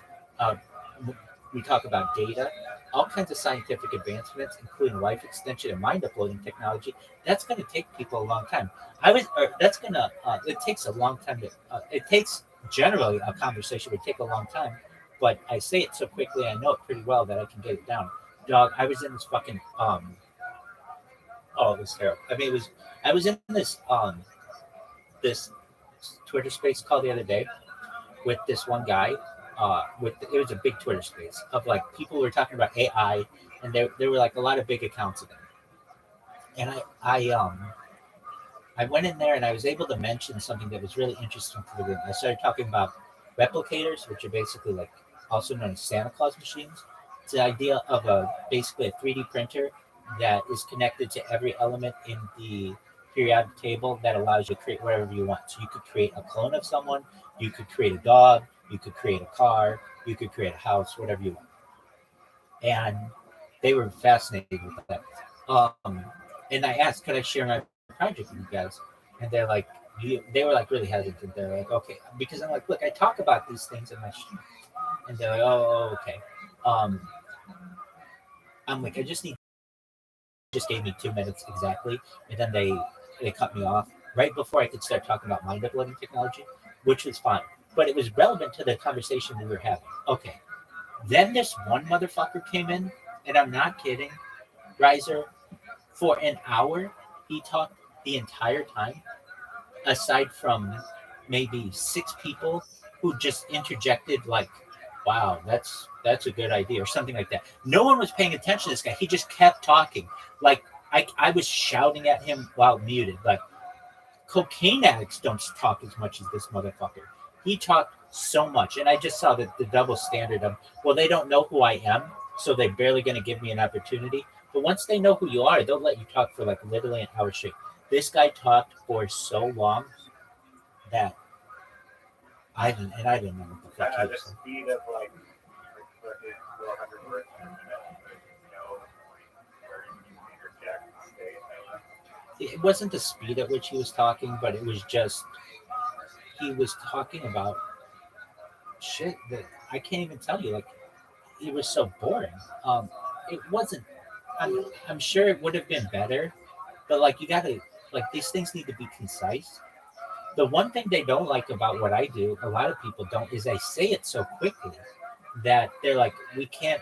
Some people like, especially like I've been in some African calls, guys who are like in I don't know somewhere in Africa, and they're like, we don't understand everything that you're saying because you say it so quickly, but it sounds really good. They're really nice about it. Dog, some of these African calls are they're very frustrating, and I mean this with you. What I really started to learn are really cultural differences. Like I noticed that Americans and British especially, and Canadians and Australians, you have to be a little bit faster than the African calls. The African calls are they talk slowly, and if they give you the mic in the African calls, they will let the other people talk for 15 minutes straight and without an issue. Like in an American call, those usually don't happen like that. And then it was funny. I actually got banned. One of my accounts on Instagram got a flag on it that I've never seen before. I'm not allowed on one of my Instagram accounts to post. Man alive. No, Man alert. no, it was I think SOP is female ejaculate. It got a flag that I'm not allowed to post for 1 year. I've never had a ban for 1 year. I'm not allowed to do a live video for 1 year because of this is so funny. What was it? Self-harm, and it had to do with eating disorders. Like eating disorders. What in the fuck is that? But because I mentioned I want to help end world hunger through the use of all of these things, you know what I say, that triggered eating disorders, or perhaps I don't know exactly why. But I got a new one. I've never seen it say you're not allowed to you're not allowed to go live for 365 days. I was like, holy shit! I've gotten month-long bans, I've gotten lifetime bans, but never an entire year of one. And so, just because some Like making fun of people with bulimia. oh no, and I wouldn't. Those are serious issues. No, I wouldn't at all. No. I wasn't saying that. Nothing like that. It's just it picks up things, and so it banned me for 365 days. But I've got a good strategy right now that I don't know if I'll be able to stop unless they really change their platform. Like, look, before, like I can tell you a year ago, I found loopholes in the Twitter platform that nobody had utilized before, which is basically this: create an account and then follow 400 people using that account, and then create another account, follow 400 people, then create another account, follow 400 people. They were on to that, I mean, over the course of the last year. So now when you create an account and you follow more than just the recommended people right at the beginning, you get a 12-hour ban, 12-hour lockout, it says. And then what you do is just wait the 12 hours, and then usually your account is okay, but not in my case, because I think they've got my devices down. So like when my device does anything, when my device follows anyone, automatic suspension, automatically. There's just no. They did something on Sunday where they saw what I was doing and were like, yeah, we can't allow this. This is that fucking rabbi.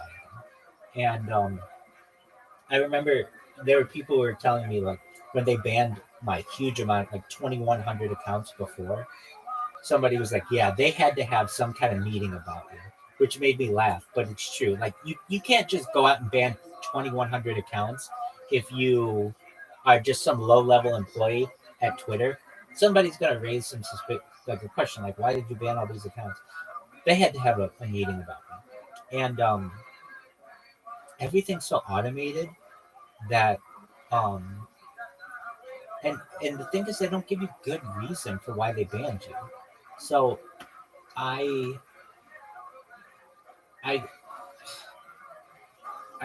they don't tell you why. I mean, I'm doing a lot of different things for like reasons to get banned. One of the things that I did, which I'm not exactly sure if it was the reason why I got banned, but I'm sure it was because I just created a bunch of accounts. But I created my profile picture in a unique way. Have you ever seen in Twitter Spaces, some people have squares and other people have circles for their profile picture?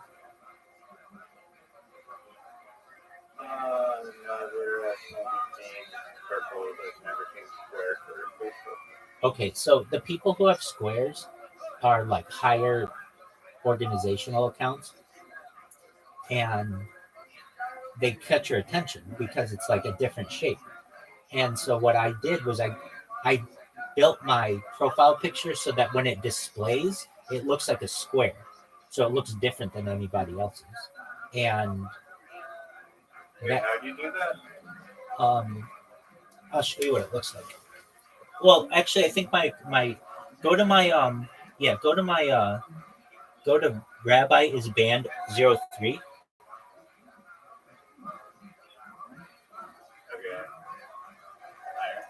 Yeah. Oh, you just made the actual picture square. Yeah. Well, not really. And then I had to put black around it. But when you go into a Twitter space, it looks like a square, and everybody else's is a circle. Does that make sense? I mean, it's got like it's not square, it's octagon. No. Well, here's the thing. When you have one of the verified accounts, their accounts are like that too. It's got smooth edges around the sides. So it looks like theirs. Okay. Let me see if I can find one like that.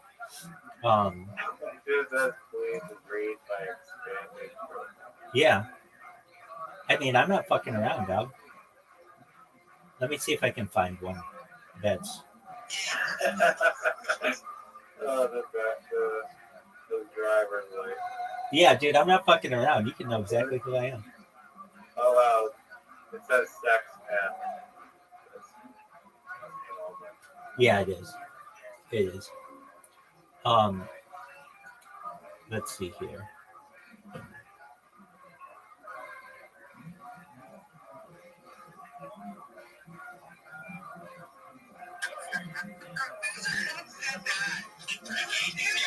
It's fine. It's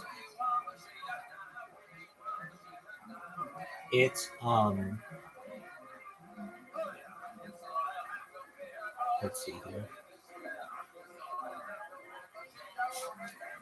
When in the Twitter space, though, everybody else's looks circular, and mine looks square. And then it makes you look. In order to have a square one of those accounts, you have to have it has to be like verified, and also has to be an organization. And and so there's something to it. The little thing. It's the little things. Exactly. Definitely. So with that, I'm going to continue just getting better and better known on Twitter Spaces. And then, like, Twitter Spaces isn't that big of a community. It's maybe, I've said it before, and I think I'm pretty accurate on this, it's maybe 10,000 people. It's not that many. I mean, who actively engage in it every single day. Yeah, if Donald Trump does a Twitter Space or Elon Musk does a Twitter Space, you'll get 500,000 people on, but those aren't active users on a daily basis. It's the same people who have the same kind of calls every single night, and a lot of them are very influential. And so I kind of consider it like this. I don't necessarily have to have the thing that is going to. The thing that goes viral doesn't necessarily have to be from my account. With me just networking enough with these people, somebody will eventually say, you know what? I'm going to go to your social media. I'm going to just tweet about you. Just one tweet doesn't hurt anything. And if that goes viral, then we're made in shade. If it doesn't, okay, shit happens. But it's a risk that they can take. And I address that in my biography. Like it says, how can I help your project? It's basically like, just look at any of my content, find something that you want to post about, post it. It's not going to hurt you. It doesn't cost you anything. And if it goes viral, then you're going to be a very rich person. That's true.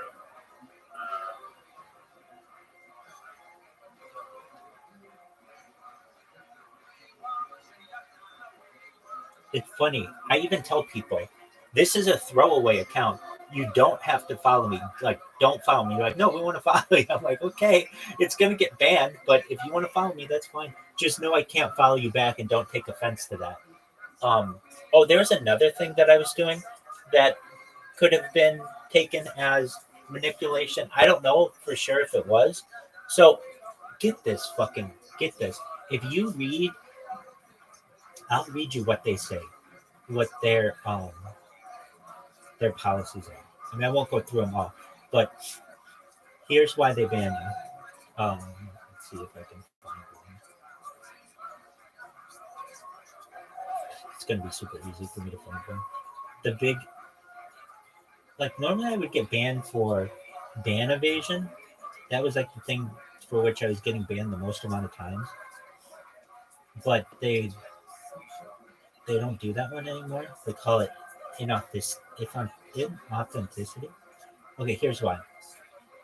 This is so funny to me. Just a moment.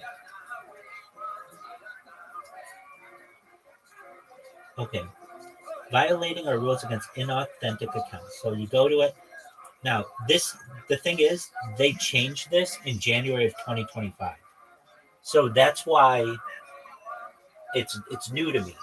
But one of the things they say you can't do, which I would say most of their people do anyway, is have, so they say inauthentic behaviors. You may not engage in behaviors that manipulate, X, or artificially impact how content is discovered and amplified.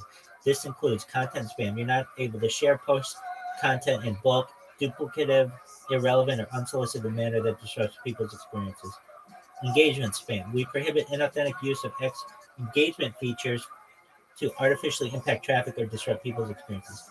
Scams, inauthentic content. Okay, you ready for this one? You may not share inauthentic content on X that may deceive people or lead to harm. This includes synthetic and manipulated media. You may not share inauthentic media, including manipulated or out-of-context media that may result in widespread confusion on public issues. This isn't what I want. This isn't what I meant. There's this thing that you are technically violating. Okay, so ban evasion. Yeah, you. Just a moment. We're not on a ban evasion yet. Here it is. You ready for this one? Fake personas. You may not use manufactured identities to engage in disruptive or deceptive behavior. This may include using stock, stolen, or AI-generated profile photos, copied or stolen profile bios, and or misleading profile information for the purpose of deceiving others. So a lot of people use AI-generated profile photos.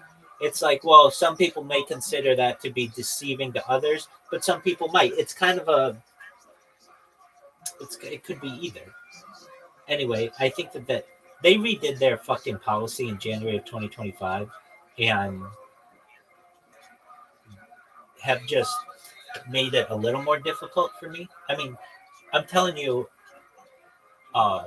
Riser, I would be viral by now if I was able to have had my original account. And that's just because I know how much how many people followed it, and they were real people, and they heard me and all that. But they keep banning me, so it's fine.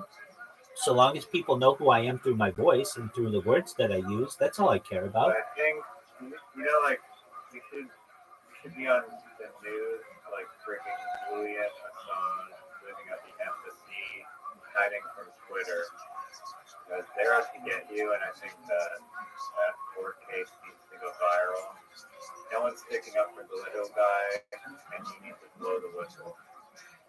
Perhaps you're right. I know I've tried to get the news involved, and Maybe you can upload this to WikiLeaks. that's a good idea. Oh, I could just put can you make a fake WikiLeaks article that just like is like some really crazy like alien shit, and how like you have some alien contacts and not like Twitter trying to shut you down. No, I wouldn't want to do that because that makes me sound wild. I wouldn't want to do that. No, but what I could do is just take that AMA that I do and upload it to WikiLeaks as a document archive. I'm not saying anybody would. No. No. Here's what you do: you spam the servers of WikiLeaks so that like they can barely put lights on, and then there's gonna be an article like Rabbi Rothschild is just spamming WikiLeaks, and it's supposed to be this archive of the most important leaked information. This guy is just completely. This is the most, and then your defense is this is the most vital information. Exactly. This is the world's biggest secrets. If you want to know what came first, the chicken or the egg, I have the answer. That's Which way it. to put the toilet paper. I have the answer. You're exactly right, dog. Wow, you read my shit. You're 100% right.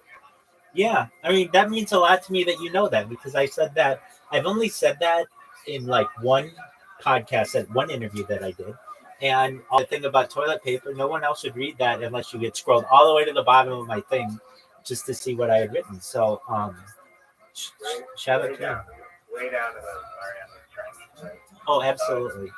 Absolutely. But would you expect me to have anything different than that bio? Just like the longest fucking thing you could ever have? I wouldn't expect anything different from myself. No one else cares that much. And I would expect nothing less. right, exactly. If it were just in there like 250 characters, fuck you. If you're going to give me 500 characters, I will use 500 characters to the point where like I adjust my words so that it's exactly 500. Yeah, I'm almost certain that I have the longest biography on Twitter. And I do say that. I mean, people can say that I don't, but it's like 50,000 characters is the most amount that they'll let you have. And that's essentially what I have there.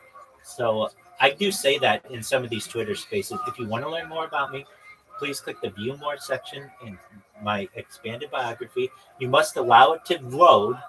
And once it loads, you can read anything you want on all numerous topics. So, go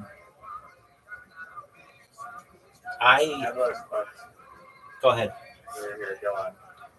Well, I was really sad. That I had these accounts banned. But then I thought, you know what? I'm just going to fucking lean into it. Okay, I'm banned. When you're banned from a platform, but you're talking on Twitter Spaces, are you really banned?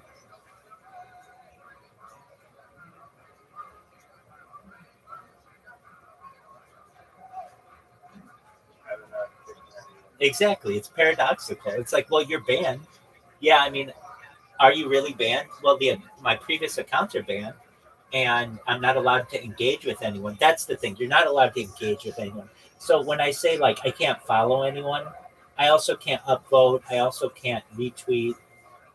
But I can just be on Twitter Spaces, and that's all I care about. It's like, okay, this is how I consider these accounts. And I said this before, I called this, but like, imagine a kamikaze pilot. You know what a kamikaze pilot was in World War II, right? It's like somebody who would take a plane. Yeah, exactly. So each one of these accounts is essentially a kamikaze pilot. I create one. I have to put all the shit in there. I have to like put a background and the whole big profile and all this shit. It's like I prepare them. and then I send them off, and they get into a Twitter space. They talk about all my shit, blah blah blah blah blah, and then if they get banned, fine. I just fucking create another one and just send it back up. It's the same type of strategy that I used on Kick. It's the same type of strategy that I used on Twitch. It's the same type of strategy that I've used on. Those are the big ones. I tried a new platform today because I was so sad. I just was like, man, I don't know how the fuck I'm going to go viral if they don't let me talk in these Twitter spaces. And I spent like all yesterday just trying to create one fucking account that didn't get banned. And it was like, they don't tell you why you get banned. And it doesn't automatically happen like right when you hit the follow button. I figured it out. If I engage with anybody's post, it bans me. But I mean, you don't know that at the beginning. So you think like, oh, did they ban my name? Or did they ban a link that I put in there? Or did they ban like the profile picture? They don't tell you. So so here's what I would do. I would create an account. I'd put my profile picture in there. It would get banned. But I didn't know that it was actually getting banned because I was following someone. So I thought, oh, maybe they're doing it because of my profile picture. Then I put a background in there. I'd repost, I'd like post that, and then it would automatically get banned. And I just was so frustrated. I was like, I can't believe they are not going to allow me to in any way post anything, or not post anything, but interact with anybody at all. And I had, like, for instance, Reddit, they've got me digitally fingerprinted so that I can't really do anything. I've posted there before, but basically they're such dicks at Reddit, their admin team. The gorilla account under an alias. Here's the thing though, I'm not able to even create an account. I mean, I create the account and then if I try to post something, it automatically gets banned. I tried it all day today on Reddit. Now I know what you're saying. Well, just try something that isn't. Just try something that isn't. New device or VPN. So here's the thing with Reddit.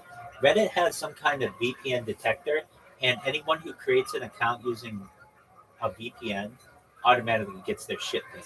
So you have to be on like this list of IPs, and since I don't necessarily control my IP, like I think in order to change it, like I don't have control over the bill or the, like it's from the people who have the house that I can't like call the, I can't call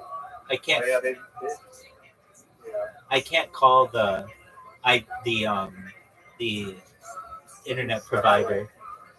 I can't call the internet provider and be like, hey, can you change my my IP address? Like there's just none of that. So I'm kind of like, I've even thought, okay, well, I've done this before. I did this, I think, with the Reddit account like 7-8 months ago. Maybe more than that. It might have been like a year ago. But there's within walking distance of my house, there's like a market area, and they have Wi-Fi there. And so I even created a Reddit account at that place just to see if I could get it to work. But because it wasn't on a brand new device, it just fucking banned it. So it's one of those things. I'll figure it out. The key thing for me is that I can talk in a Twitter space. And the fact that I can talk in these Twitter spaces is all that I need, because I just have to keep reminding people of what I do. And eventually somebody's going to be like, okay, so what do you need from us? Do you need our money? No. Do you need our time? No. All I need you to do is just retweet some piece of content that I put out there. And if you don't know what to retweet, then just go to my social media. I'm at Rabbi Rothschild, basically on everything, and post that.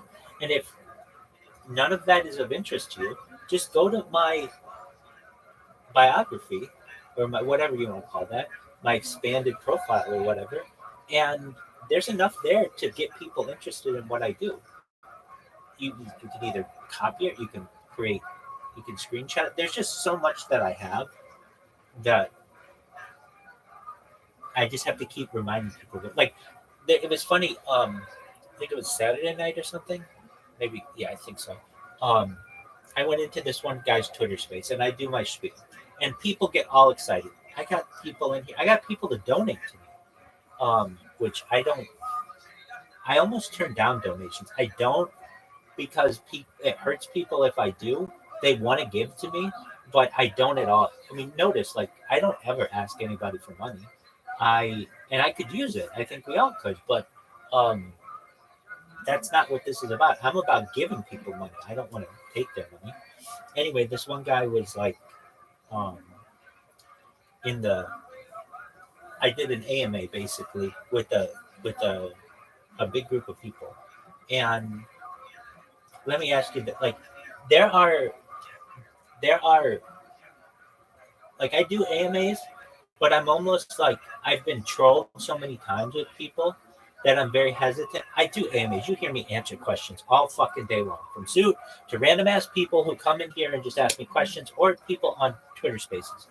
But I know there are some types of questions that don't have an answer. So, you ready for one of them?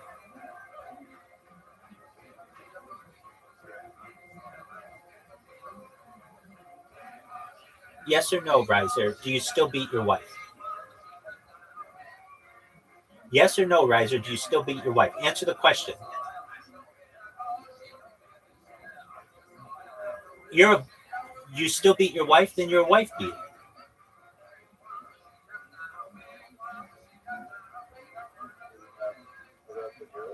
It's not a joke. It's the fact that basically there are questions out there that don't have a correct answer, meaning they're no-win questions. And somebody could ask me a no-win question, like, yes or no, Rabbi, do you still beat your wife? I've never been married. I don't beat people. But when I'm asked a question like that, they would say, you didn't answer the question. It's yes or no. Do you still beat your wife? There is. You don't get to force. Wait, I understand that. But when you're in an AMA with 1,000 people in there and 10 people asking you questions at once, you don't always have the ability to be able to shift the conversation like that. They can put pressure on you and say, you're just avoiding the question. And it's like, well, no, I'm not avoiding the question. It's not relevant to me. And they can say, you're avoiding the question. You're a question avoider. And what I'm trying to say is people try to... You're a manipulative question asker. Exactly. You're 100% right. And it just becomes ad hominem attacks against people. But you're exactly right. I mean, this phrase, do you still beat your wife, is used a lot of times in the law. It's used a lot of times in politics to show that, is there really any fair question? There are some very unfair questions out there.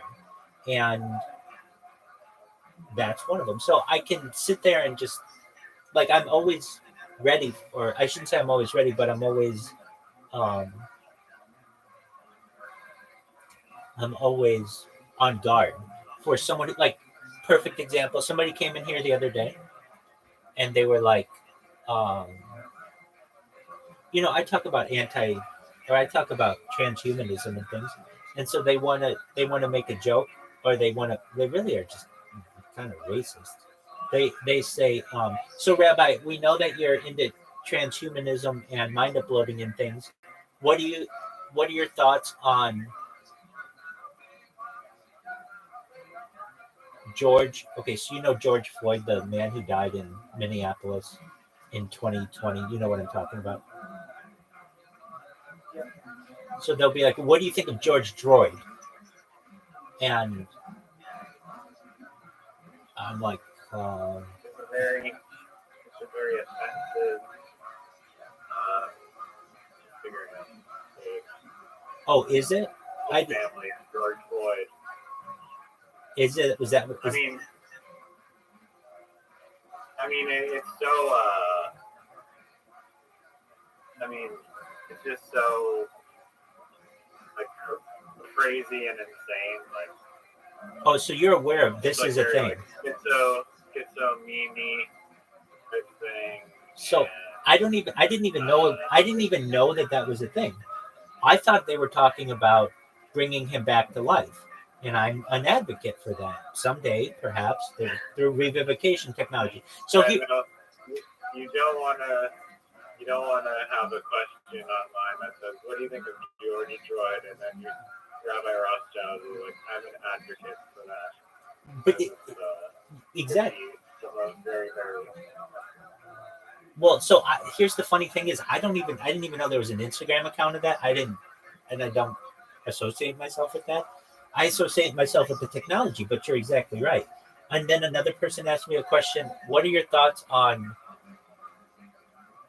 the Rosa Parks experiment or something like that?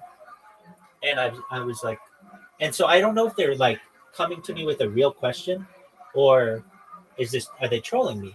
And I said, what do you mean by the Rosa Parks experiment? They're like, the Rosa Parks experiment. I'm like, I don't. Let's ask ChatGPT about it. And I go to ChatGPT and it's like, we don't know anything about the Rosa Parks experiment. What this is basically, or what the people told me was, basically after Rosa Parks is dead, trying to like bleach her skin or something like that, which is like an incredibly insensitive, racist thing to say. And so I tried to use it as a learning opportunity for the people who are listening to me. There's a woman, I don't ever remember her name, but she actually should have been the first Rosa Parks. But because she was 15 and pregnant at the time, she does not get the credit for the Montgomery bus protest.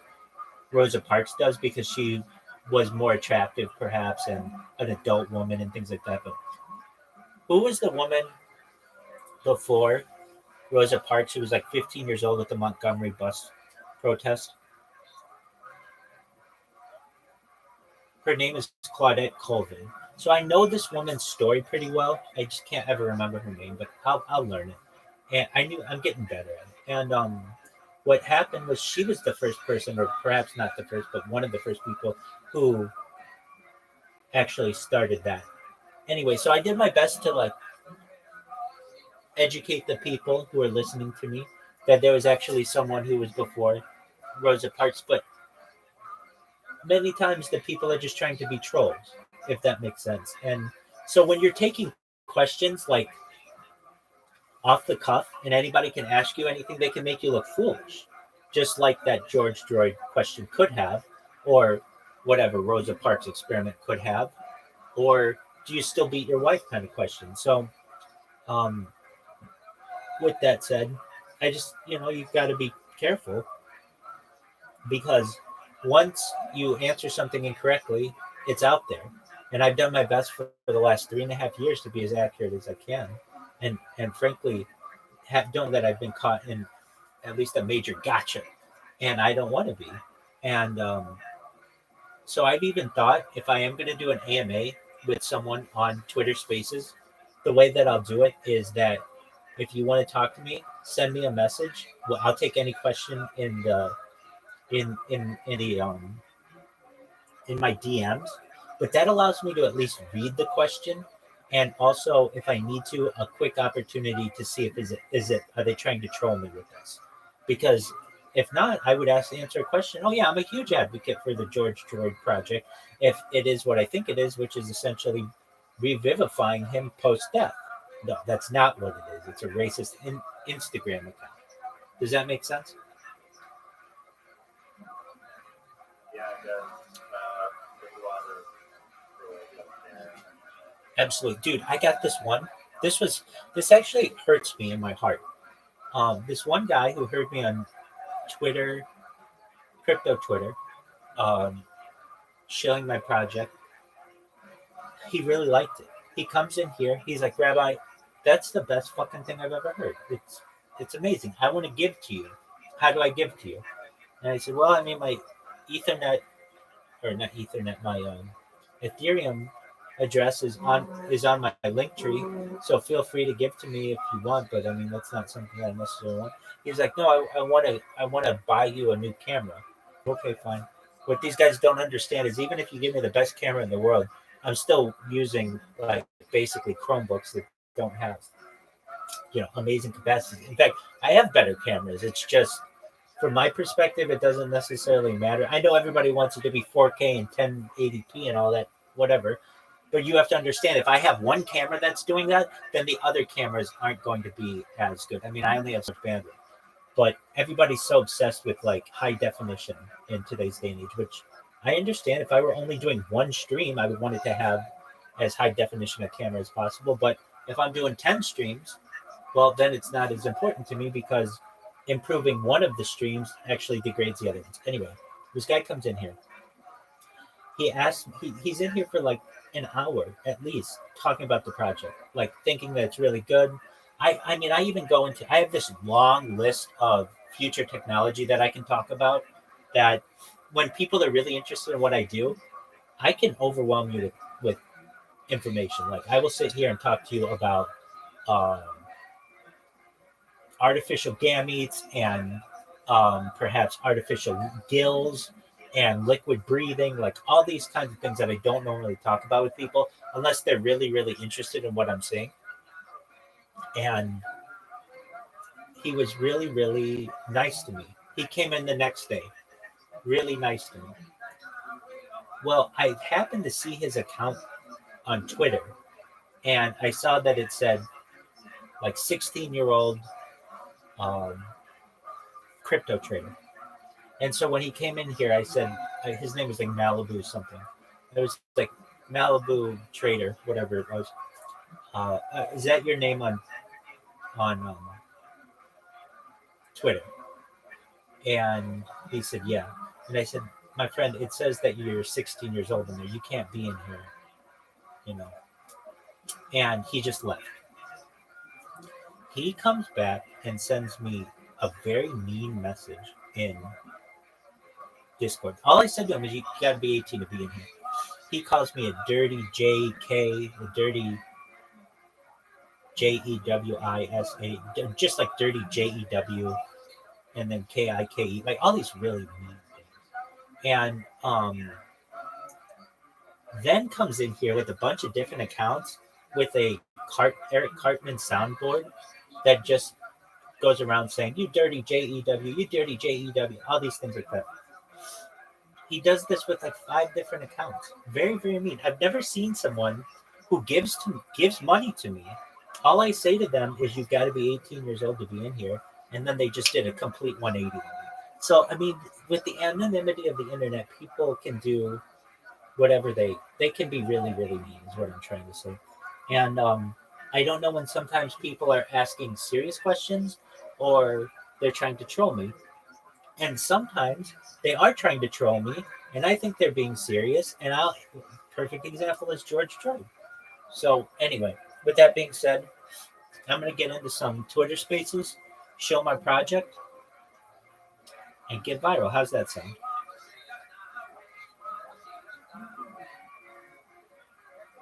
Sounds good. Excellent. Can I? What's this guy? His name's Citrus, right? Aiden Ross's like manager guy. Yeah. Are you able to shoot him a message for me to ask Aiden if he'll shill this show? I won't do it, but I can give you his contact so you can. Okay, well, he'll respond. That I don't know if he'll still respond, but his username is. I don't know if you want to do it. I will also tip you as well. No, I don't. I appreciate it, but no. His. I know. You just gave like the whole speech about how you don't like to accept tips and whatnot. But he is. I mean, it's a slim chance that Aiden Ross will live. You don't want to make like a scammer or whatever. I'll just send you So here's the thing. I don't want to oversaturate myself with Aiden Ross with trying to, because I've already showed him to buy Harry Potter Obama Sonic Tinny. I don't want to be a crypto guy for him. But what I can do is give you the opportunity, since he doesn't know who you are, or they don't know who you are. Yeah, that works. Okay, so the first thing I'm going to send you is his user ID, which, if you're like, well, what does that do for me? Is a string of numbers? Yeah, that's just the thing that when you go to their account, it just gives you that. But I'll also give you his username. So I think all you do is you add him as a friend in Interesting. They finally added a switch accounts button. Oh, no way. It only took them like 9 years. I know. Yeah, it Wait, only took them 9 years. is this on a computer or is it on a phone? I just noticed this now because my laptop. Very interesting. I didn't know. Well, they've needed that for a long time. Okay, so I sent it to you. So what you would do is send him a message. It's Citrus with like 2 S's in Citrus, and Oh, did you? Oh, yeah, thank you. you're welcome. Yeah. You're a friend. You know, it's not a bad idea to just tell Do you message people? Do you message people? It depends on how their account. You can message them before being friends if they allow it. Oh. Yeah, okay. But some people you have to. Does Juice Squirrel has his profile picture, or does he look like Juice Squirrel? Let me see.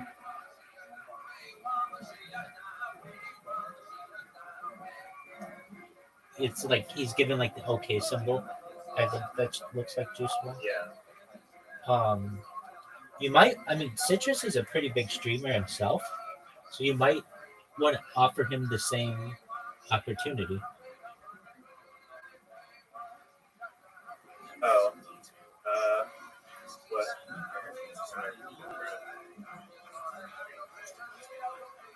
He's like, I just know on Kick. If you go to his Kick, I've seen him before. He's verified on Kick. He's got 54,000 followers on Kick, and he shills Soul. He shills Solana. Oh, he does shield Solana. Yeah, Okay, good. he did a. Oh, yeah, he literally one sold One did a sold live to- stream Exactly. 4 days ago. 3 days ago, whatever. Yeah. That's right. Did we talk to him on the phone? On Discord, I think we have. Am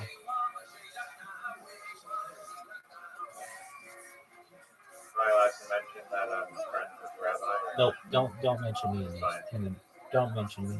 The reason why is I don't want to oversaturate myself with him. But I can tell you this is what he said to me.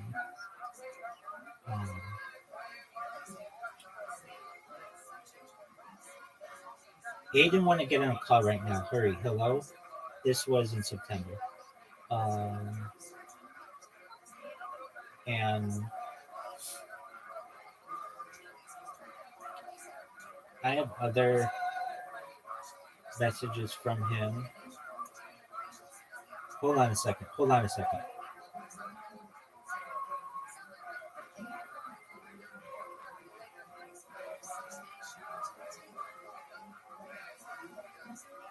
Let me see if there's a way to confirm who this person is. 4 mutual friends, 1 mutual server, who are mutual friends? Yeah, this guy, he's friends with some people I know who are pretty big streamers. I just wanted, and let me check his account to make sure it's like his that's linked correctly. So Oh, it's all good. yeah, I'll just shoot him a message and No. What? Hold on. What I'm saying is that I just wanted to make sure it was the real deal guy. It is his account with 27,000 followers on Twitter's link. Because what a lot of people do, this is a huge scam in Discord, is they just make their account look like a really famous person's account and then shill you with shit. And I'll tell you what, it's sometimes almost worked on me. Like, especially in these crypto Discords, someone will have like a really big account and they'll just change like slightly what the name looks like and then DM you. That's why a lot of people, if you're big on Discord, they say I'll never DM you because they don't. There are so many people who will impersonate. Exactly, but like in this situation, you have to verify. Like this guy's got his Steam and his Twitch and his X, so I know this is the real guy. This happened to me on LinkedIn twice now, one in like the last days, and I was aware of it, and then until the second time I kind of got baited into it. But basically, they'll message you on LinkedIn, they'll add you, and they'll say, "Oh, I work for X cryptocurrency company." No, we'll go in one sec. I work for X cryptocurrency. We're looking for a developer. Help with this project, blah blah blah. And they'll basically say, okay, here's our code, please like run this code and try to find an error as like a test or something. Or they'll say, here's the code we're looking for this development. But they'll basically try and get you to run code with malicious code in it that will drain your crypto wallet. So I got one. I got. I met this developer recently, and he's a legit blockchain developer, and he was like, I was trying to help him find work, but then he's like, oh, anytime they're asking you to run code, it's probably a scam. So I messaged the person, and it was talking about like, it has to be a meeting face to face, and we have run the project in an isolated Docker environment on computers with no cryptocurrency. So if it's an attempt at stealing funds, it will be nothing. Please don't waste your time. And then, of course, you just block me or delete your cryptocurrency for that. Yeah, I mean, to my knowledge, the closest this is very common. And the closest this has happened to me, I think I told you this. Somebody said that, hey, do you want to be on my podcast? And I said, sure. And they were like, okay. I'm like, send me the information about your podcast. And they sent me all this information about their podcast. So I'm like, oh, okay, well, this looks legitimate. And then I went to do the podcast. Really? Pardon me? I was like, really a podcast scam?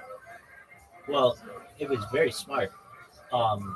So they know that this is how it happened. I was on a podcast. Oh, the fake Zoom link? Is this the fake Zoom link? Exactly. It was really good.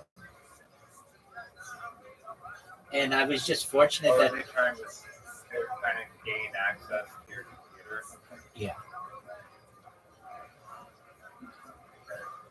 But I was doing it on my phone, and I'm like, and when I'm, like I was using the Zoom app, and it was like this meeting is not available or something like that, and they were trying to get me to use it on my computer, and I did, but my Windows Defender kept blocking it, but yeah, people are good with that shit, and I don't understand why. I don't know, the internet protocol people don't make it so that that's more difficult to do. It's just like they could label something as being a scam link and tell you, this is a scam. Like, I guess, like my phone, like on Android, at least, if you download an app, you sideload it, it will tell you like, this may not be a trusted link. Are you sure you want to install it? And like, because I know what I'm doing a lot of times on a phone more than I know on a computer, just because there's so much more to learn on a computer than a phone that like I usually know what I'm doing when it comes to that. Then I'll be like, yeah, override it. Like, but they should tell you more information about this stuff. Like a perfect example, everybody's so cautious on Twitter to click any link because it could be a drainer link.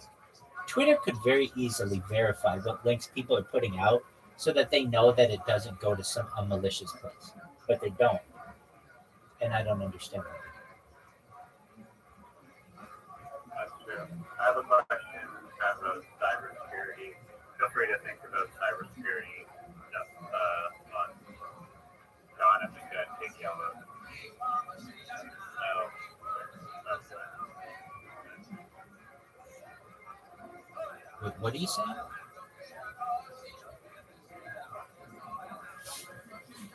Taking yellow to pee in the snow. Okay, well, what's your cybersecurity question? Hey, tell you when I get back.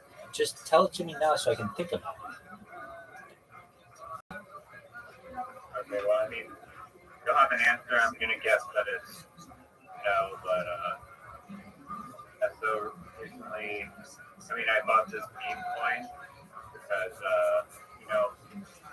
the guy who plays Tank, Breaking Bad, the like GTA agent, he posted on Twitter that he was launching a meme coin. And I was like, oh damn, like I changed that because of Donald Trump launching his meme coin and the pro crypto atmosphere that these celebrities are gonna start launching meme coins. So we're just I was like kind of on the lookout for who's the next celebrity meme coin I was gonna launch. I was like, oh wow, I think Hank, the guy, like whatever North launched the coin. This is bullish, and it's already at like 5 million market cap. So this is going to like $100 million market cap. Usually just like Breaking Bad coin, which is crazy. And so it turned out that it's like Twitter got hacked somehow. And I guess I was just like, how the hell like would you even hack like the people's Twitter account? And one second. Sure. So I mean, this is one like way that I'm guessing it might be able to be done, but I'm not sure. So maybe you can answer the question with like maybe one way to do it would be to create your own email service, and your email service, I don't know how to create an email service, but your email service can basically set it up so that it can use these custom characters.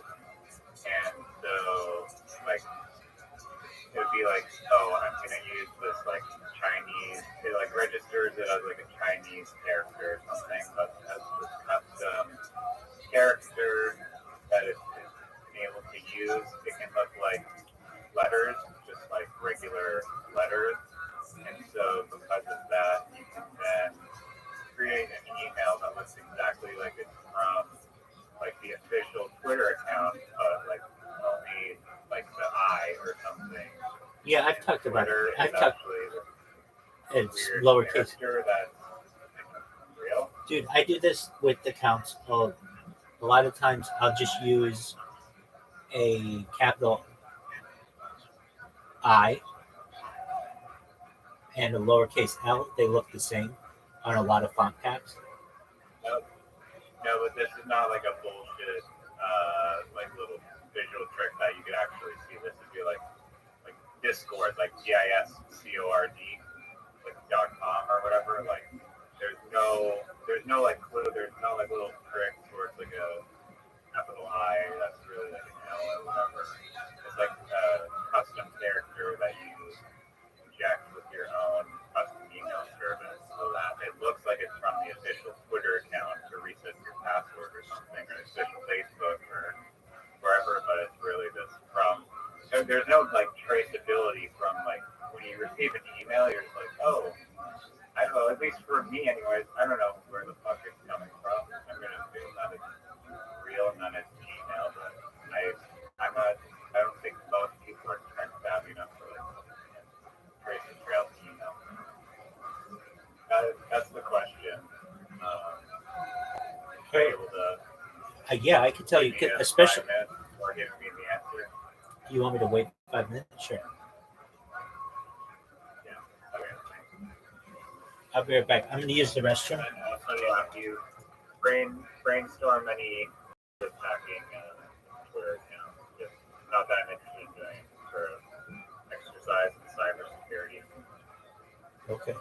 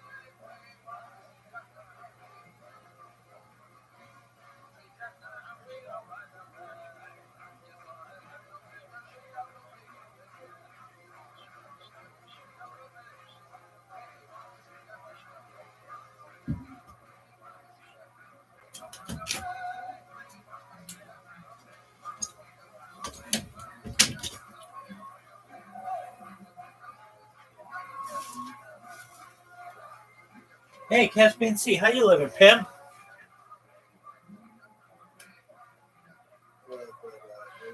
Dude, I'm really well. I was really sad because of Twitter banning all my accounts, and I was pretty kind of stuck. Especially today, I was like, man, I don't know how the fuck I'm gonna be able to promote this thing if I can't do Twitter Spaces. And over the course of the last 24 hours or so, I tried to figure out why they kept banning me, and they've got me. They've got me. Like the devices I use, my IP, VPNs, all that shit. They've got me. But what I figured out, and what the only thing that's important to me is just being able to talk in Twitter Spaces. I don't need people to fucking retweet my shit necessarily or get a ton of followers or whatever. And I figured out a way that allows me to basically create an account, and so long as I don't follow anyone or interact with anyone, I can join a Twitter space and talk. And that's all I fucking need. So basically, I've been just joining people's Twitter spaces with an account that has 0 followers on it, and basically telling people, this is a throwaway account, don't worry about following me, but do you mind if I show my project to you? And that has fucking worked. And that gives me a lot of hope, because it's basically if they ban my account, guess what? Who gives a shit? I'll just create another one, and it allows me to talk in Twitter spaces right away. And that's fucking big. And as I've thought about it, Twitter Spaces, I've said it in the past, it's only about 10,000 real users. It's not that many people, but they're high-profile individuals, and they have accounts that they could just take any of the shit that I've ever posted on any social media and make that go viral. And it does allow me to have my expanded profile in there of 50,000 characters, and I can do a little bit of shit. So, but I just can't follow anyone. I can't really post anything, but that's fine. It's given me a lot of hope. And I tried it today with this guy. I created an account, and I made it look the way that I wanted it to. And then I went in and talked to people. I went into this guy's Twitter space, and I was like, oh, it's allowing me to talk. This is big. And he and I talked about my project. We talked about his project. And when it was done, I was like, that's all I need. I could fucking throw that account away now. Just create another one if I needed to. But it's continuing to work. So I'm very, very happy about that. How's Kaya? Is she sleeping?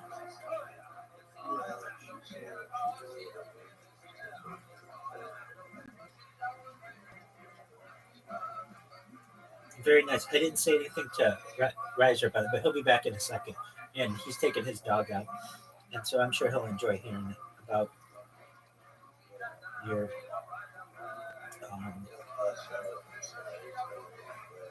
you're good, big dog. Feel free to.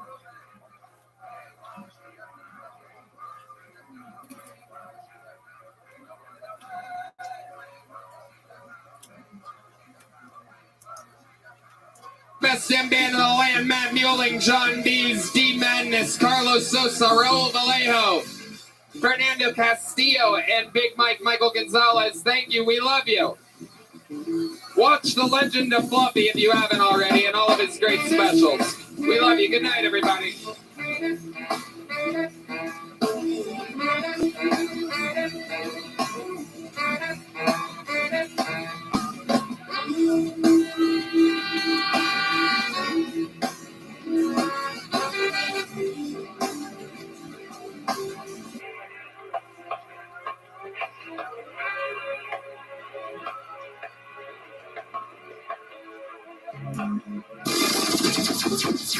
The Sunset Strip Comedy Club in Austin, Texas is now open.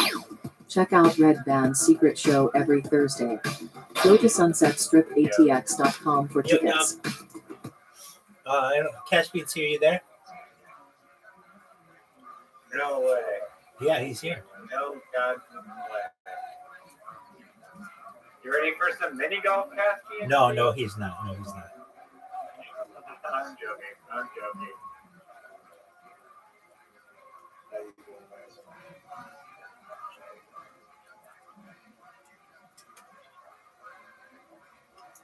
Riser, you were just asked, how are you doing? Riser, what the fuck, man? Riser, what the fuck are you doing, dude? You come in here, you say, hey, Caspian Sea, what's up? And then you fucking bounce? Rinsing off my dog's coffee. Sorry. What did I miss? He asked you how you doing. I'm doing all right. Yeah, I heard you got. How do you pronounce your dog's name? Aya.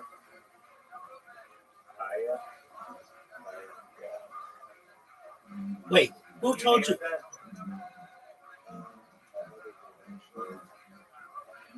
Who told you he got a dog? Oh, cool. I was gonna say because I didn't want to give that information away. That's great. Yeah, sure. I sent the pictures.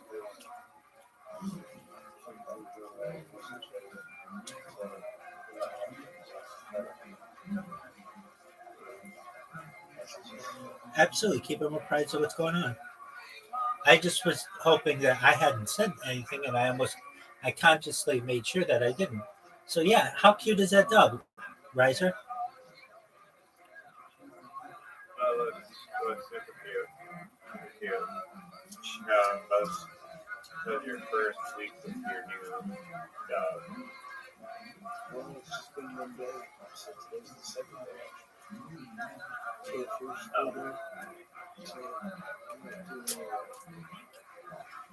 What prompted you to catch? Were you thinking about this for a while, or was it like a?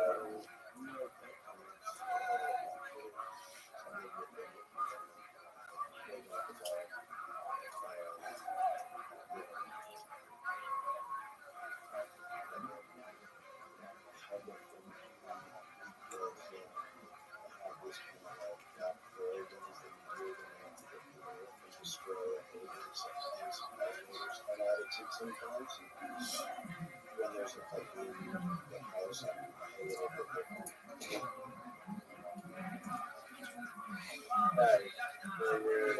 Rekindling the relationship with mom and dad because you got a puppy.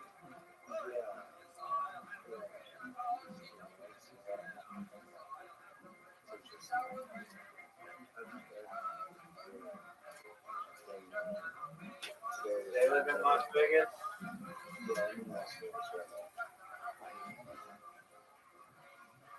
Caspi.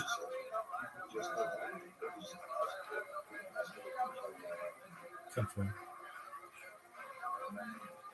He was asking you to confirm. Caspian Sea, did you hear anything more about Music Biz Marty? Yeah. That's why today was so long. We were just, everybody knows now. The only people definitely basically, I'm still in denial. And I was going to, it was kind of like,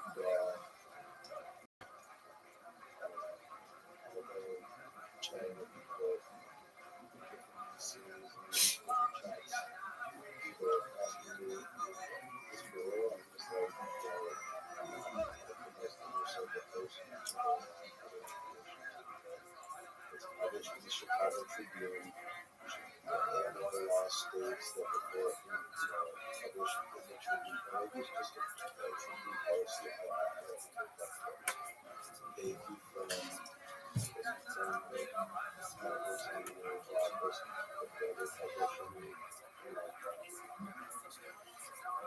I'm still thinking that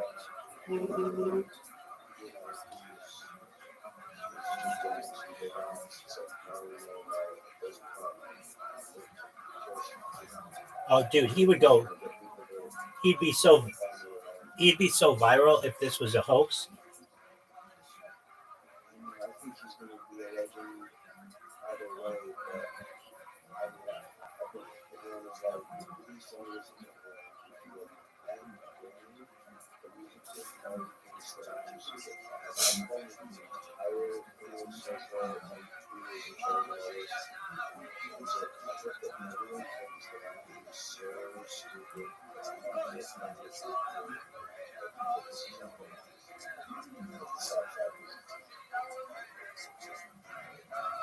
Sorry, can you fill me in on what you're actually talking to? When do you need a big party do, or is it really? The guy who introduced me, alright,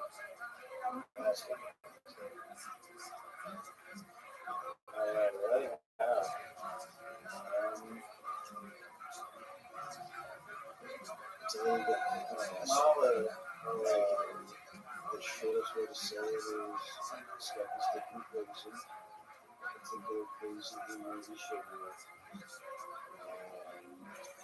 She got diagnosed with various things, but she's still alive. And is not. Are they investigating her?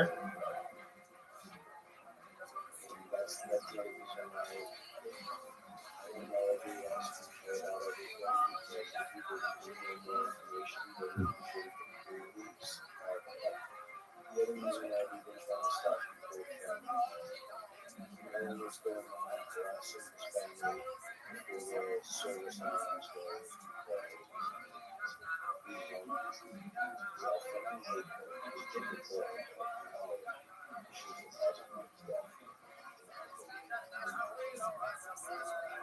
you would not at all, you want the police to, you want to go to jail.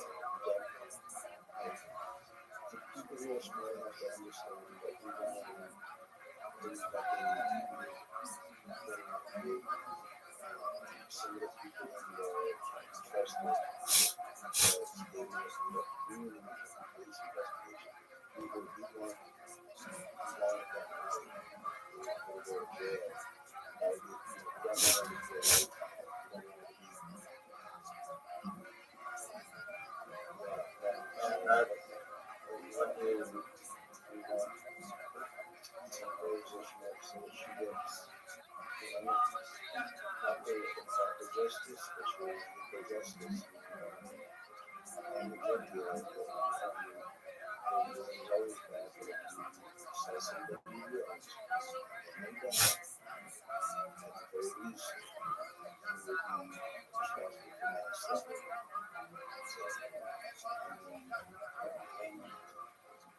This guy was one to the daughter of someone who said shit drugs.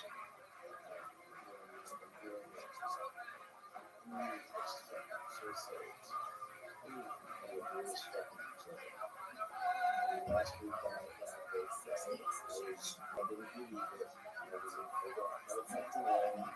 are you close with this guy? Like, you're a good friend with him?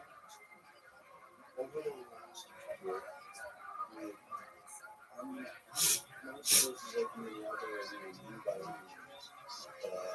I've known him for about 2 years maybe. At the most 2 years, I guess. You know, he's considered the last years. You know, we really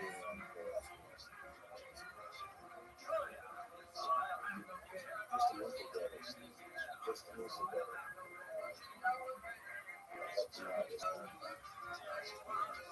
I don't know. People are being really shitty too. It's kind of like a lot of people are talking about it on the streets, but they're using his death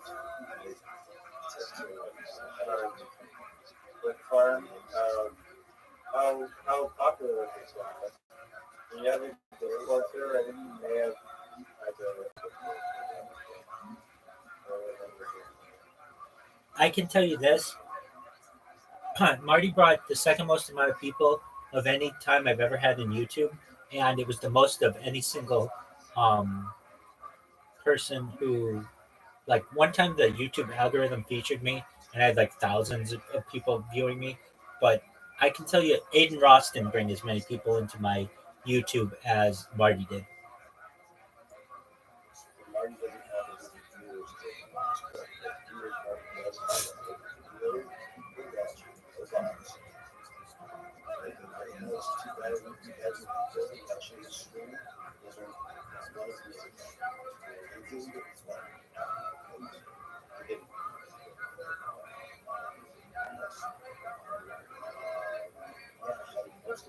trolling he did, he would be off screen. He would type people out, or just be like, sometimes we'd all go in there.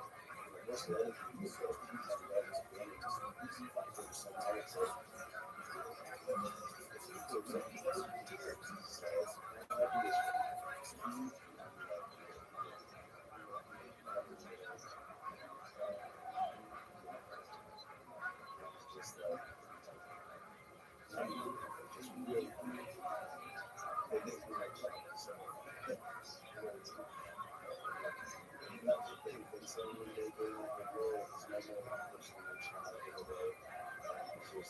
somebody check out this rabbi. So you check that out. I'm watching. It's really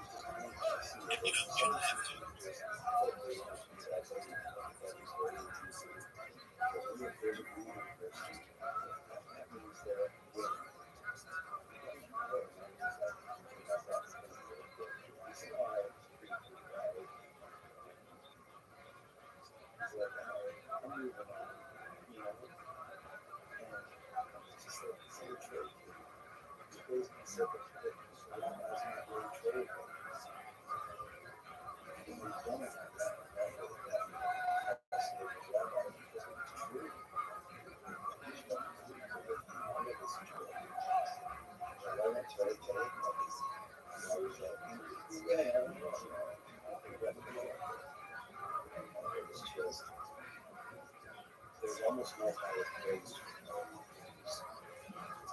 with sharp teeth. You look around, I need to find someone to make fun of. And then he ends up being like, I gotta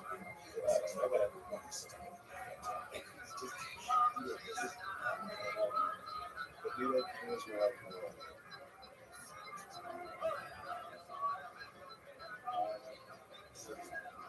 like, is there any that you're aware of with like the predator? Not so much in there because it is musicians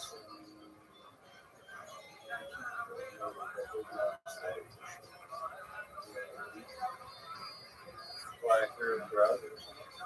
Yeah.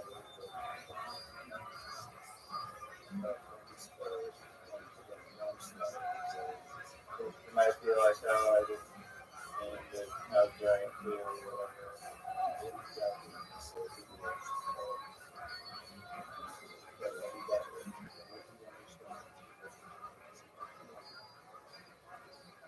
She's been saying news reports that people who get access to her saying people who are very close with this family because he actually picks people with his family.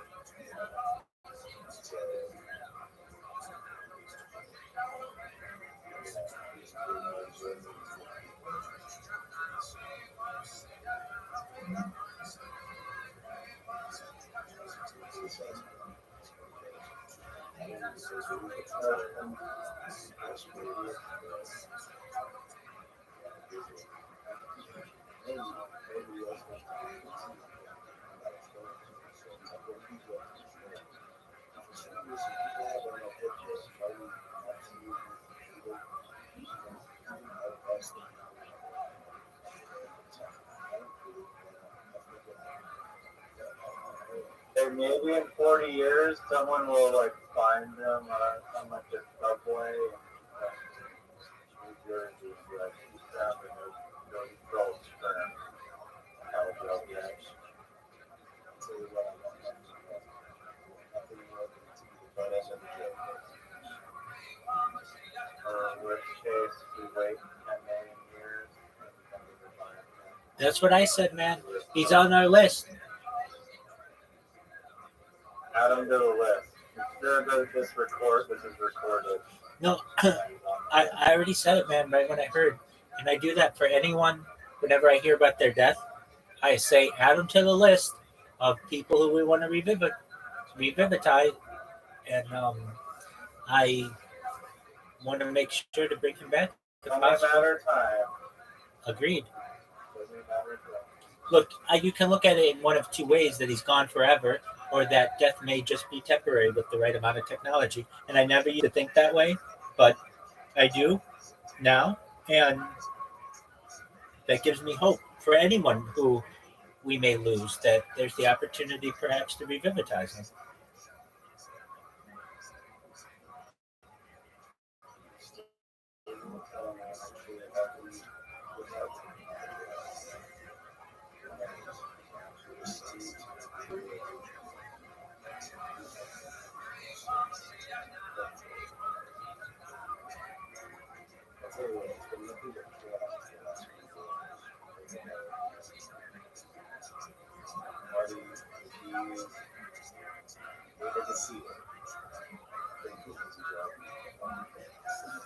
Does Cyrex know that Marty died?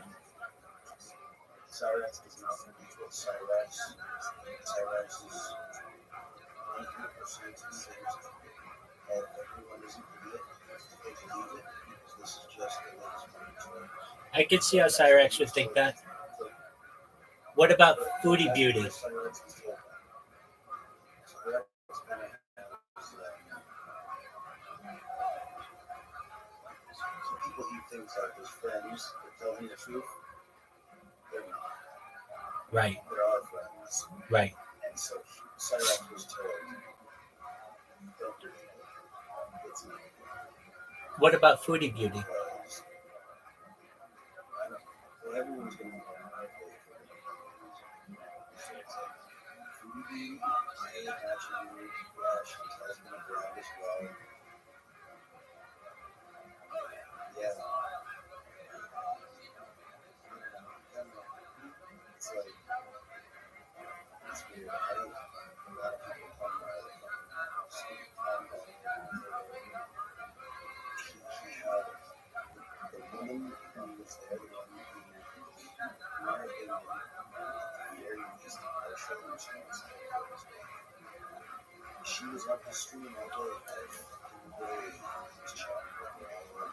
She has comes into the stream to tell her, oh, music is not dead, music will be dead. I mean, I want to fly over to Denmark. I want to come over and rock fun. So, Evan, I'm gonna have a good clickbait title. Exactly.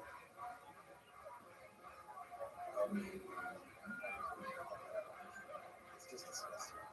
I usually have a lot of nasty things to say.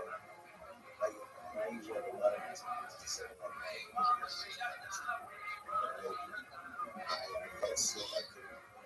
I have a million things to say, and I said this on my page.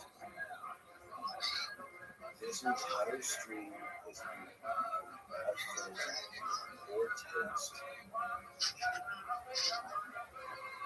This entire stream is disgusting. That's all I can say.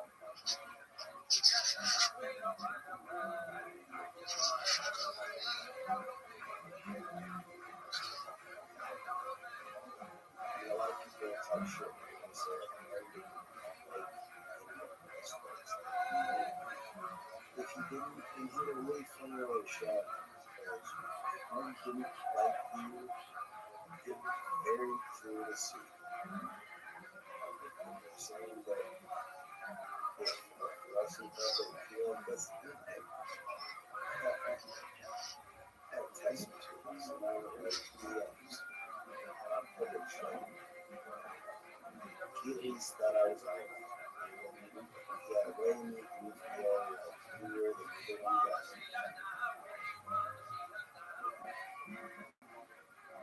You would have been watching it through his memories, but he's a fucking legend.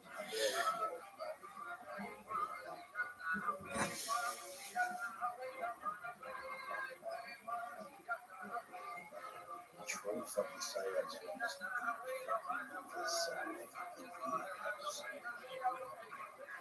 Dedication. Not because he made money on it. I started making money a couple of years ago, but maybe for the first 3 to 4 maybe before he did, it was just for the love of the game. And then he started getting donations. The only part that was great about that is Cyrax doesn't get donations. And so the best troll would be Marty. Oh, thank you, Riser, for the donation. I appreciate that. Oh, Rabbi, thank you for donating $20 to me tonight. You say thank you for the donut. You only have for real donations.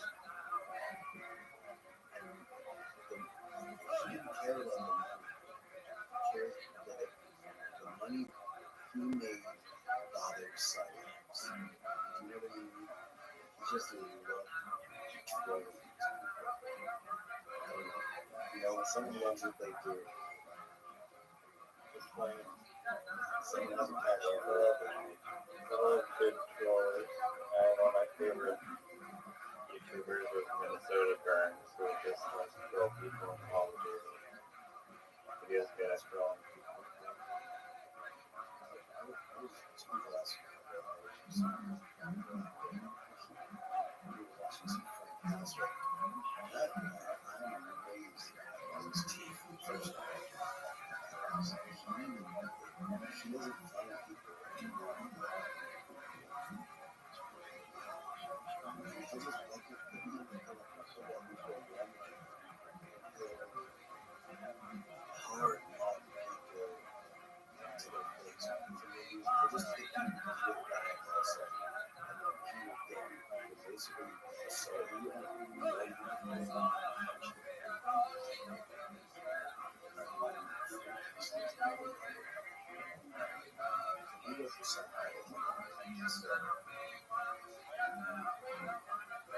Still has a good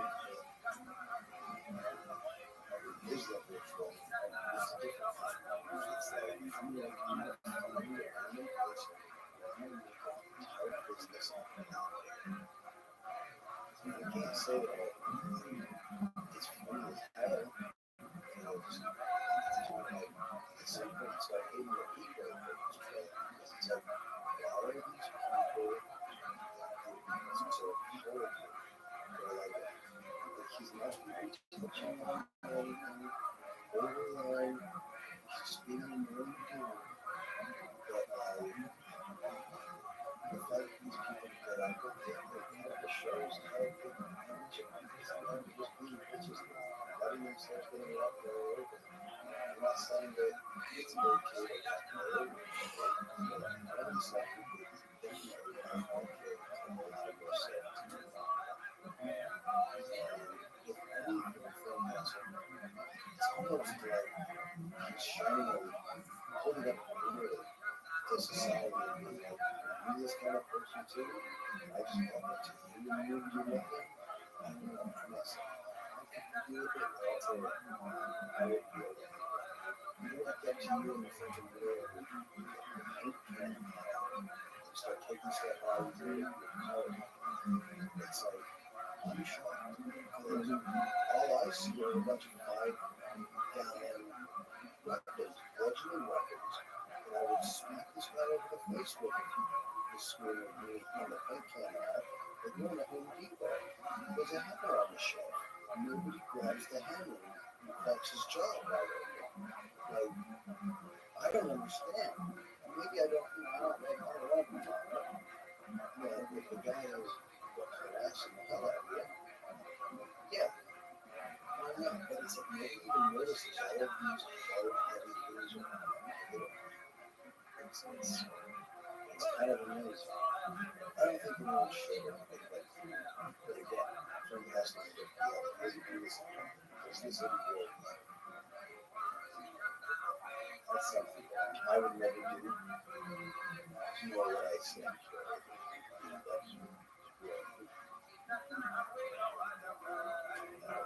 It's very interesting. I'm curious to see the video. What do you think?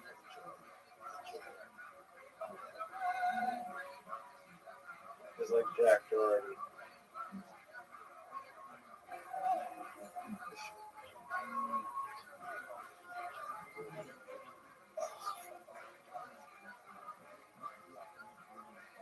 But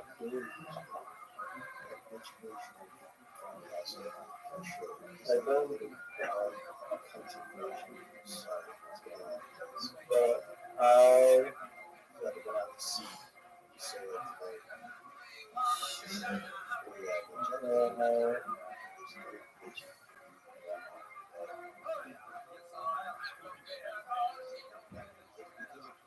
juniors like that I can get it's up to you to get right into the job.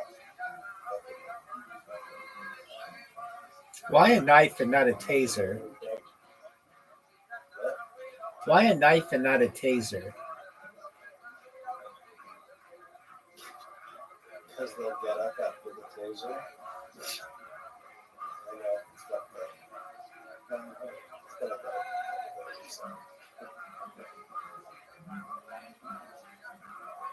It's gonna go. When you give them a hug first, and then stab them. Just from the shoulder. Yeah, I mean, let them go and say, like, it's okay for people to running around.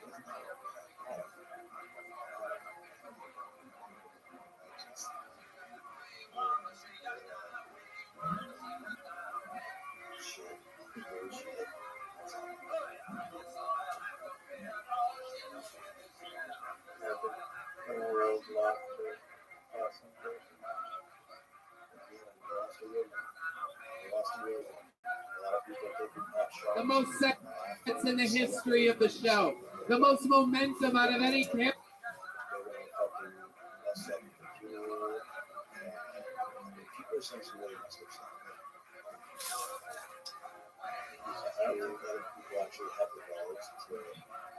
His family have nothing to do with this kind of stuff. The people who are here online, like Marty, care about anything, all we want is for his family to be left with family. Because I guess it just comes with the internet. I would expect to die people in the lesson to like to do that. Like it's a territory.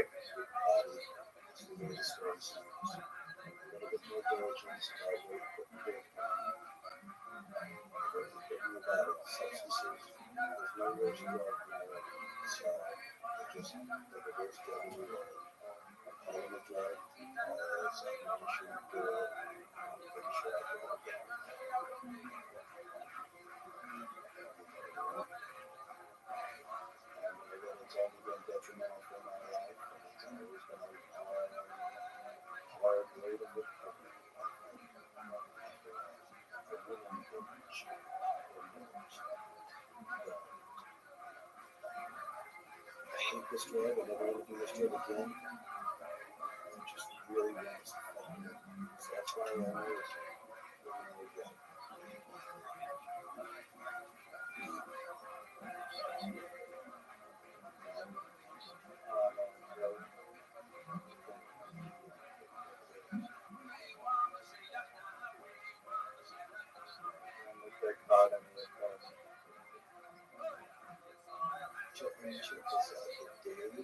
so Saturday was really maybe Friday. Friday or Saturday.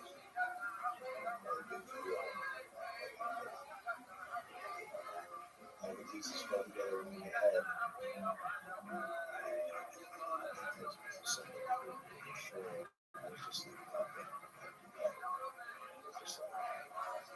That's all I said. I didn't even say it because it was just like, I said, fuck this shit.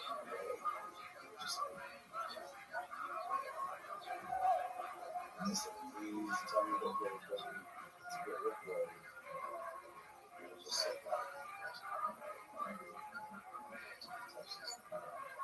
and then, since about that, you know what? I only thought I did that too.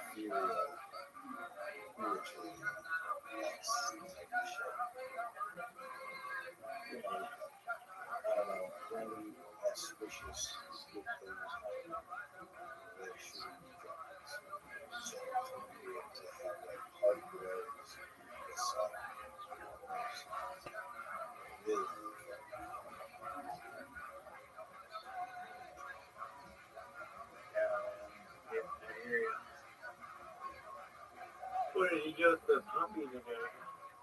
Are you training it? Jump grab?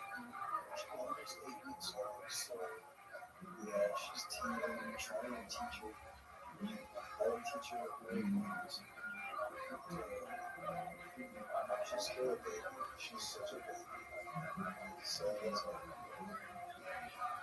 she has to learn how to do it. What kind of dog is it? She's very Australian. She's very collie. So she, now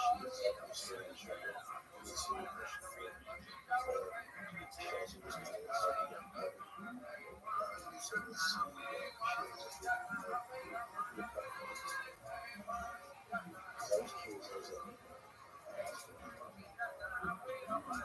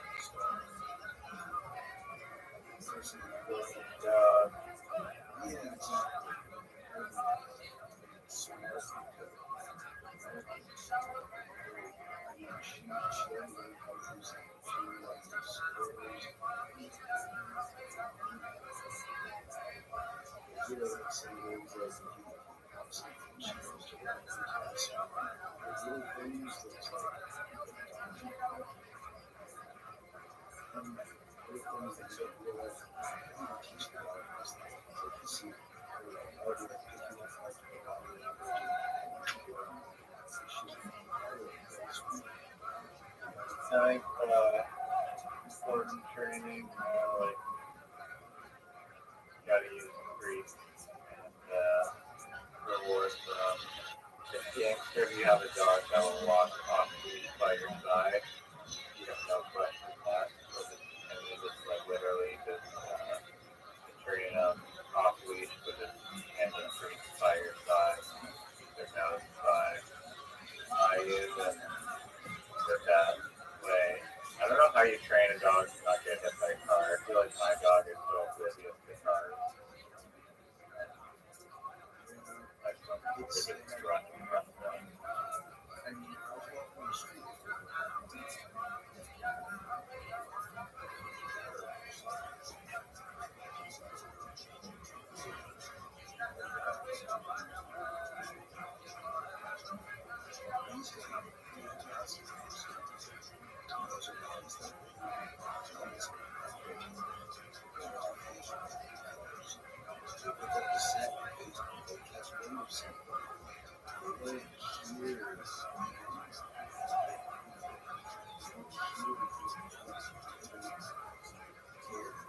Some of their giant ears, you know.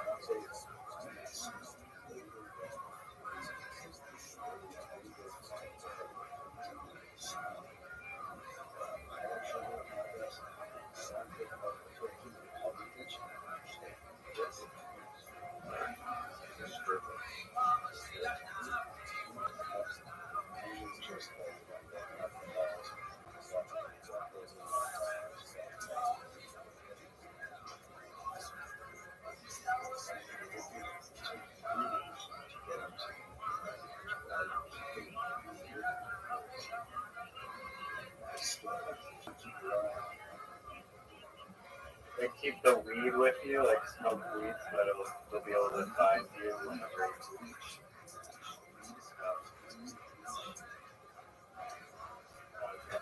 Right.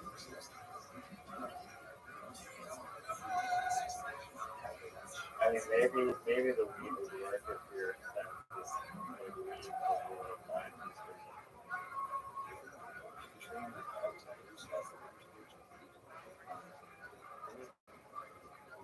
Nothing bad will ever happen.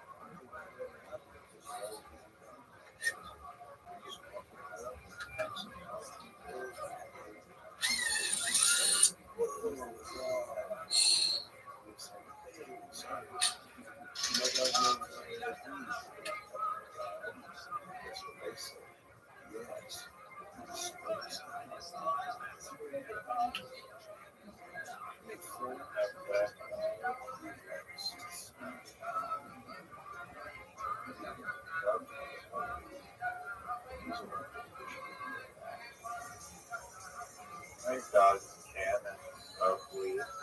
Nothing to anything that prevents them from getting high from weed, whether they enjoy it or not.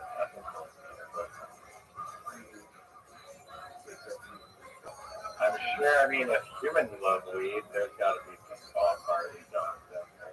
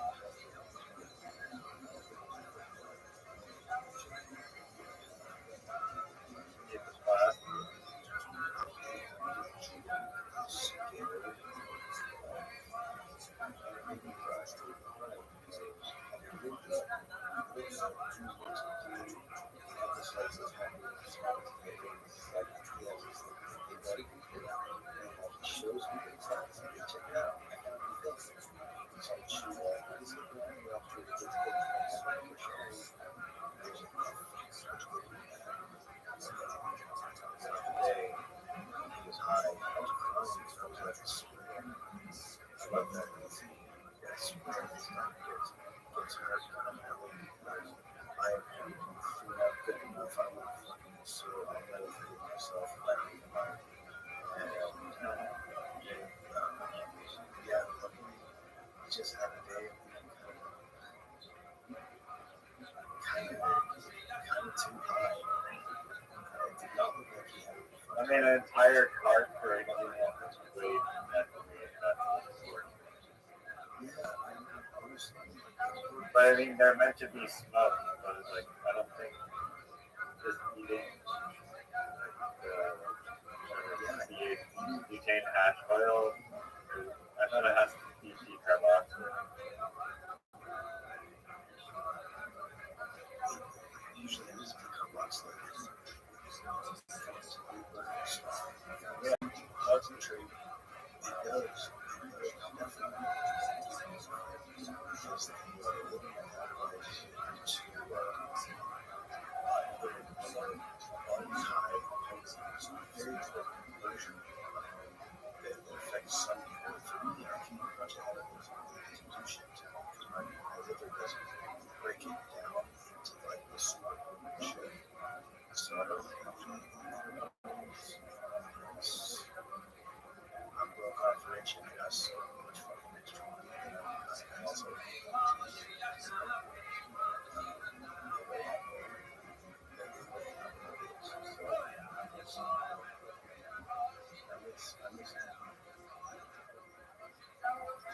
that's cool. But you gotta eat a lot of it. So you were like 10 milligrams of raw, and it's like 500 milligrams of it. You know, you buy like 1,000 milligram brownies and fucking, you know, still just be like, I don't know, this one's different things. Milligrams, yeah, 400, maybe like 400. Feels like 10 milligrams or like part of me. What do you mean? Yeah, when I try to like barely feel a tingle behind my eyeballs. like I'm saying, like I used to get like a tincture bottle that had 1,000 milligrams of heroin. So it's like, if you drop it, it's like 100 milligrams of this, right? You know? So it's like, I would just have that for a day. How much money?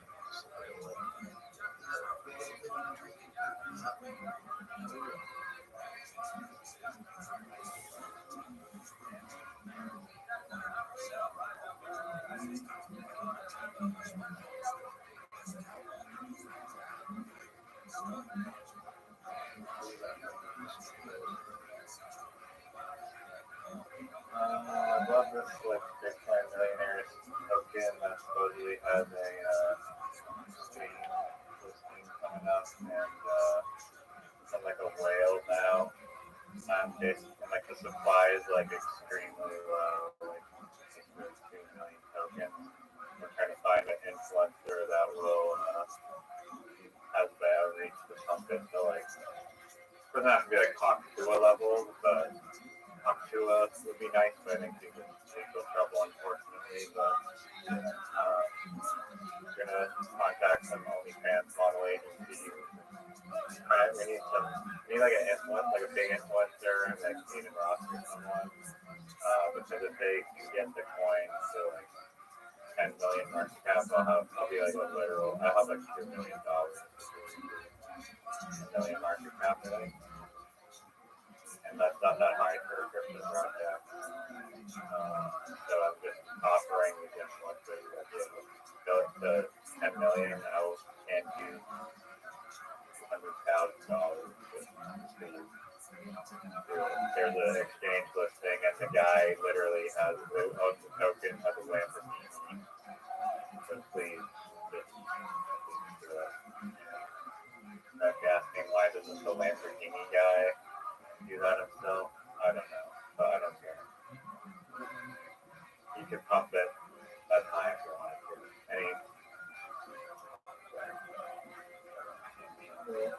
We'll do it. Just throwing my risk tolerance and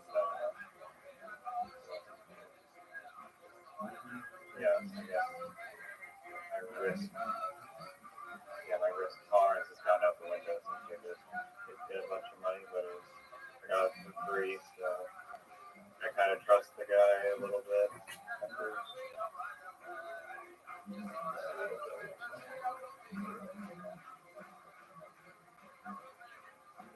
I honestly, I'd be chill if I could afford a little camper van to roam around with, not pay property taxes on.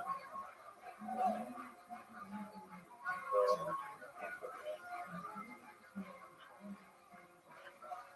I don't know.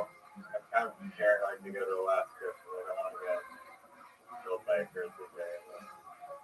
I probably, I don't know, even like the thought of a knife eating it.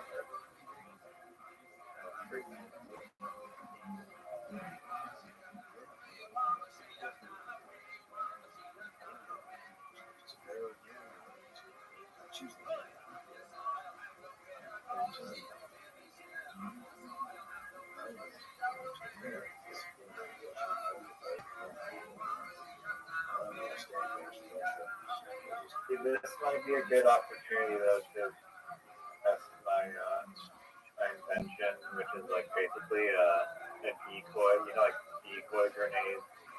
Basically like a decoy grenade, but for bears, and then like it's like a grenade that you throw that shoots at like salmon in like 20 different directions. We call it. It has a better name. It has a better name. It's not the salmon decoy cannon. That name sucks. It's the salmon cannon.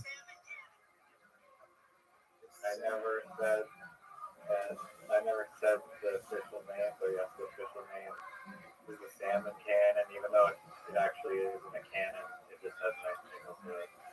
More of a grenade. It's more of a salmon grenade. Decoy grenade, but we're going to call it salmon cannon. I think what the big thing is to make it like a mortar shell. That way it gets far away from it. With the power of, it looks like a little cannon. Right? Because you also don't want to touch it. Doesn't that require like setting up like a tripod thing? I guess you'd want to do. I don't know. Caspian, see, how many people do you think in North America die from bears every year? Wait, bear attacks, not hitting bears in a car. How many?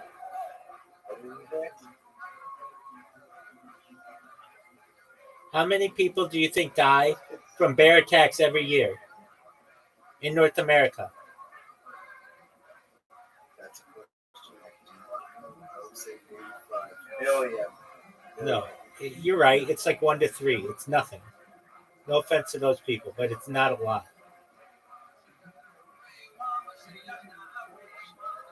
We looked up how many people died from deer hitting deer in cars, and it's like, oh, dude, it's huge amount. It's like 1,000 people a year, and it does like $250 million in damage. It's like crazy amounts of numbers.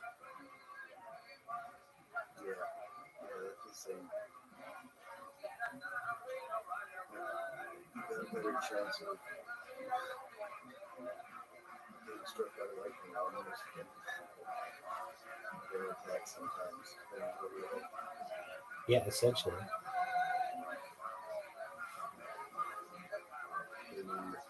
I'll tell you, like, I'm sure statistically, a lot of people get struck by lightning pretty good.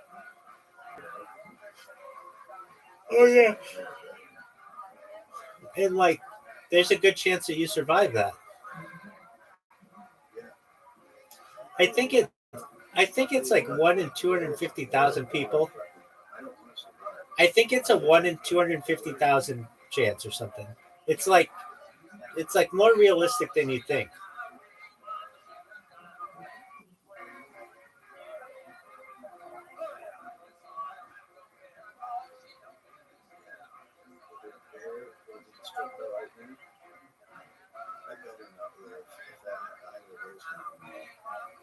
I'm sorry, but if I'm gonna live, I want to live with all of it.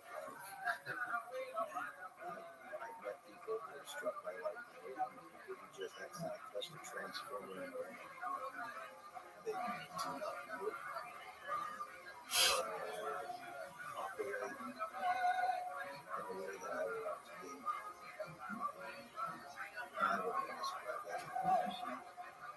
Less technology around the place where you have that, you know what I mean? It's fixing up better, sure. It's like, oh, we have better sound now. Let this on it take time. But, or they corrupted files because of the hard drive and the original thing.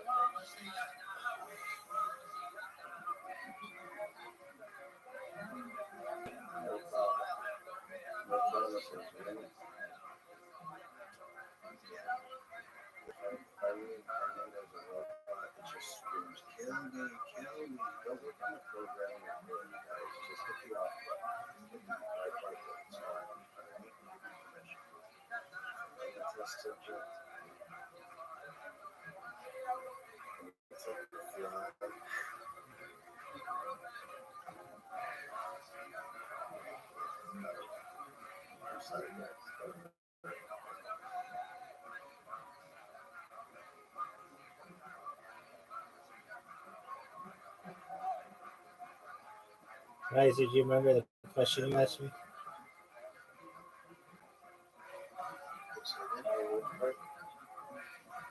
You asked me a question. Oh yeah, I didn't hear your answer. I did not hear it.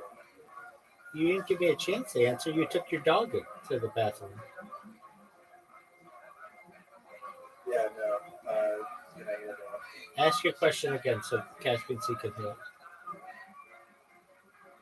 Okay, so recently I went to a meme coin, which is posted on the Twitter account of the guy who played Hank in Breaking Bad. His name is Dean Norris, and so the thing, like, there's like this really convincing Photoshop of him in a fucking chair with like a timestamp with his face and stuff, and he was wearing this same gray and black checkered shirt that he wore in like this other photo at his like restaurant. I was like, no fucking way, this is like I gave him like too much money, but I was like, damn, I ain't no way I'm missing this moon mission for Hank. You can shrug me for $150 or whatever. And it turns out that was for not time. I was just thinking, I was like, how the fuck is this guy's Twitter account get hacked? And then my brain this morning, I think, came up with like possible way to hack into people's accounts, not just Twitter, but accounts. Basically, the idea of I have no idea. I have no idea if this is remotely possible. I'm suspecting it's not, but the theory is that you could create your own email service, and within this email service, you create these kind of custom characters that you can upload. So it would be like the Chinese.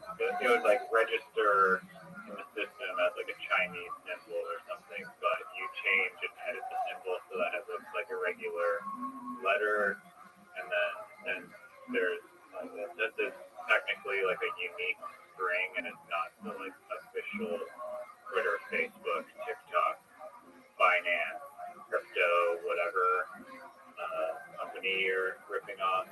Like it would basically disguise itself as looking exactly like an official email account, because the letters would be whatever at twitter.com, and then you wouldn't know that the I is secretly registered as some obscure Chinese character, but it's really like a fake I or whatever, and you can do that for as many characters as you want. Yeah, the premise from there would just be the old reset your password trick. Because people are still falling for those scams, obviously, from fake official email accounts. That lead you to identical copy websites that have some error in the URL that you're not supposed to. So that was the question to rabbis, whether that would work. So, frankly, this whole thing, like, oh, my account was hacked, that can happen, but it's rare. Meaning, a lot of times people just put out a tweet or something, and perhaps it's from the past or whatever, and their account they actually sent it out, but let me restart. One moment. The idea of having your account hacked can happen, but a lot of times it's used as an excuse for bad behavior that you want to do on, basically. So somebody may say, like, I don't know, on a controversial subject, they'll put out a tweet, and then there'll be all this backlash, and they'll say, oh, I didn't send that tweet, it got hacked. But that legitimately happens. And I know that I've lost devices. I've like because I've done so much streaming IRL, that sometimes I've left devices at places, and like people can get into my phones and things like that. That's the easiest way, though, to hack a person, quote unquote, is to get access to their phone, because usually their phone has the email on it, and it also gets text messages. So for this guy like Hank, really, for him to have gotten hacked, he would have, are you sure that he got hacked, Riser? I'm pretty sure he would not. That this is Dean Norris, the guy from Breaking Bad. He seems like a honest guy. The way it was done to fake website targeting his brewery, so they made a fake website, hacking his business. He posted a video saying that his Twitter was hacked. People in the comments were like, God damn it, enable the 2FA, man. What the hell? It's the second time that you've been hacked. Apparently, within a year. So, is it possible that he rubbed a can't say for certainty? Do I suspect that he would do such a thing personally? No, because if he had just launched a legitimate coin, it would have gone to 100 million. He wouldn't have needed to rug at market cap of 5 million. It literally was gonna blow up. So for that reason, I don't think that. At least with Twitter, the way that it goes is you need a person's password, which can easily be gotten on the open web, if they have ever used a non-secure site, a lot of times people just reuse their old passwords. So a lot of times you can find that just an email address that's associated with them and a commonly used password. You can um, you can essentially try to hack their password, which doesn't work all that well because you only get so many attempts. Or you could try to hack their cell phone to be able to perhaps get in for their alternative two-factor authentication. It's very difficult. I'm not saying that it can't happen. Again, I have. If they don't have 2FA enabled, then Yeah. it's a lot easier. If they have the 2FA enabled, it's impossible unless you have phone access.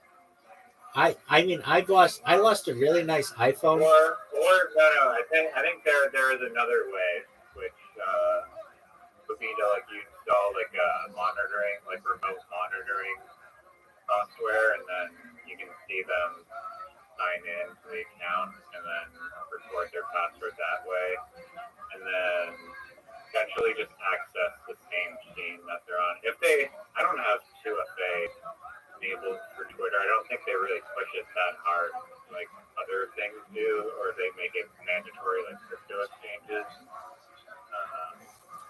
I don't have it to log into any of my Twitter accounts, and I haven't really the pressure to do it.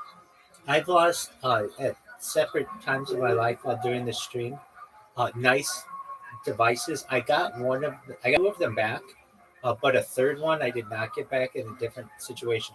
Okay, so I would go and hit golf balls after work, and I would record my golf swing, and I wanted it from all kinds of different angles. So I went and I bought these devices on it was on I think AliExpress or something. Like it wasn't even Amazon, and they were like supposedly they were good. They were like really nice phones, but they were really cheap. I bought them and I put a label on them like, if you find this phone, please call this number. And I accidentally dropped one of them or left one of them at the golf course. I got this call from this guy that was like, "Hey, I found your phone," or text messages. Now this was like almost 4 years ago, and he's like, I'm like, "Oh, thank you so much. Like, I like, can I pick it up from you? I'll be happy to give you like a reward or something." And he's like, "Sure." So I went to this apartment complex in like kind of like a shadier area of Orange County, and I legitimately thought this guy was going to jump me.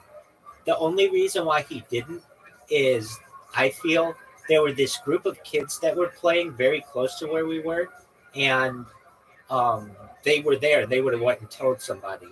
But this guy basically, he had my phone, and like walked into this like really sketchy area, and instead of like giving me the phones like in public, like where it was out in the open, he's like, "No, come with me."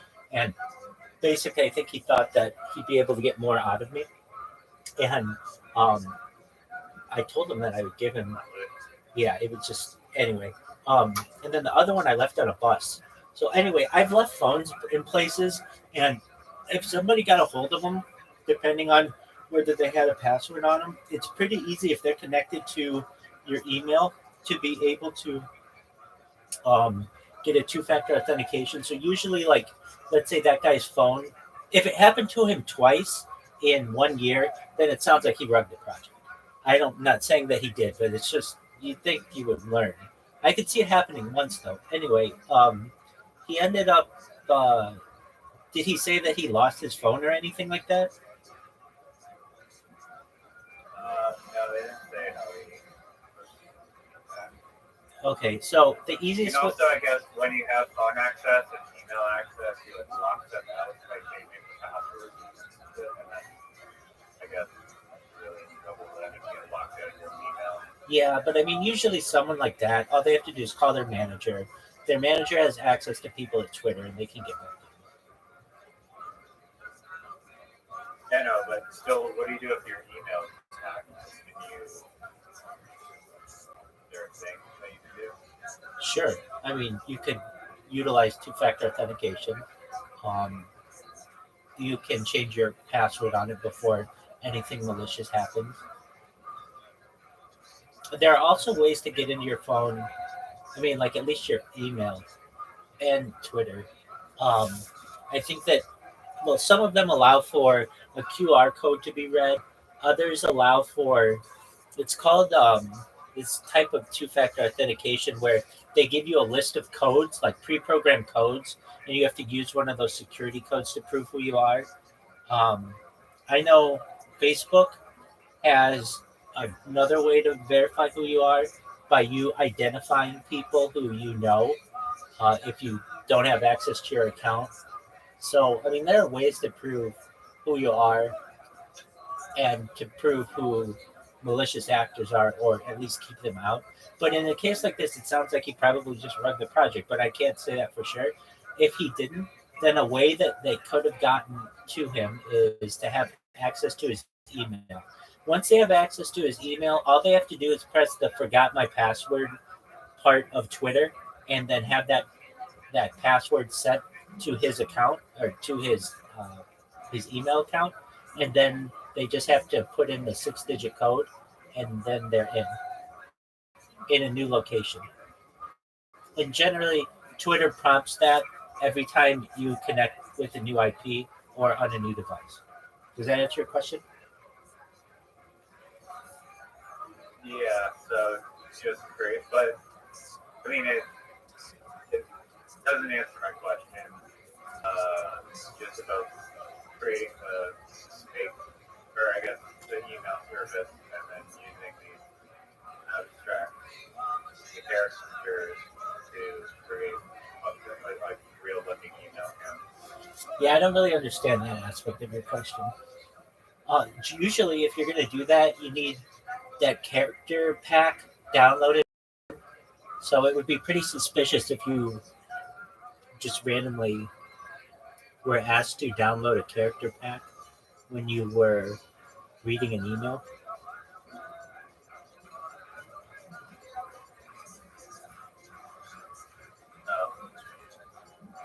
Yeah, I mean, I was thinking that it would just not be, it wouldn't change the person receiving the email. They just see hello from Twitter.com, but one of the letters in the Twitter is it's like a fake letter, basically.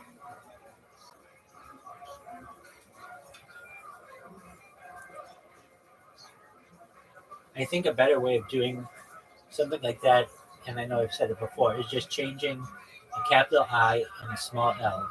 So instead of it being like riser@gmail.com, it's riser@gmail.com, and you'd never be able to tell the difference by just viewing it.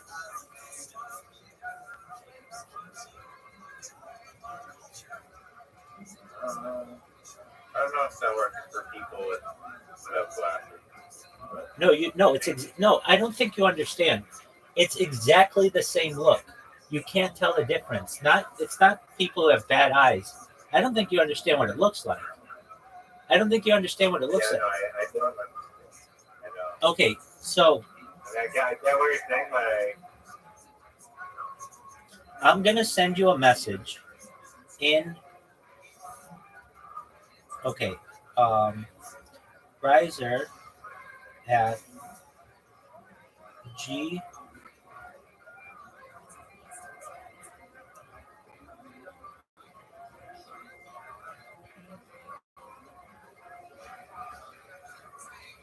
Okay. I just sent you a message. Tell me what that domain is. that is riser@gmail.com. Email is lowercase gfai. Oh, you're saying that's an L.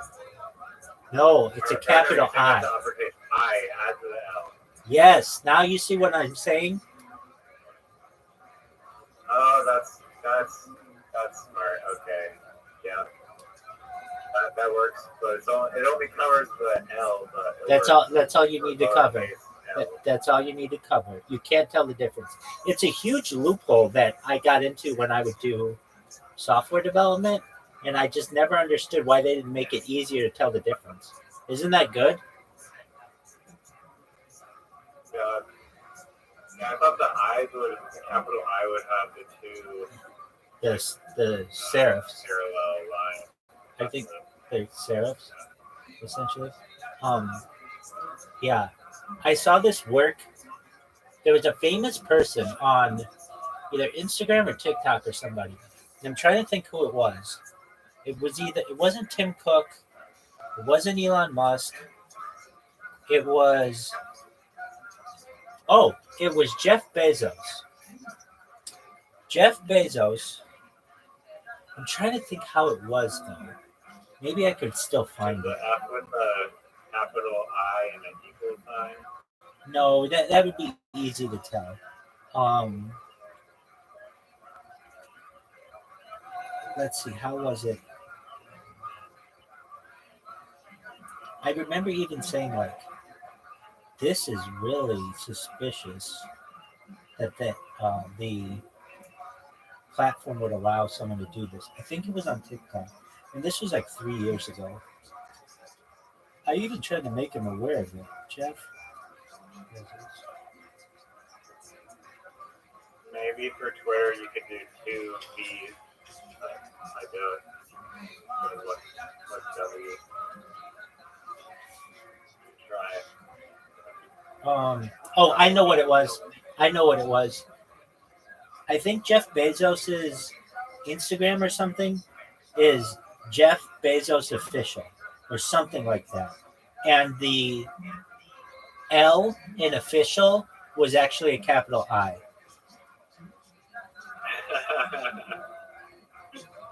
Oh, so that's how you could fucking do this to people, is people who have like official in their name, just change the L to a capital I and you can't tell the difference. Yeah, that doesn't let you hack into their account. That just lets you like have the same Impersonate That them. is, yeah. I guess, yeah, that works. Minus the verification part, but kind of works. It does work pretty well, man. Have you heard of Pegasus? And well, like in different ways. Enlighten me in what you're referencing. It's like some CIA, FBI. Or no, I think there's like Israel. Yeah. That's what I thought. Israel, Okay. like CIA tool that Yeah. basically with anyone's phone number Right. allows them to access all of your entire phone. Right. Do you have any idea how that would work? There's a packet that I've seen on a phone. Basically, like your carrier doesn't want you to know about this, but there is when you look at all the data that's coming in and out of your phone, all of it is able to be tracked except like 5% of it, and you don't know where that 5% is going. And apparently, those are like NSA and other clandestine organizations' backdoors into your phone. So, like, basically, if you were to just like leave your phone with a connection to the ISP, not a connection to your cell phone carrier or ISP, either one. Like 95% of the traffic would go to your ISP or your cell phone carrier, but there's a strange 5% that quote unquote no one knows where it goes, and it's essentially the backdoor into your phone. That's the thing that allows them to listen to all of your conversations and like to perhaps even use your camera when you're not aware that it's on. So I've seen it before. I saw somebody do an experiment with it. This was like probably 10 years ago at this point. But basically, they had an iPhone, and let's say your iPhone normally is sending 100 kilobytes per minute to your ISP. Well, they were able to disconnect the data that was going to the ISP, but there was still some packet that was communicating with some unknown entity, and they could not necessarily track where it was going. And that has been assumed that that's the back door into your iPhone. And Android has the same thing. That's why it's kind of a joke. There was this huge ad campaign, at least, I mean, I think I saw it on TV, but they had billboards all over LA that when they launched the iPhone 14 or something, it was like, security, that's iPhone. Security, that's iPhone. And it made me laugh that, like, that's, no. Security minus the 5%. Exactly. In fact, let me ask ChatGPT about this, because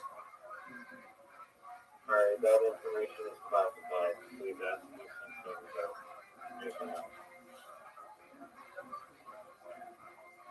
Yo, dog, a few years ago, I saw somebody who did some experiment with an iPhone, and, like, let's just say about 100% of the traffic that was going to the ISP, of the 100%, 5% could not be accounted, and there were thoughts that this went to clandestine agencies.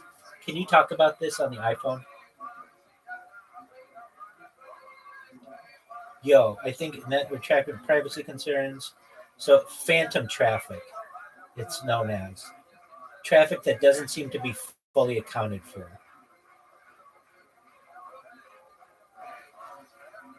5% unaccounted traffic. The specific mention of 5% of traffic can be explained. Claims that not all traffic can be explained by apps or user activity. This is often blamed on services like Apple's telemetry, iCloud syncing, or even data shadowing. It seems like it's known as phantom traffic. Let's see here.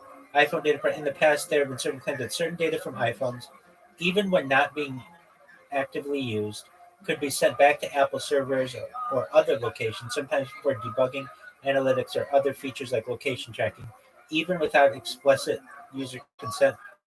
People question if this traffic could end up in the hands of the NSA or CIA.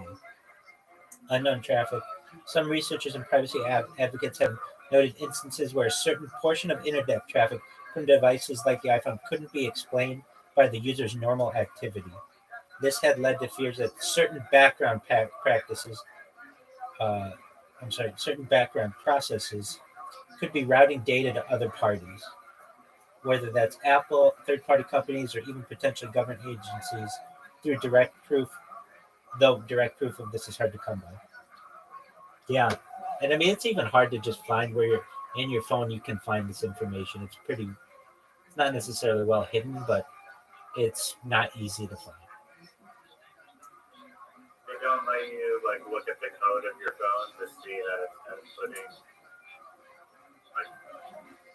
data. Not specifically. It'll just say, like, in the last 24 hours, this is how much data is being used, but it doesn't show you like second by second what's being sent.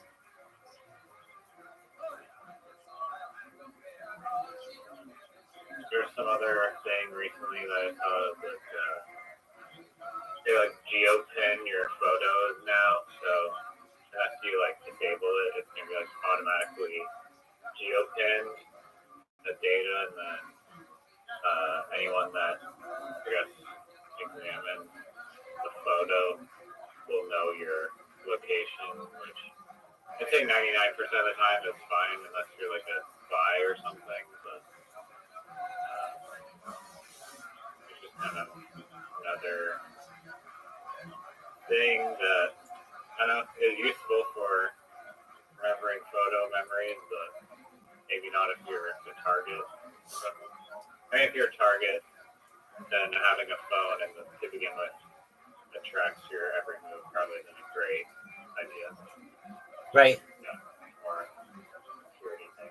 There are ways to clear metadata from photos and such, but I mean that doesn't really bother me. I think it's useful to know where photos were taken. However, what I don't like is when that data is used for advertising purposes and they use it immediately. So, for instance, if I take, I don't know, I'm at the mall and I take, like, I've done this. I was at a set of outlet stores with a friend. We weren't even at an outlet store. We went to go see the movie The Joker, the first one with Joaquin Phoenix. He and I went to go see this movie, and at the time I was trying to become a Yelp Elite user, because if you're a Yelp Elite user, you get paid like $300 to do a review of places, and that's not why I was trying to do it. I was trying to do it because I was working for a startup, and Elite Yelp reviews would have helped our company more, and so I just wanted to know how it worked. And so I went all around this mall. It's an outdoor mall, and took a ton of pictures, like saying like, oh, I was at, I don't know, Ralph Lauren, or I was at the Polo store, or I was at, and it was like night. It was like all these places were closed, but I just was taking pictures of them all. But then I noticed that like I would get, like advertising directly related to all those places where I took pictures. And that kind of creeps me out. That was a while ago too. Yeah, it was like whenever, like maybe 5 years ago. I've noticed that stuff, and it creeps me out. I'll tell you a quick story though today that I just thought was like a coincidence, like almost like too unrealistic coincidence. So. Like I go there, I take Yellow for the walk. I'm listening to a podcast. The podcast is about like, I'm listening to that podcast for like an hour, over an hour. I go grab Yellow's food, come back, walking home.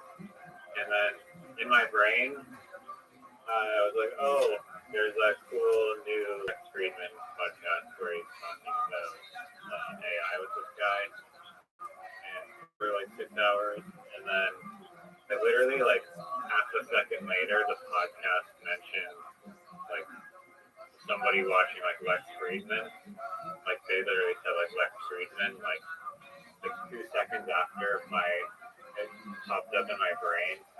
And I'm not saying that like you're like target adding me through podcasts or anything, but I was just like, gee, that's like out of all the like just like that alignment of things I could have thought about anything. I was out here for an hour. I only like that one intersection of time was I thinking about. I had like just randomly Lex Friedman at that one moment, the same time at the podcast said it, and I was like, geez, like the odds of that happening cannot be super high. I worked in the startup, and I was being worked really hard, and I ended up leaving to work as an accountant closer to Irvine, and I worked in this job for a year before being offered more than twice the money to come back to the startup. But in that year where I worked as an accountant, I was taking over for someone else who was the accountant before me, and she was milking a lot of time out of this company that couldn't afford like a huge salary for her. So instead of going for a big salary, she would just say that she would work a whole bunch of overtime and watch Netflix and things, like just to be at work. And so she wasn't very productive, and that's why they hired me to get rid of her.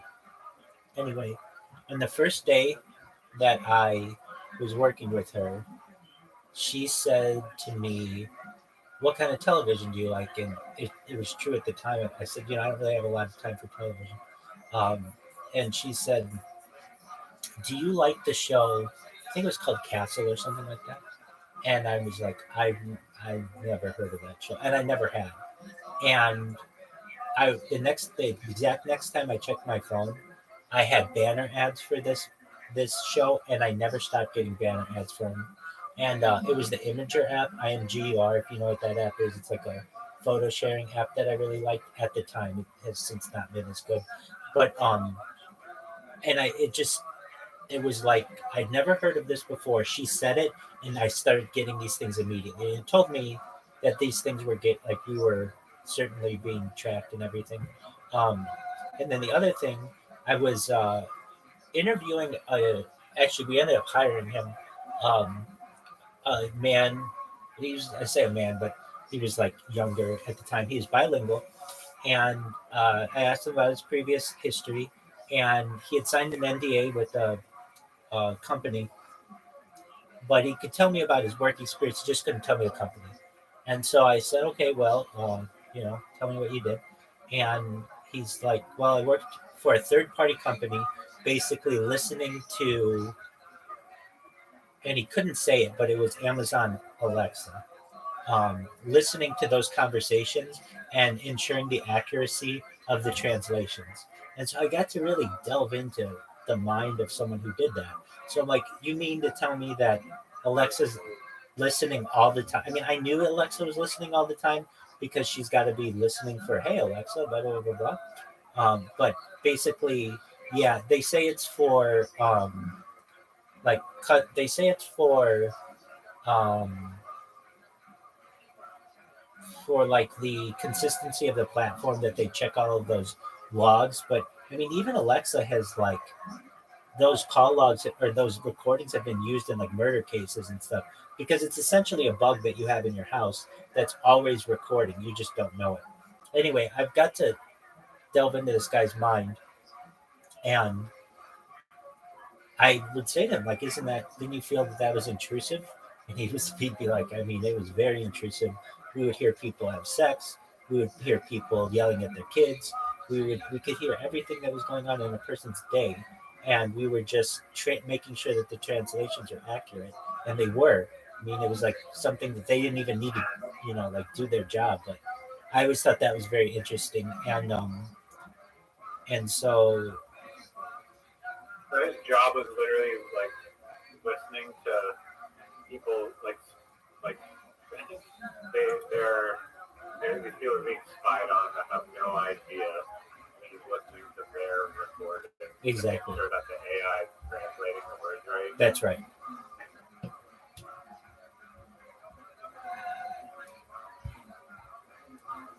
Yeah. So it's honestly, it's very creepy when like this has literally happened to me on several occasions.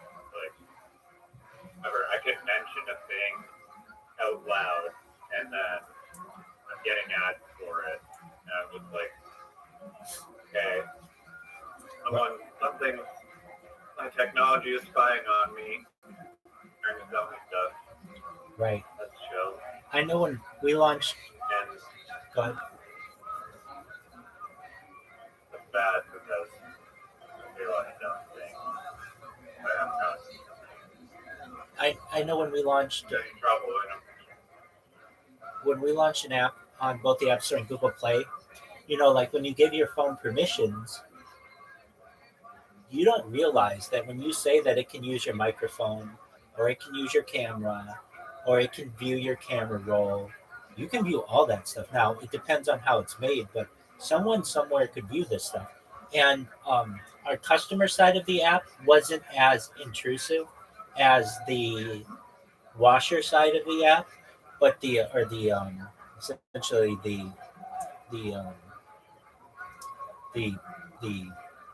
washer side of the app. So what we were able to do, I mean, you could tell exactly when these guys would have their app on, you could tell exactly where they were in their houses. And we had this map that we'd look at of Southern California, and we could tell where this guy was within a few feet of where his phone was. And we could see it moving around, and I mean, like, we would hit one button, it was called our dashboard, And we could see where all our washers were at a given time. And so long as they were in the app, that was essentially a GPS tracker of every single one of them.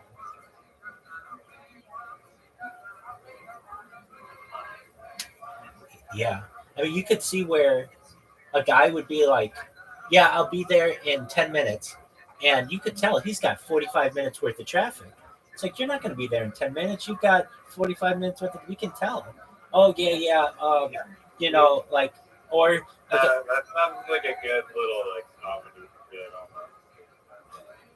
Well, You it could. interject on the microphone or like you get the call.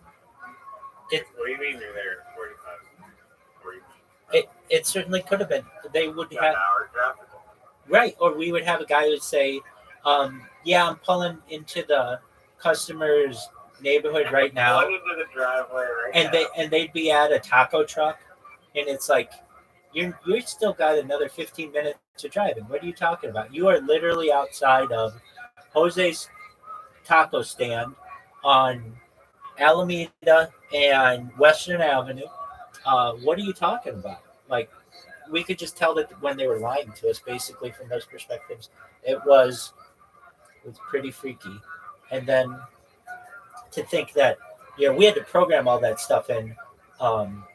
We're not even like the phone company that you never know what they're sending. And I know people would say that this was like AI or fake, but I know when Mark Zuckerberg, when he first would bring his laptop around, he got all kinds of questions that went on because he had his camera taped over. And it's like, oh, if Zuckerberg has his camera taped over, then, and he's like the ultimate person spying on people, well then, why shouldn't we?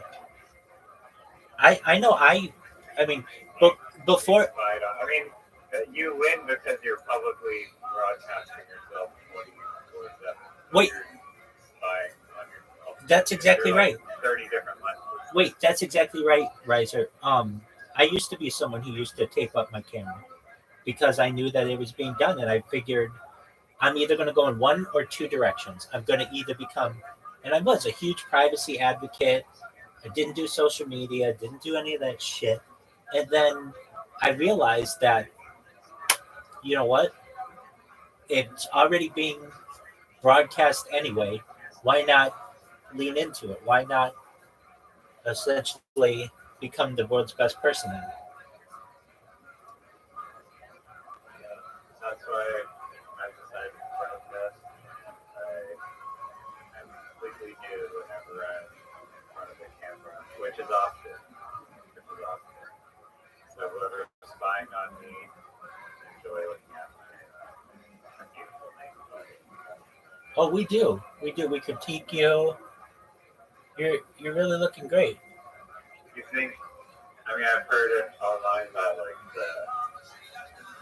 I'm sure you'll agree with it. But like, Oh, you're sure I will agree with it? not necessarily like I'm going to play devil's advocate just to piss you off. I have a good hunch that you'll agree with. The end game, so to speak, not like for the entire AI industry, but end game kind of for AI creates this like mass surveillance system. Word, dog. It's known as Echelon. Edward Snowden, it's essentially like this Five Eyes program between New Zealand, Australia, United Kingdom, Canada, and United States to spy on each other's citizens and then collect all that data into one database and be able to parse it.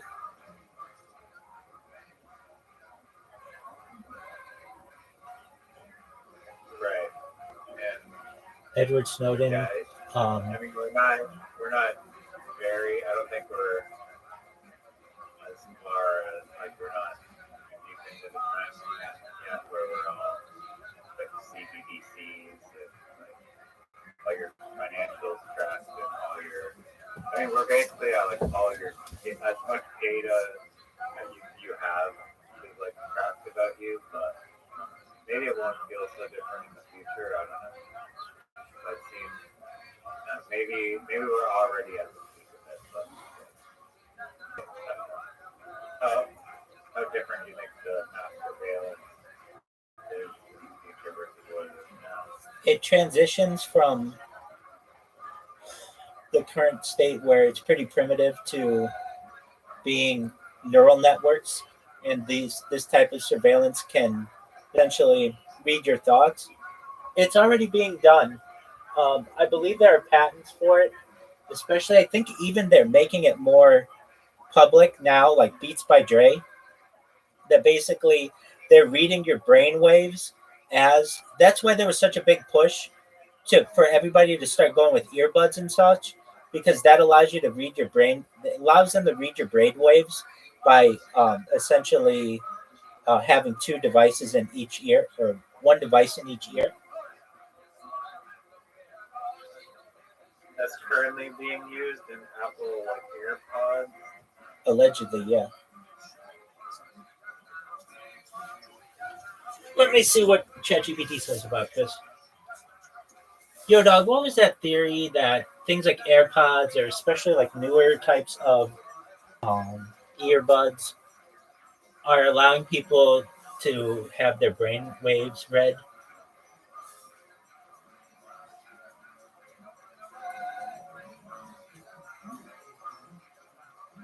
Yeah, okay, so yo, I know exactly what you're talking about. The theory basically taps into some pretty wild territory. Basically, it's the idea that newer wireless earbuds like AirPods could be used to read brainwaves or even influence thoughts through things like electromagnetic fields or signals. There are a few types of concepts tied into this theory. Brain-computer interfaces, I'm not going to go on to read all that. Electromagnetic fields and wireless technology. All wireless devices like AirPods operate using radio frequency signals, basically electromagnetic waves that are used to transmit data. The theory suggests that if these signals are powerful enough or manipulated in the right way, they could somehow interact with brain activity and neural patterns. Mind control or manipulation. There's another theory that some believe, because of the close proximity of earbuds to the brain, that they could be used as a mind control tool. Some folks claim that this type of technology could be used for nefarious purposes, including influencing thoughts, emotions, or behavior via subtle interactions with brainwaves. Smart features and data collection. With the use of AI and machine learning in devices like AirPods, there's a theory that these devices might be gathering more data than you think, not just about what you hear, but possibly about your mental state or even cognitive patterns. For instance, smart devices can track things like your speech patterns, mood, or even changes in your environment through the microphone and other sensors. So yeah, it seems like it can be done. I thought there was one company that was saying that they were publicly doing it. So let me see. Let me see if I can find this. Yo, dog, what is the name of that type of earbud that was publicly marketed as being able to interact with your brainwaves? Okay, it's called Muse earbuds. They were marketed as a brain sensing device designed to monitor your brainwaves and help you with things like meditation or focus by providing real-time feedback. They use EEG, electroencephalography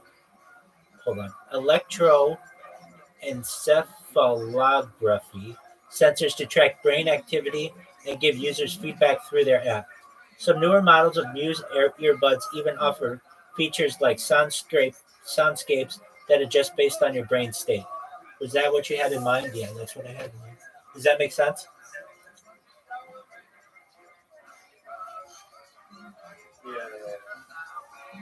All right. So your earbuds know all your dirty thoughts, dog. Yeah, I mean, they can't like convict you for just Yes, they can. And if it's, dude, you haven't read or seen 1984, dog. It's known as Crime Think, and then there's also pre-crime.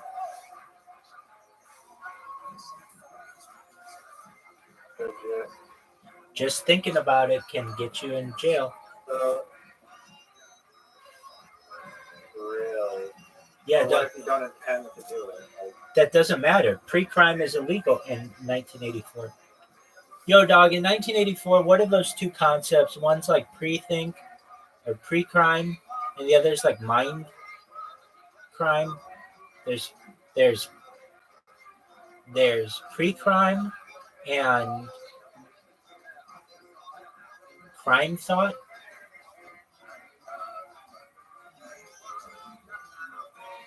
Oh, thought crime. So there's thought crime and thought crime prevention.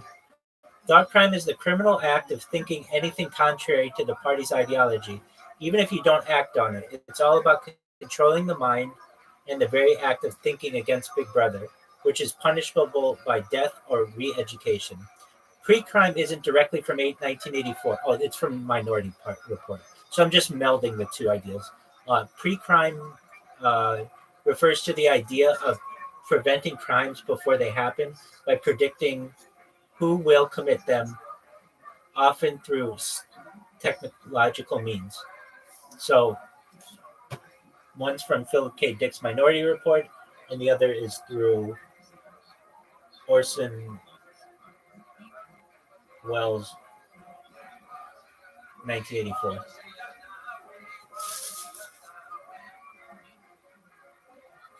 Or, I mean, not Orson Welles, George Orwell's 1984. So one, thought crime is from George Orwell's 1984, and pre-crime is from Philip K. Dick's Minority Report. But this isn't science fiction. This is starting to be at least the initial discussions of being legislated.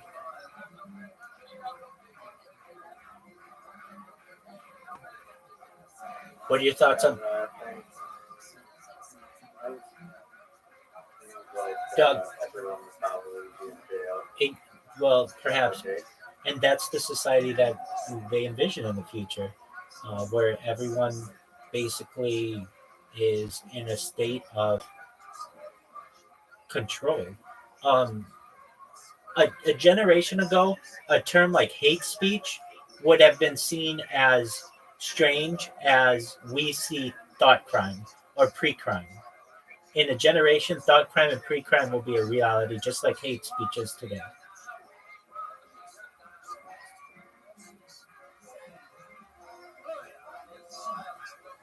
A generation ago, hate speech would have been seen as a First Amendment, I know you don't have it, but at least in the United States, it would have been a violation of the First Amendment, but it's no longer seen as that. And in the future, thought crime and pre-crime will not be seen as a violation of privacy.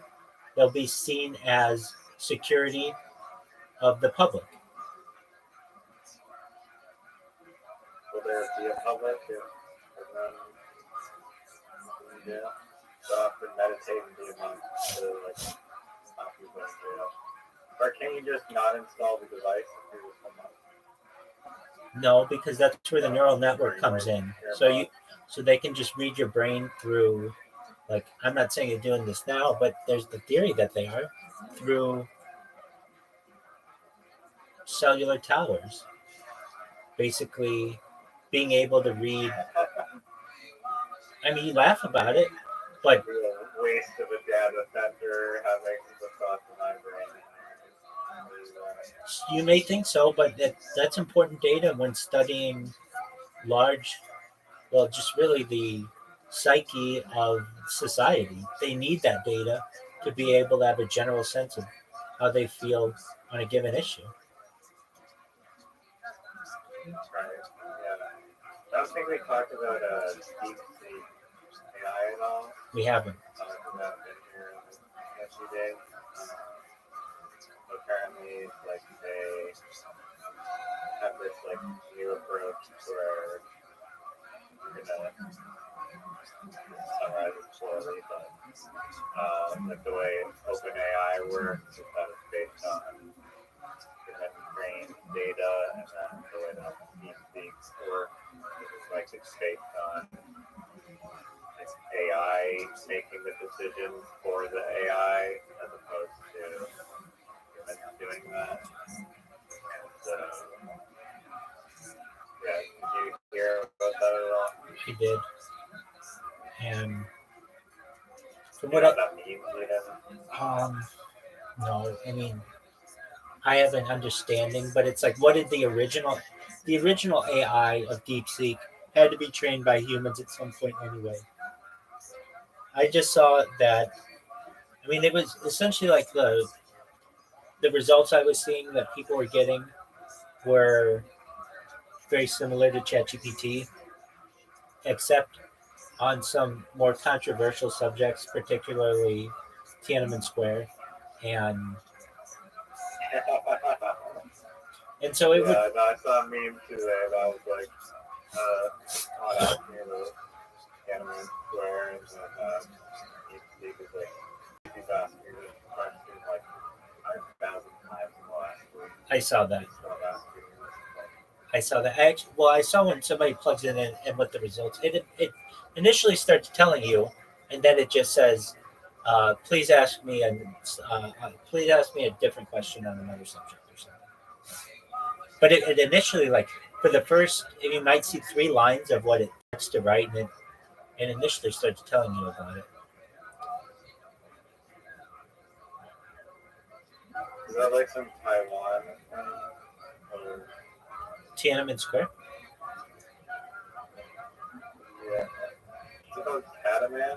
No, that's Tiananmen. Tiananmen. It's Tiananmen. It essentially was a student protest in late 1980s in Beijing. That's where Tank Man comes from. That picture of that man who's in front of the tank. Do you know what I mean? Yeah, so it's like, You know that guy wasn't run over by the tank, though. He runs into the crowd, and no one ever knows whatever happened to him. Like, everyone assumes the tank just runs him over, but it did not. But essentially, they were. I thought that's what the photo was showing, that the tanks were yielding to the pedestrian and they took it right away. Pull over the street. Yeah, still fighting tanks. No, that is not what it is showing. It was showing a force of the Chinese government over a peaceful protest of students, and it's become one of the most controversial subjects in China, and it will be in the future extremely controversial because it will be seen as one of the major events that help shape what is considered free speech. And let me just ask ChatGPT, yo dog, what exactly were the students in Tiananmen Square protesting? As I understand, they were authoritarian, political reform, freedom of speech, and greater democracy. In 1989, the movement started as a call for more openness in China after the death of Hu Yaobang, a reformist leader who had been sympathetic to student movements. As the protests grew, the demands expanded to include things like an end to government corruption, better living standards, and more personal freedoms.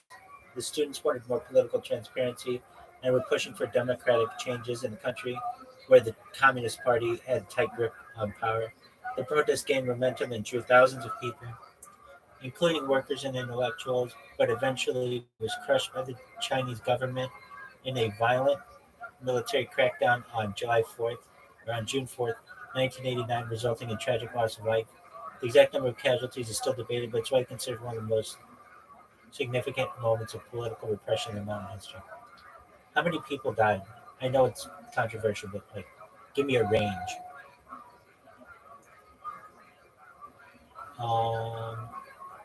200 to 300, higher estimates, 1,000 to 3,000 people.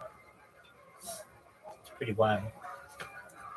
It's essentially like the last time mainland China allowed for free speech. And then this was, I don't know if you remember, do you remember the Hong Kong protests of like 2019?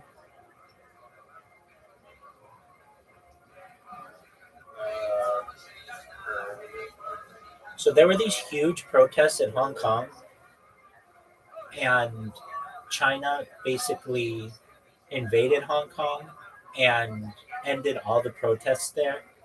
And then COVID happened and nobody heard about these people again. But basically, it was a huge authoritarian overthrow of free speech in that country, which had more free speech there because of the British influence. But it's essentially, Tiananmen Square is a symbol of government authoritarianism against free speech, democratic values, and social freedom. And because of that, because it had such a important impact on society, especially in China, the Chinese government doesn't want any discussion of it. Like, you can't have a picture of it, you can't talk about it. I'm trying to think of like an American equivalent. It would be like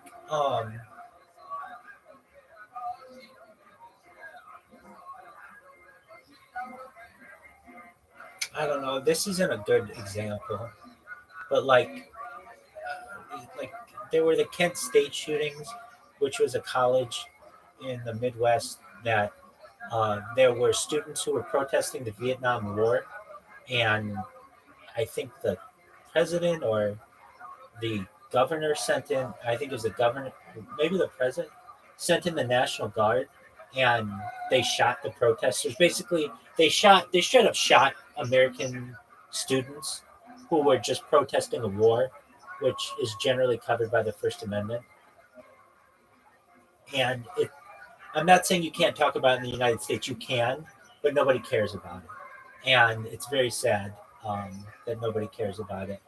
But it was basically like the American military being used, or at least the National Guard, being used against its own citizens. And that's generally seen as an overarching use of political and military power. I'm trying to think of another example of this. Maybe perhaps during the Civil Rights era, in the Civil Rights movement, when you would have like police dogs being sent at civil rights activists and hoses being used to tear open their flesh and such.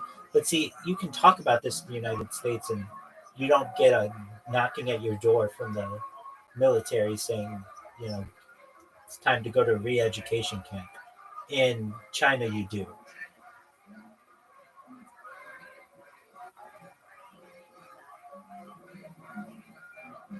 Yeah, I don't think China's very again, that's a little bit strict.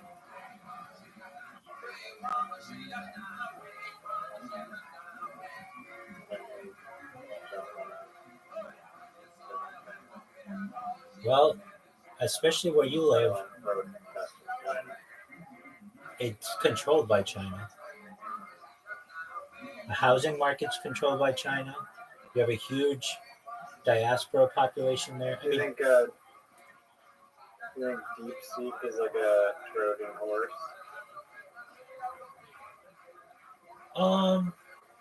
I think it is China's answer to ChatGPT, and I think that both of them are perhaps Trojan horses. I mean, neither of them is perfectly free. Just the way they manipulate their answers. You can't get, I mean, I used to use this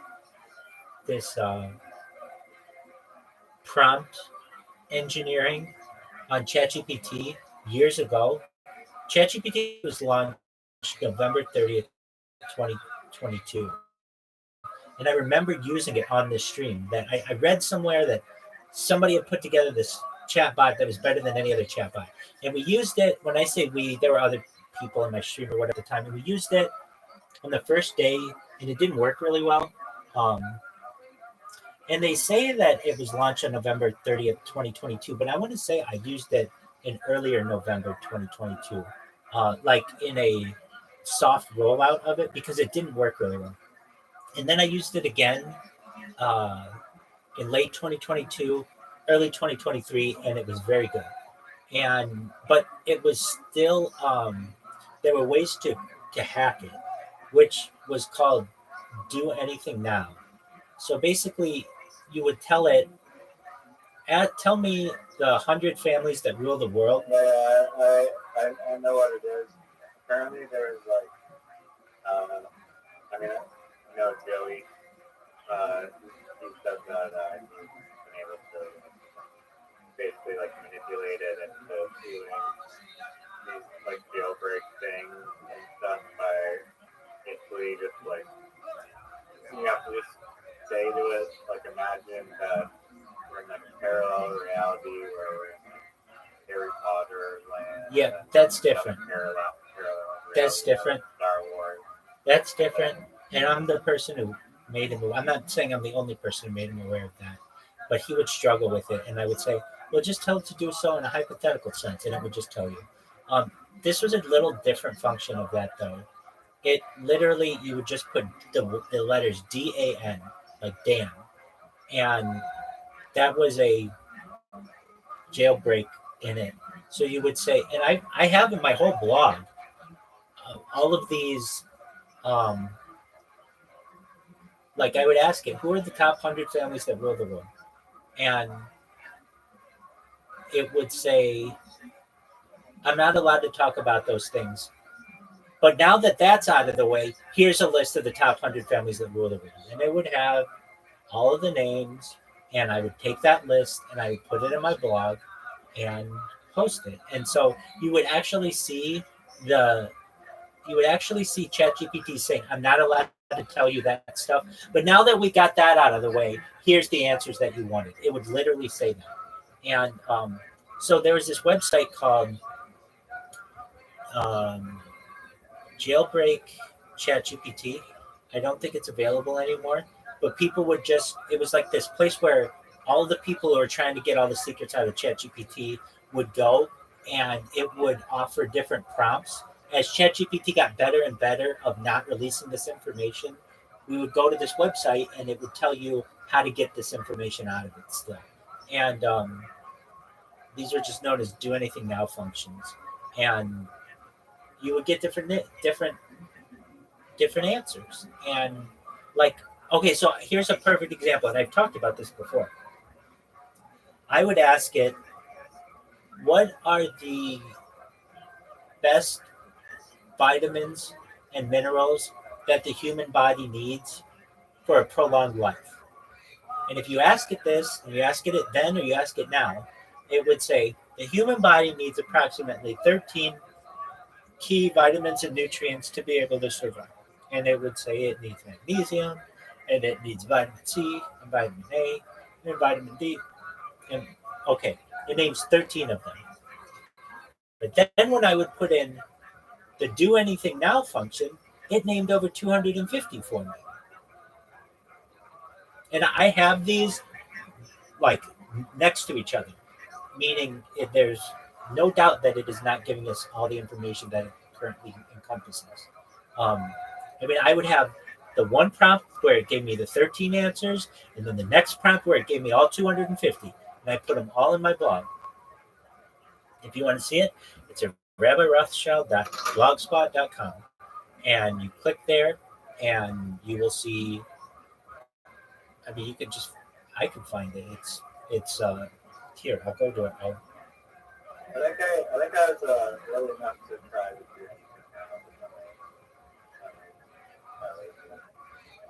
You very well could have been.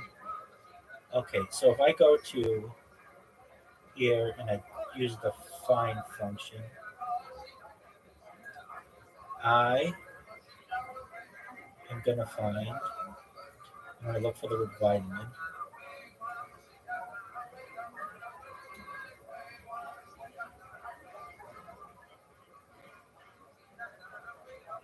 My blog is so long that it might not show up.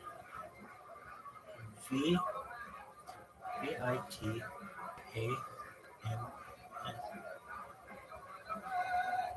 I think it's too long. Oh wait. Oh no, I found it. Okay, here we go. It is very long. But it has all the secrets of the world in it. Find out. VITAMIN.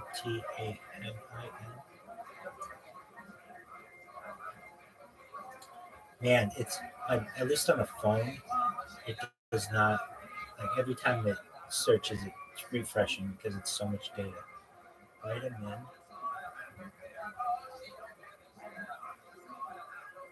Yeah, I probably have to do it on my computer. Okay.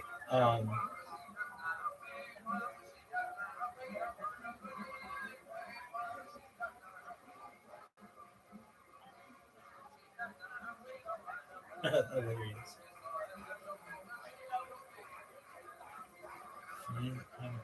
Find any page.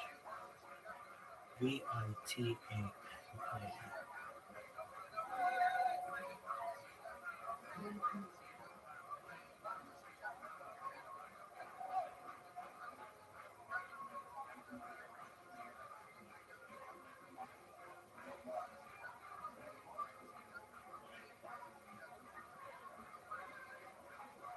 Every time it searches, it just refreshes the page because there's so much data.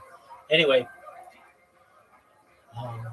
I think people in the future will not believe me, but I'll be able to show them, hey, ChatGPT used to give you different answers than it currently gives you.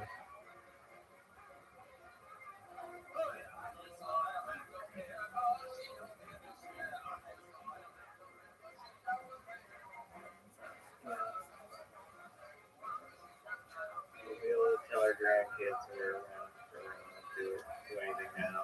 Fuck yeah, I'll be able to say, hey, here I am on camera doing it.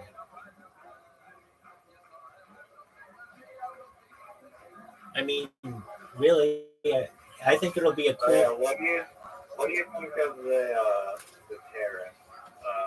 Do you think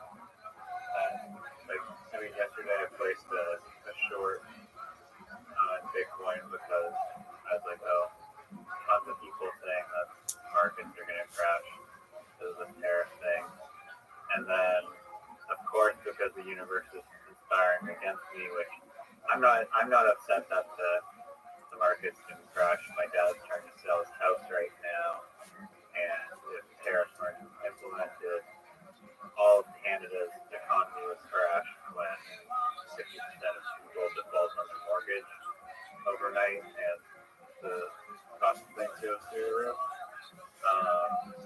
And so I don't know if this is a negotiating tactic by Trump with the art of the deal to play hardball and whatever in order to get border security or something, but apparently there's a 30-day pause from a tweet that came out of Justin Trudeau saying that they'd come to a deal to pause the tariffs to 30 days. So I'm hoping that's the case, but the way the tariffs were supposed to work in the beginning was that we weren't supposed to have an income tax anymore, and the tariffs would essentially make up the lost tax revenue.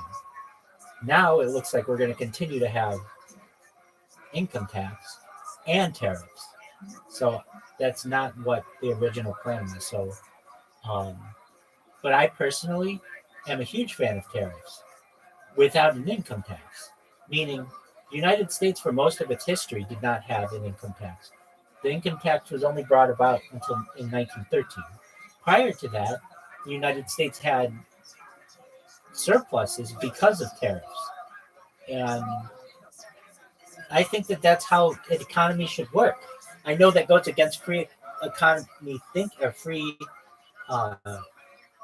free economy thinking, free market capitalism, but in order to protect your own country, you initiate tariffs. And if somebody wants something from another country, that's fine. They just have to pay a premium on it. And then that causes companies not to want to leave your country. Essentially, what happened was an internationalist wing of the global economy made it so that tariffs were either very small or non-existent, and that allowed all of American industry to go overseas, and it basically destroyed the middle class. But overall, I'm a major advocate of tariffs, but I'm not an advocate of tariffs and income tax. No, I'm an advocate of no income tax and tariffs. If you want to buy a car that's American made, that's fine. No tariff. If you want a super cool luxury foreign car, that's cool, but you got to pay a premium on it. That's how it should work. Now, in terms of Canada, it's become, I mean, like, Canada is so controlled by international influences, particularly the British Crown, that you just see what happens. Like, I just saw this. This is an example. I'm not saying it's a great example, but when you go to a liquor store in Canada, now if a liquor is from the United States, but only if it's from a red state, do they take it off the shelves. If it's from a blue state, they don't. It's just essentially politicizing the economy, but not politicizing the economy of its own country, but another country. And it's not very consistent, because while the liquor may be made in a red state, the owners of the company live in a blue state. So you're not really, necessarily harming the right people. And there's still Democrat voters in red states. Right. The one by 6%. Right. I mean, Canada is so controlled by the British Crown from the east from the west, and so controlled by China from the east. Now, the same could potentially be said about the United States, but at least from what we see from a Canadian perspective, it's like I look at there are issues that would never take off in the United States unless they took off in Canada first. Like what? Who's that guy who Frost always talks about? I think it was. He was a. Oh man, I'm very tired. I'm gonna tell you his name in a second and talk this out, and then I'm gonna go to bed. You've seen me watch 1,000 fucking podcasts with this guy. He was the guy who was the professor at the University of whatever. Who? Yeah, he will be. No, what is his name? He's always on Joe Rogan and Lex Friedman. He wears all the weird suits. What is his fucking name? His daughter, and I can tell you his daughter is like eating habits. He's like the most famous fucking Canadian professor, and he got fired from his position. Oh. Wait, give me a name. Wait, give me a second. I do this thing, so I'm also at brain not working because I'm tired mode. Yeah. We got banned from University of Waterloo. University of Waterloo, right? No, he taught that. I can tell you this guy went to Harvard or Jordan Peterson. Thank you. I wasn't even trying to think of his fucking name because I'm so tired. But yeah, Jordan Peterson. Okay, so he got fired. Was it University of Waterloo?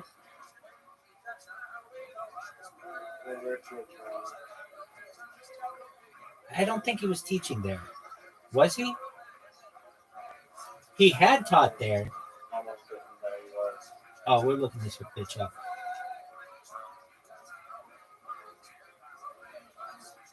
From what university was Jordan Peterson fired? Oh, it was University of Toronto. Maybe I just. What relation did Jordan Peterson have to the University of Waterloo?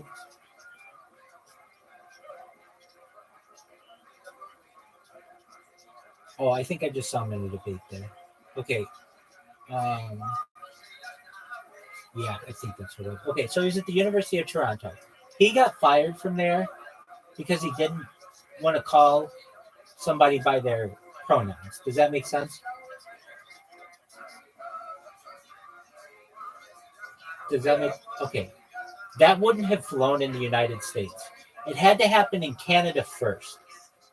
Canada is like where they try shit out, and then once it kind of catches on there, there's some movement in academia between the United States schools and the Canadian schools, and then things start to get more mainstream. But it like has to start somewhere, but it doesn't normally start like you don't see this stuff happening in Mississippi or Texas or Iowa.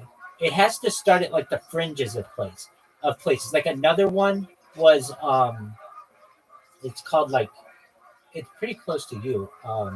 Evergreen College, I believe, with like that Weinstein guy Brett Weinstein, who let me see why he got fired. He got fired for some other like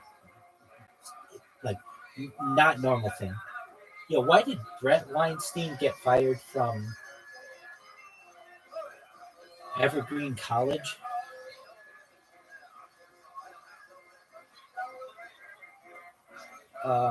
So this is in Olympia, Washington. The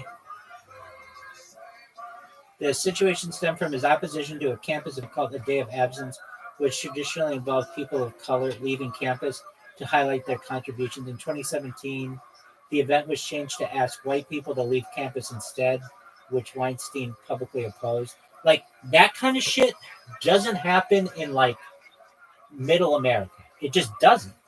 Middle America doesn't tolerate that. It has to happen in the fringes or, like, the outskirts. So it happens in Seattle. It happens in Los Angeles. It happens sometimes in, like, not necessarily, sometimes New York City. Actually, a lot of times New York City. But even, like, New England. But it has to happen, like, near the border, where there's, like, a lot of exchange of international people. And so, because of it, it's just not going to happen in Utah. Utah would be like, get that shit out of here. We do things our way. Does that make sense? Like, well, anyway, in terms of what does that have to do with tariffs? So I think it was in Vancouver, that it, like, the way that it should have worked with these tariffs, if you were really trying to, what is it called? Like, if you were really trying to, if you were really trying to protest the tariffs, is any American goods you just wouldn't have on your shelves at all. Instead, it's from red states or it's from whatever. Like, that's Canada basically saying, like, we're still friends with the blue states, but now we're trying to split the United States. Like, it's not necessarily Canada versus the United States. It's Canada and the blue states versus the red states of the United States. And that also doesn't necessarily fly in some areas of Canada. It happens in certain areas. It happens in Toronto. It happens in Vancouver, but it doesn't happen in Winnipeg. I mean, like Winnipeg's, like, as I understand, like, Manitoba is pretty conservative. It doesn't necessarily happen in Saskatchewan. It's very conservative. It happens where it's much more liberal. And also those places tend to be very close to the borders of other places. Does that make sense? So when it comes to tariffs, I am pro-tariff, anti-tax. I don't think but I am definitely not what's going to happen or what is happening, where we still have an income tax and we have tariffs. Now it's just going to make all the products go up, and it's just going to be this huge. It's going to destroy the economies of both the United States and Canada and Mexico as well. We're basically going to go have economic wars against each other, and that's not what this was supposed to do. And it wasn't supposed to have anything to do with immigration either. That wasn't part of the deal. I'm not cool with that. It's supposed to be no income taxes and tariffs on other countries. That's how it's supposed to work. Instead, it has become, well, if you participated in our immigration policies, then we won't have such a high tariff. That's not how it was supposed to work. It was supposed that immigration should have had nothing to do with this debate, and it has, and I don't think that's right. Yeah, I know. That's why I'm just like, I don't know if I believe that it's going to. I mean, we announced like several times that we bought a bunch of Black Hawk helicopters, and they're investing like $1 billion into the border, whatnot, despite like 0.01% of the fentanyl in the U.S. comes from Canada. Right. That's such a joke. So that would seem like a complete red herring. Absolutely. That is just like, and then there's the whole like U.S. is going bankrupt. So I thought like, okay, the tariff increase the revenues to somehow try and chip away at the $36 trillion debt, which makes I call these boogeyman arguments. Canada could shut off, like stop shipping oil to the U.S. and like potash, and then suddenly your food and gas prices go up like 80%. Yeah, but we could perhaps produce that in our own country. There's not a single thing essentially that the United States could not produce. Yeah. Not in the immediate future. Well, that's true. But no, you're right there. You're right there. It might take a decade, but then we could be self-sufficient. But the thing is, Trump's only going to be there for 4 years, and then it's going to be perhaps a Democrat who's going to have this huge reversal, and I'm not a fan of that either. Look, I'm not a fan of any single executive order that any president has ever passed. That's not necessarily how. We just need like we should be governed by like micro, localized government that control like one block and then another block and then another block. Well, that's kind of what the start of the states were. I'm somewhat in agreement with you. I have a libertarian mentality of individual rights and individual freedoms. I don't think that we need such a large military. And frankly, I don't think the United States should ever, under no circumstances, ever sell its military equipment. That's American engineering.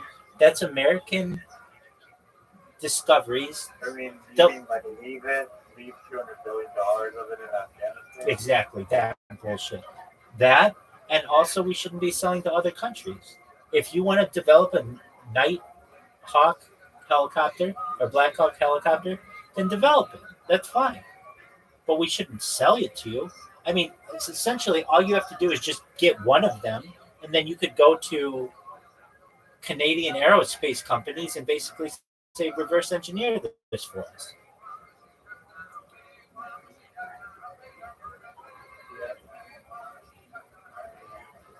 I think, I don't know, is it the manpower, it's like the manpower funding behind the U.S. military as well as the equipment. Now, the new age of war will be drones, robots.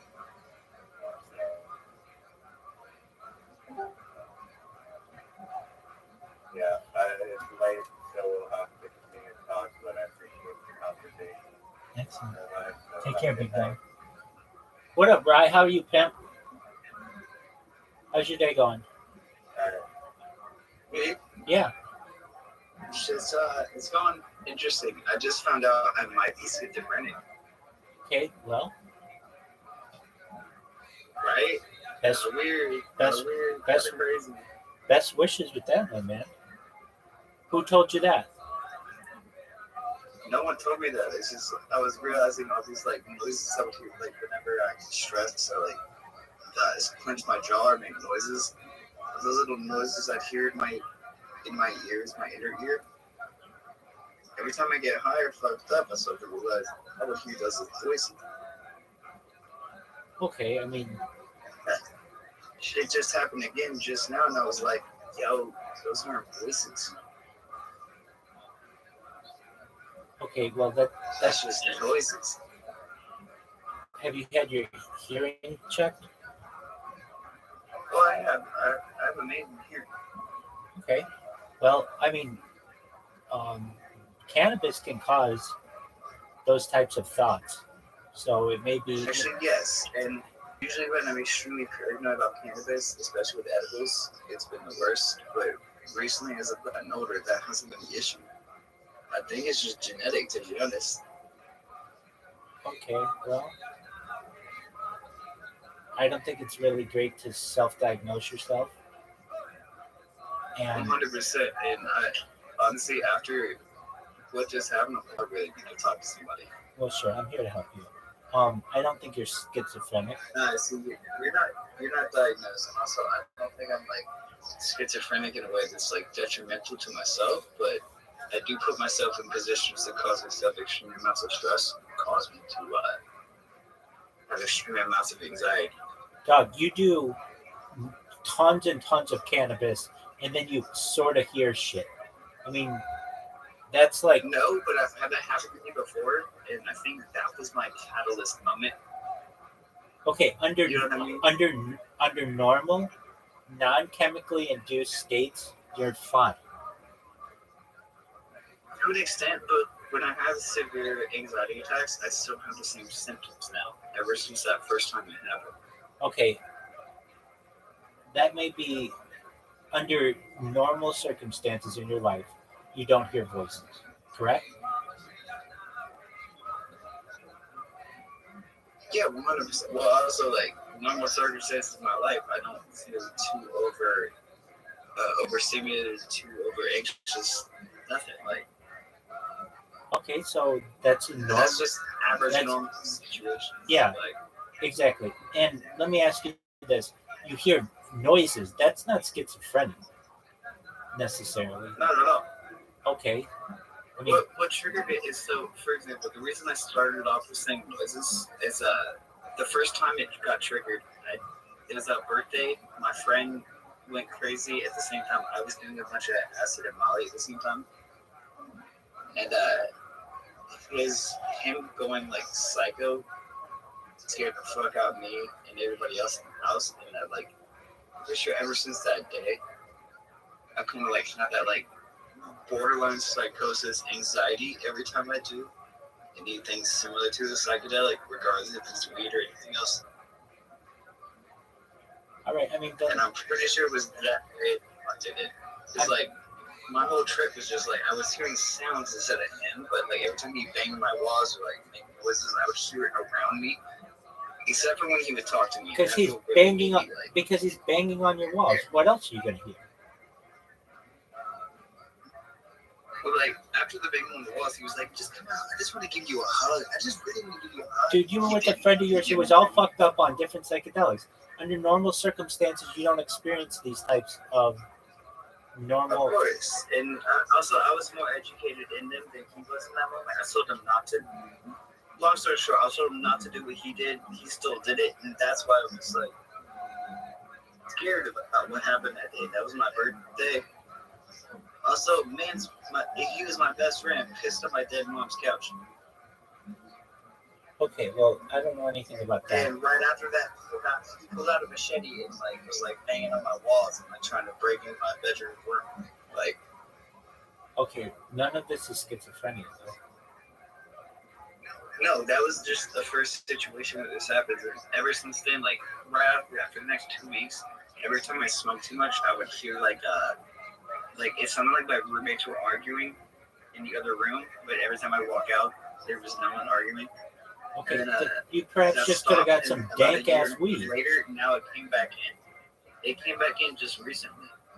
Okay, let me ask you this, or let me just tell you: if you don't want any of those things to happen to you, then just don't use marijuana.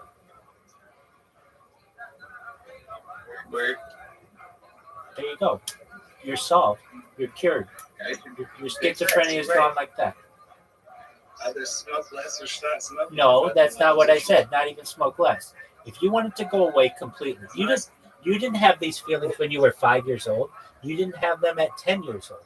You may have started to get them when you started doing drugs. And No, wait, hold on. I got them because I did downers. Honestly, looking back, you just made me recognize that the first time this shit started is me doing Xanax and other things. I mean, dude, you're doing all kinds of drugs under non-prescription. Actually, I've been sober for a while, except for 3 different things, and that's it. Okay, but that's not sober. That's very, very addicted, or very, very. That's a high drug Yes. usage. Oh, you're right. That was such a stupid way to phrase that. More so, I cold turkey fentanyl over a year ago, and I've only had 3 other things I've done regularly since then That's a lot. that I've been able to quit before. Yes, but those 3 other things, nicotine, weed, and alcohol, that's it. Okay. And you've done huge amounts of cannabis. And when you do huge amount of cannabis, you think you hear things. But when you don't do nicotine, and nicotine's not nicotine's one that's even affecting you. And perhaps alcohol is only if you were to have enough where you get drunk. So just hero amounts of cannabis cause you to have some type of perhaps non-normal behavior. But under normal circumstances where you don't have any type of inebriation, you're totally normal. So you shouldn't say, I think I've got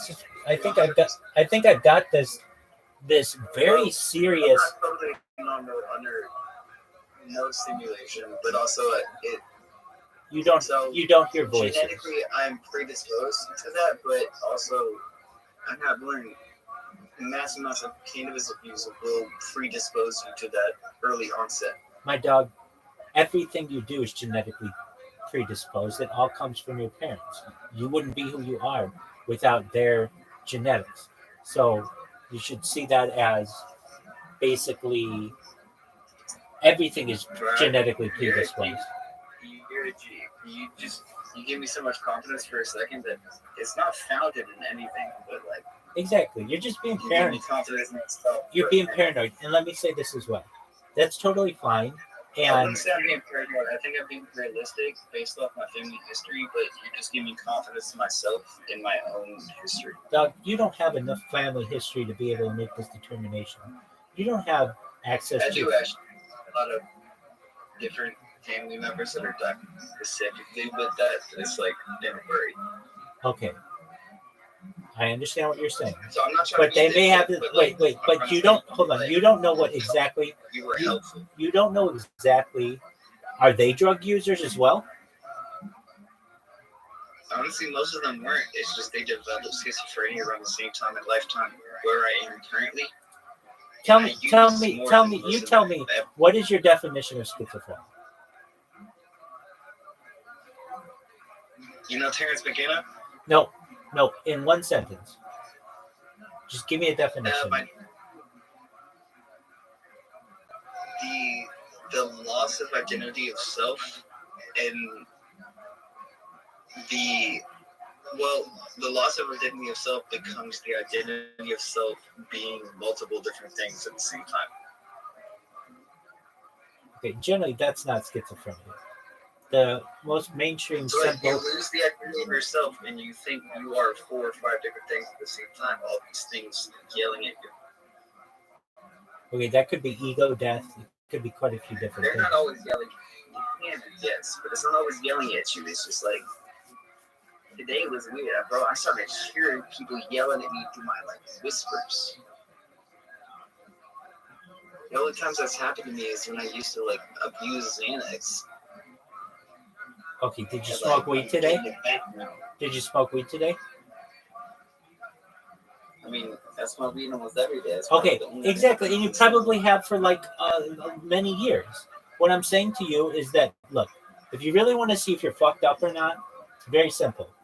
Don't do any drugs for a month, and you'll be like, oh, I'm totally fucking normal. It's just when I do hero amounts of drugs that shit starts happening to me. If you didn't, I fucking love you. I mean, I'm just telling you, like, you're not alone. A lot of people. Every good person that you can just like straight up say, just fucking stop for a moment. I used to say that shit to people all the time. Having somebody say that to me currently right now where I'm not feeling the want to do it, like, it reminds me of every time I told somebody, like, because I used to call turkey shit all the time. And now hearing you tell me that when I'm in the middle of addiction, bro, thank you. Absolutely, you're welcome. I know why you do the drugs that you do, probably because you're depressed, and these help you to take your mind off of whatever it is that's not going right in your life. Plus, they're relaxants. Plus, they make you feel good. So I'm cool with all that, at least from a cannabis standpoint. When it comes to alcoholism, it perhaps could be peer pressure. It could perhaps be similar to be able to forget about what's going on in your life. Just self-pressurized. There you go. And then the nicotine aspect could essentially, because it's a nootropic and it keeps you wired and it keeps your mind sharp. And also you may have an oral fixation that you just, it's because I hate almost every other stimulant. and it could be because you have I'm very self-aware of my issues. It's just the way you're calling me the fuck out now. That's why I said thank you. Oh, It's been a minute since somebody was just that straight up with me. Absolutely. I'm just telling you, if you could, which you've got 3 pretty difficult addictions right now. You've got nicotine, which isn't easy to get over.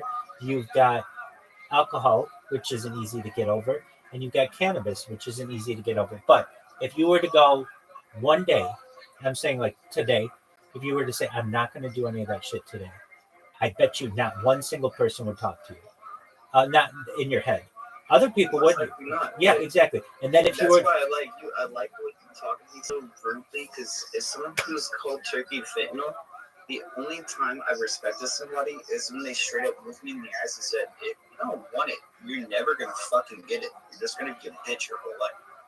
Exactly. No, you're 100% That right. shit made me change. I needed that rudeness. Like, addiction needs rudeness.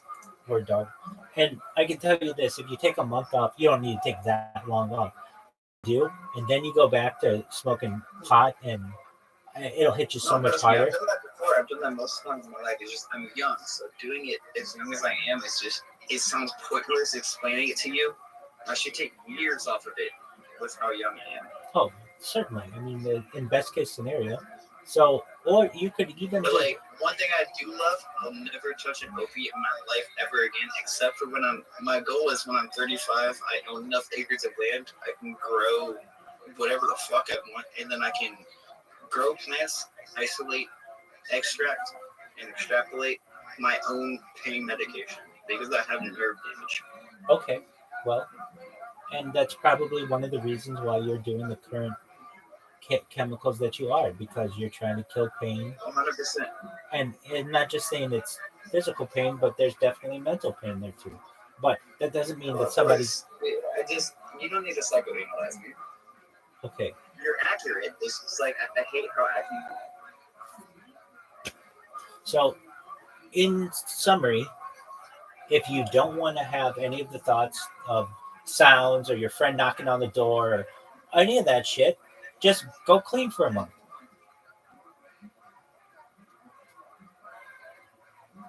Oh yeah, but I'm so glad I joined this call. Thank you. You're welcome, big dog.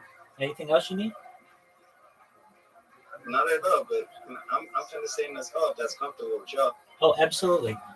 It is currently 3:31 where I am, so I'm going to be getting to bed. But we're 6:30 for me. Okay, but we're watching a podcast right now. So just feel free to watch the podcast. It's Kill Tony, which is stand-up comedy, And I it'll. love Kill Tony. Oh, perfect. Yeah, Then, no, I love Kill Tony. then I'll say less. Here you go, big dog. Character ever in the history of the show. Fuck yeah, man. Selling out Dude, everywhere. I watched William Montgomery's 24/7 streams. We were doing it last week where we just watched him for. There's like a. Pardon me. There's a YouTube channel that just I shows just found out my girlfriend knew, you know, Cam Patterson What's his name?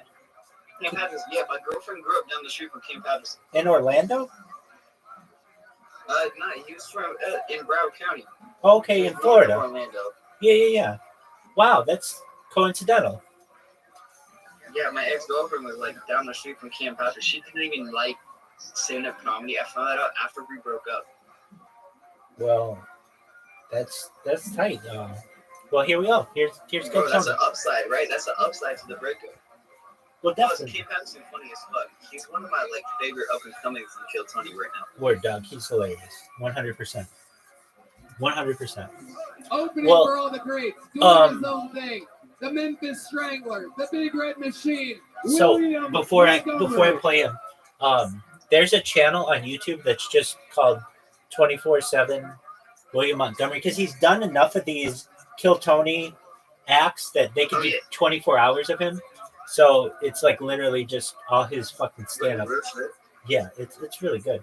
So I watched it. I knew he did a lot. Like I had friends around the area in Texas. I just didn't know he did that much. Well, here's the thing. He's been on the show for like 5 or 6 years now. And if you take his minute of stand up plus like 15 minutes of an interview that Tony does with him every week and add those up together, then they end up being about 24 hours. And so somebody's just put them together. Yeah, that sounds about right. And they're just on loop. So you can just watch him at any given time.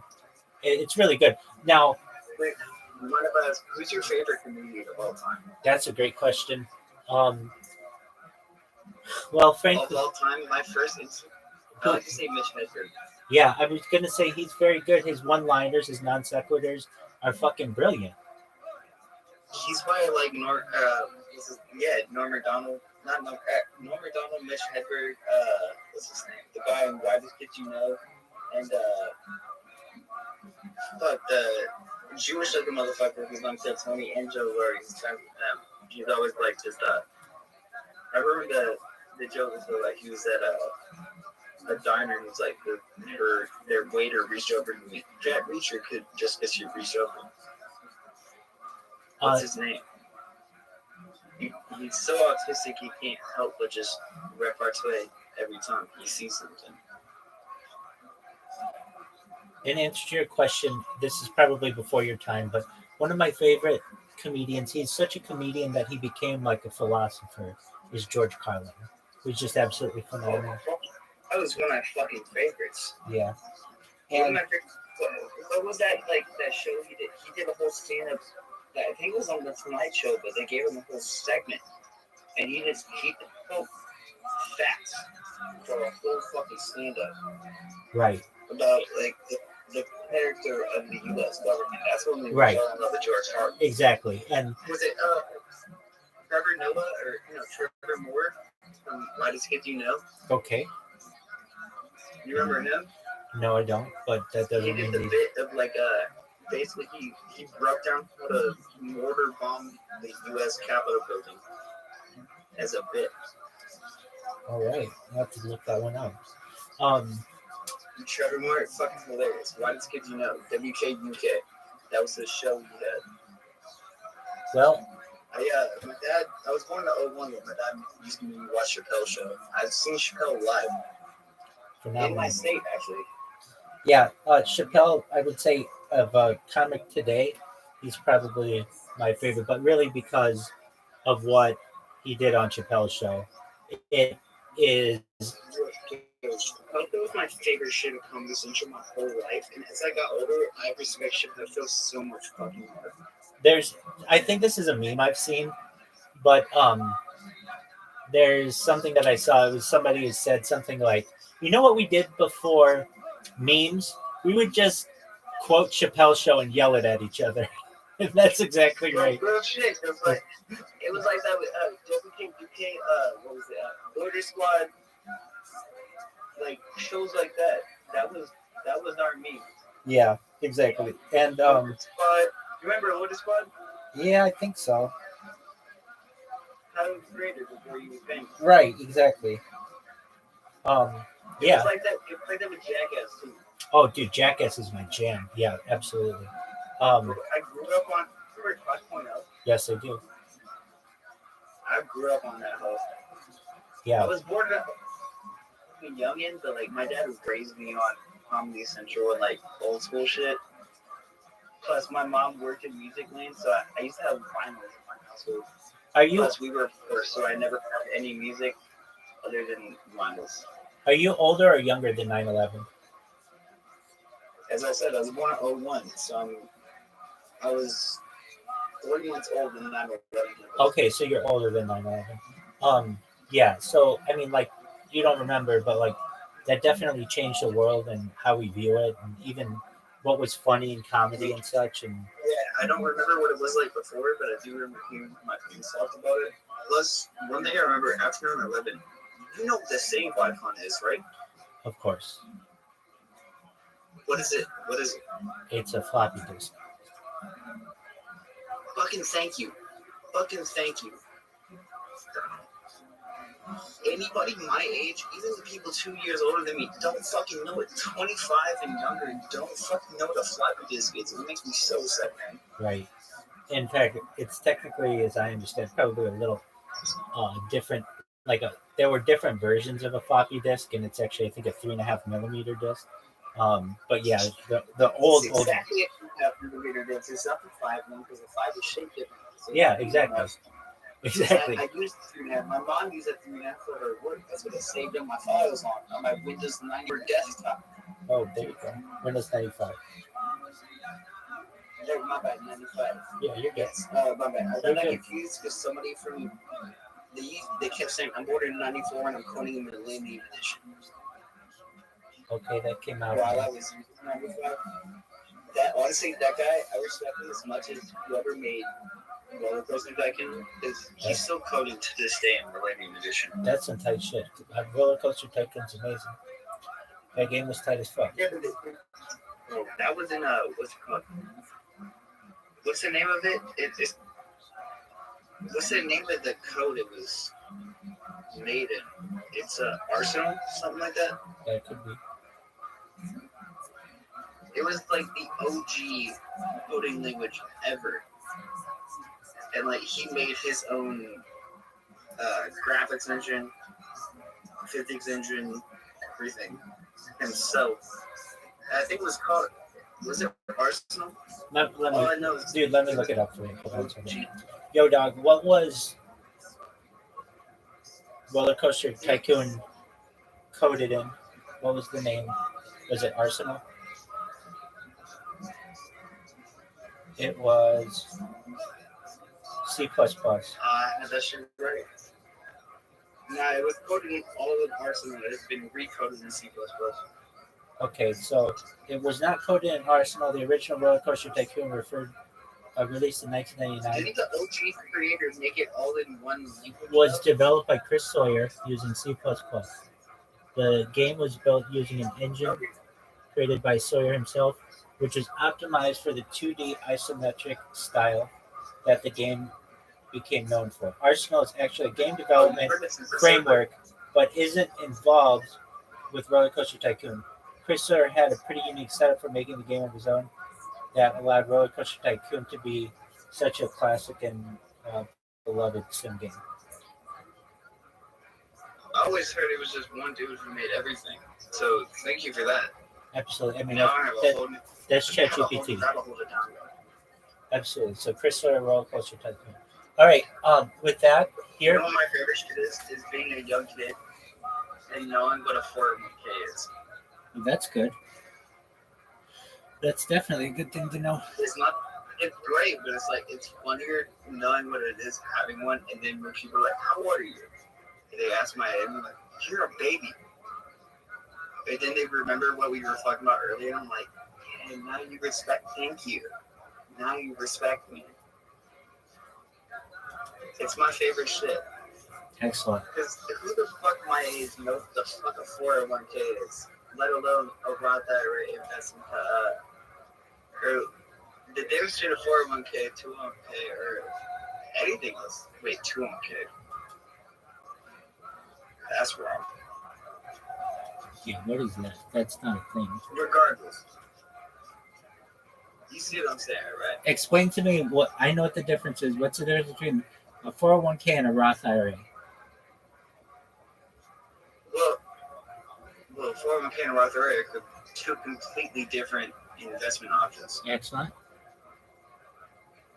Like a Roth IRA is like Roth IRA is something you pay taxes on every single year and you pay money towards. And the moment you retire, you pay no taxes on withdrawal. Then you have a regular, I forget the name of the regular IRA. Because I fucking ignored it my whole life. I'm not paying taxes when I put money out. When it comes to a 401k, that's completely separate. And that's investment money. That's money that's invested. And when you withdraw, you pay taxes on that regardless. But it can also be put towards your investment accounts. But you still have to pay taxes on that regardless. You got it, Doc. All right. Here we go. Here is Tony, my friend. Yeah, actually, just got it on this, bro. Holy shit. What the fuck did you just do to me? A lot of mustard and mayonnaise on my sandwiches. Bud Light is going to have a trans lady on their cans, which is great because it's really going to open up sponsorship opportunities for all of us. I actually got a call from a feminine hygiene company earlier today, and they're saying they want my image on all of their dental dams moving forward. But seriously, Bud Light is going to have a trans person on their cans because they are tired of selling beer.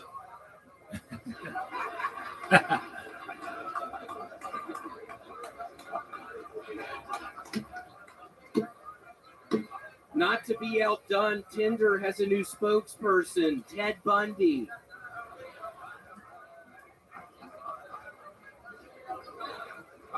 Trump is getting arrested. Don't? He got fingerprinted mugshots, and they even gave him an anal cavity search where they weirdly enough found confirmation that Aphex Twin will be performing at the upcoming coronation of King Charles III. Just one moment. I'll put on the one. I'll put on the one. Not be attracted to women. Here it is. Here's tonight. I like his jokes. I just, for some reason, could never like him as a person. Here's tonight's Kill Tony. This aired tonight. Oh yeah. That's what I like about the server. You know, like you be showing Kill Tony regularly. Oh, all the time. Very tight. Atlanta City, Niagara Falls, Mount Pleasant, Michigan, West Valley City, aka Salt Lake City, Utah, Reno, Nevada, Anaheim, California, and Las Vegas, Nevada. Tickets for sale now. Or my stand company featuring Yes, I do. characters from the show. That was what. All tickets at Tony. Right now. Coaching the right way too. Plus, my dad making more shows since I was a child.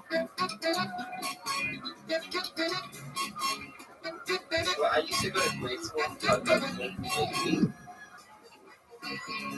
The blind supremacist. I was a cultured child. It wasn't by my own choice, but like that's why I raised my dad to be a cultured adult. You know what I mean? I think those things.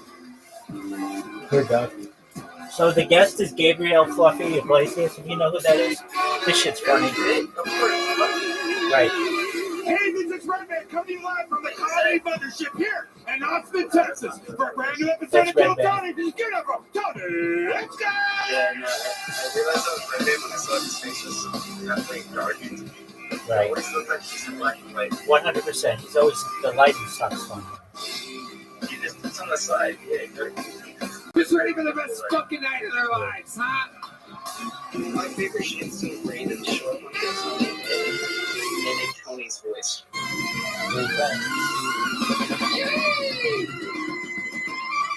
Austin, Texas, who's with us? Make some fucking noise, huh? Dressed in a special outfit. Make some noise for Red Band, everybody, huh? Yes, very exciting stuff. How about another hand for the best damn band in the land, everybody? That is indeed the Huevos Rancheros side of the room, ladies and gentlemen. That is Groove-Line horns, Carlos Sosa, Fernando Castillo, Raul Vallejo on the horns. Big Mike, Michael Gonzalez on the drums. The great Matt, the Mutilator, muling on the electric guitar. John Dees on the keys, the leader of the band. The great and powerful D Madness on bass guitar, everybody. The whole crew is here. Very, very exciting stuff in motion. A very fun episode ahead. Before we get started, here's a little bit more from the amazing sponsors that made it all possible. Now we can. What's up, Ken? Kill Tony.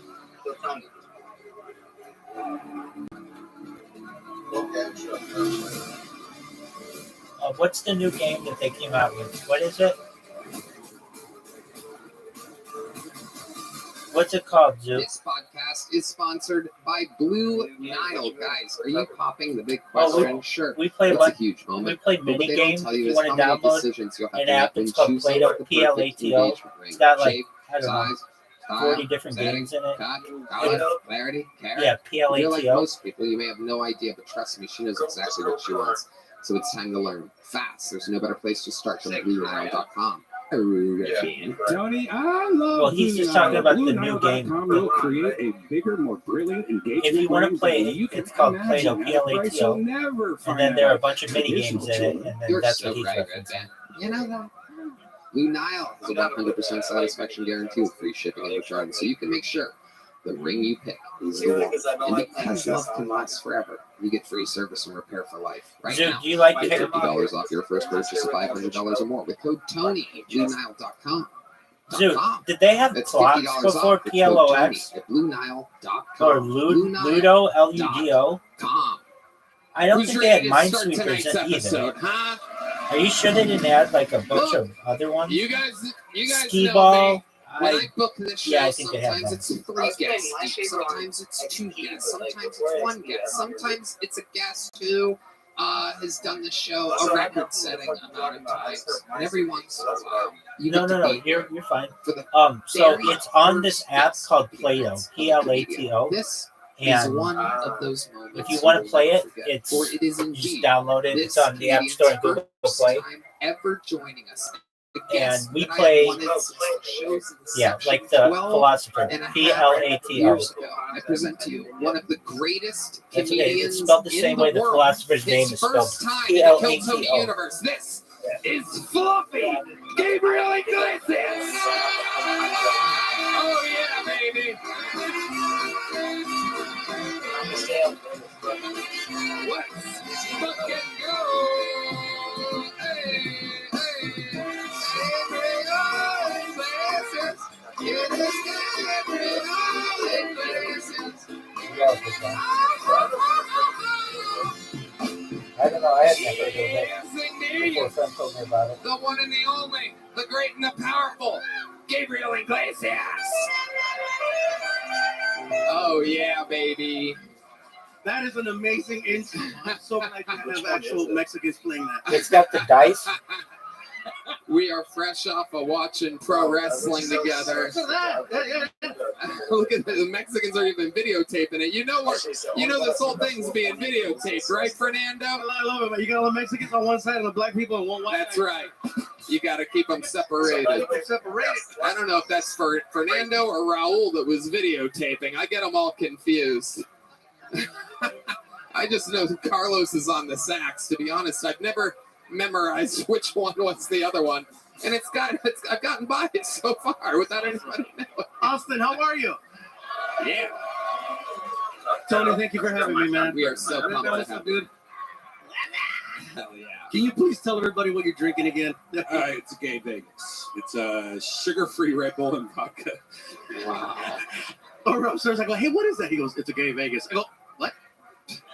I like how you described it though. I might order one. Who knows? Well, we're gonna Austin. we're gonna have some fun tonight, and it is your first time. So let me tell you, 212 human beings signed up tonight. 212 is the magic number. They are loaded in a bar across the street. If I pull one of their names out, they get 60 seconds on the stage. You know their time is up, and you're the sound of a kitten. That means they have to wrap it up then, or else they bring out the angry West Hollywood bear, and that rudely interrupts them. I conduct an interview with them. We find out more about them. They get to talk to my esteemed panelist, Gabriel Iglesias, get some information and some feedback and some intel on what they could be talking about. It's a live interview. Everything is improvised. Anything can happen. Are you guys ready to start tonight's fucking show, huh? All right, while we go wrangle our first bucket pull, let's get it started with one of our esteemed golden ticket winners. This boy is from Los Angeles, California, and he is in town. One of the most recent golden ticket winners on the show. Ladies and gentlemen, to start the show, this is a brand new minute from golden ticket winner Jack Shaw.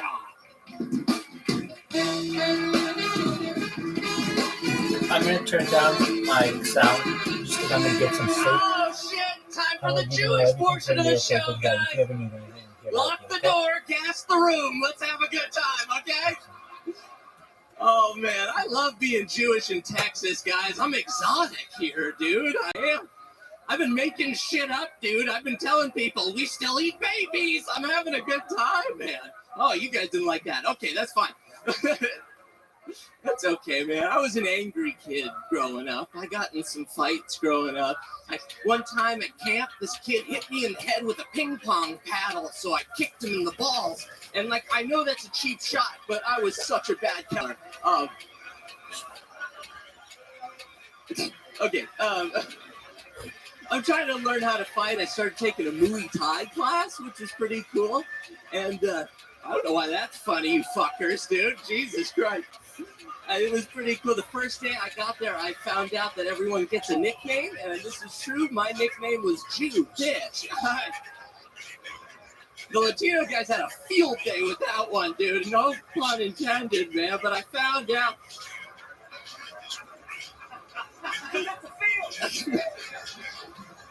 I found out that the only way to get a new nickname was to fight for it, so I stuck with the nickname. All right.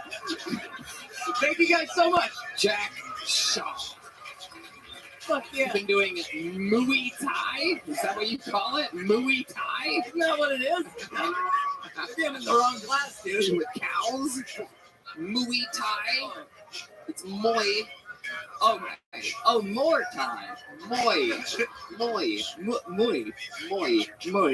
There you go. He's Jewish, man. Excellent, no? It's Muay Thai. We're having a Muay Thai. What are we having for dinner tonight? Muay Thai. Okay, all right. Jack is a wild boy. High energy. Do you take anything? Are you on Ritalin or something? Dude, I'm on Prozac. Really? Yeah. So you're gonna hug everyone, dude. This is you kind of calm down then. I guess no. Prozac didn't really like calm me down. It actually kind of gave me the confidence to do comedy. Not really. Like I was super nervous and afraid of everything. And then I got on that. It was super helpful. So yeah, it's just not funny, but it's a good thing. Yeah, no, it's fine. How long have you been on Prozac? About since I started 4 years. Okay. Yeah. So you started Prozac and immediately you started stand-up comedy. Yeah. Look at that. That's like a Pfizer ad right now. Yeah. What's happening? How much did they pay you for that? Anything I could get, dude. I'll take any money. Okay. All right. Anthony Fauci-berg over here. Yeah. Incredible.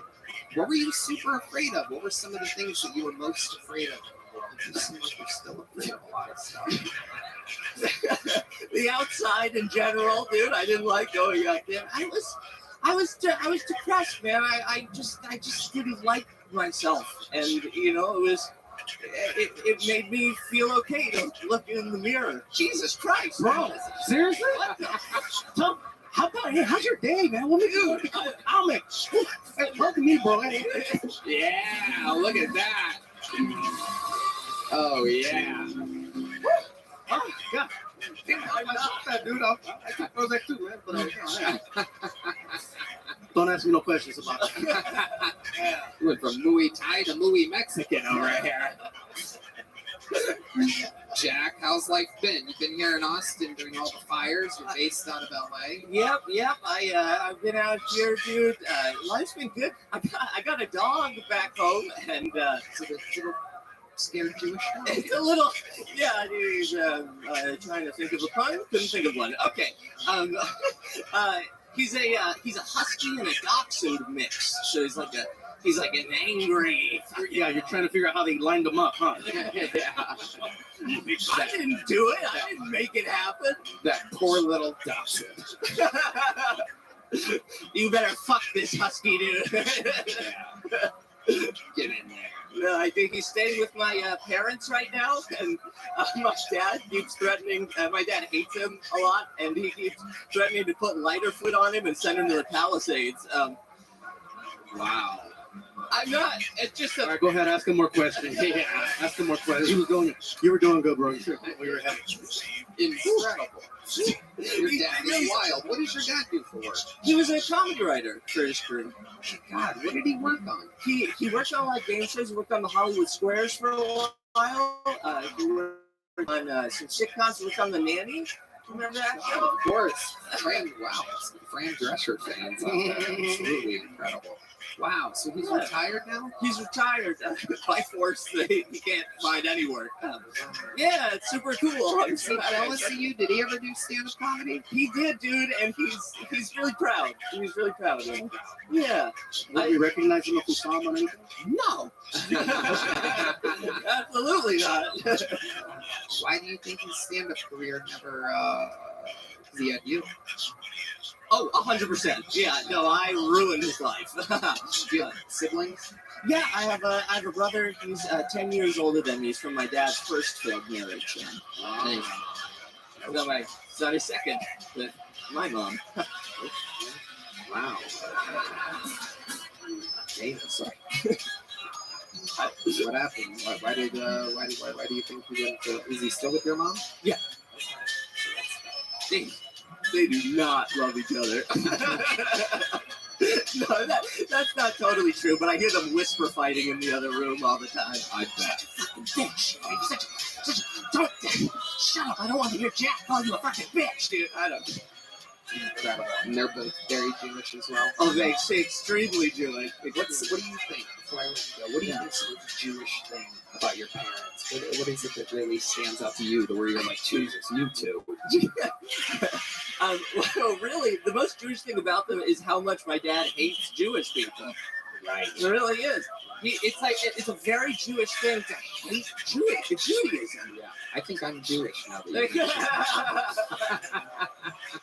That's how I find out that I was Jewish all along. Jack, way to get it started. You are. Good job, man. Thank you, guys. There he goes. Time to get to this bucket, ladies and gentlemen. This guy's been on the show before. It's been a long time since we've seen him. Oh, I know what that noise means. The lovely Heidi is here, everyone. Make some noise for Heidi, live in the flesh. I always love seeing the tourist faces when they actually get to see Heidi. Yep, wow, yep. You don't see those? Cheers. Hell yeah. Fuck yeah, everyone. Cheers. Mexican side of the band, salud. Salud, caberos. Tequila. It is. Ladies and gentlemen, make some noise for your first bucket full tonight. It is the return of Tim Hanlon, everyone. It's been a while. Here's Tim Hanlon.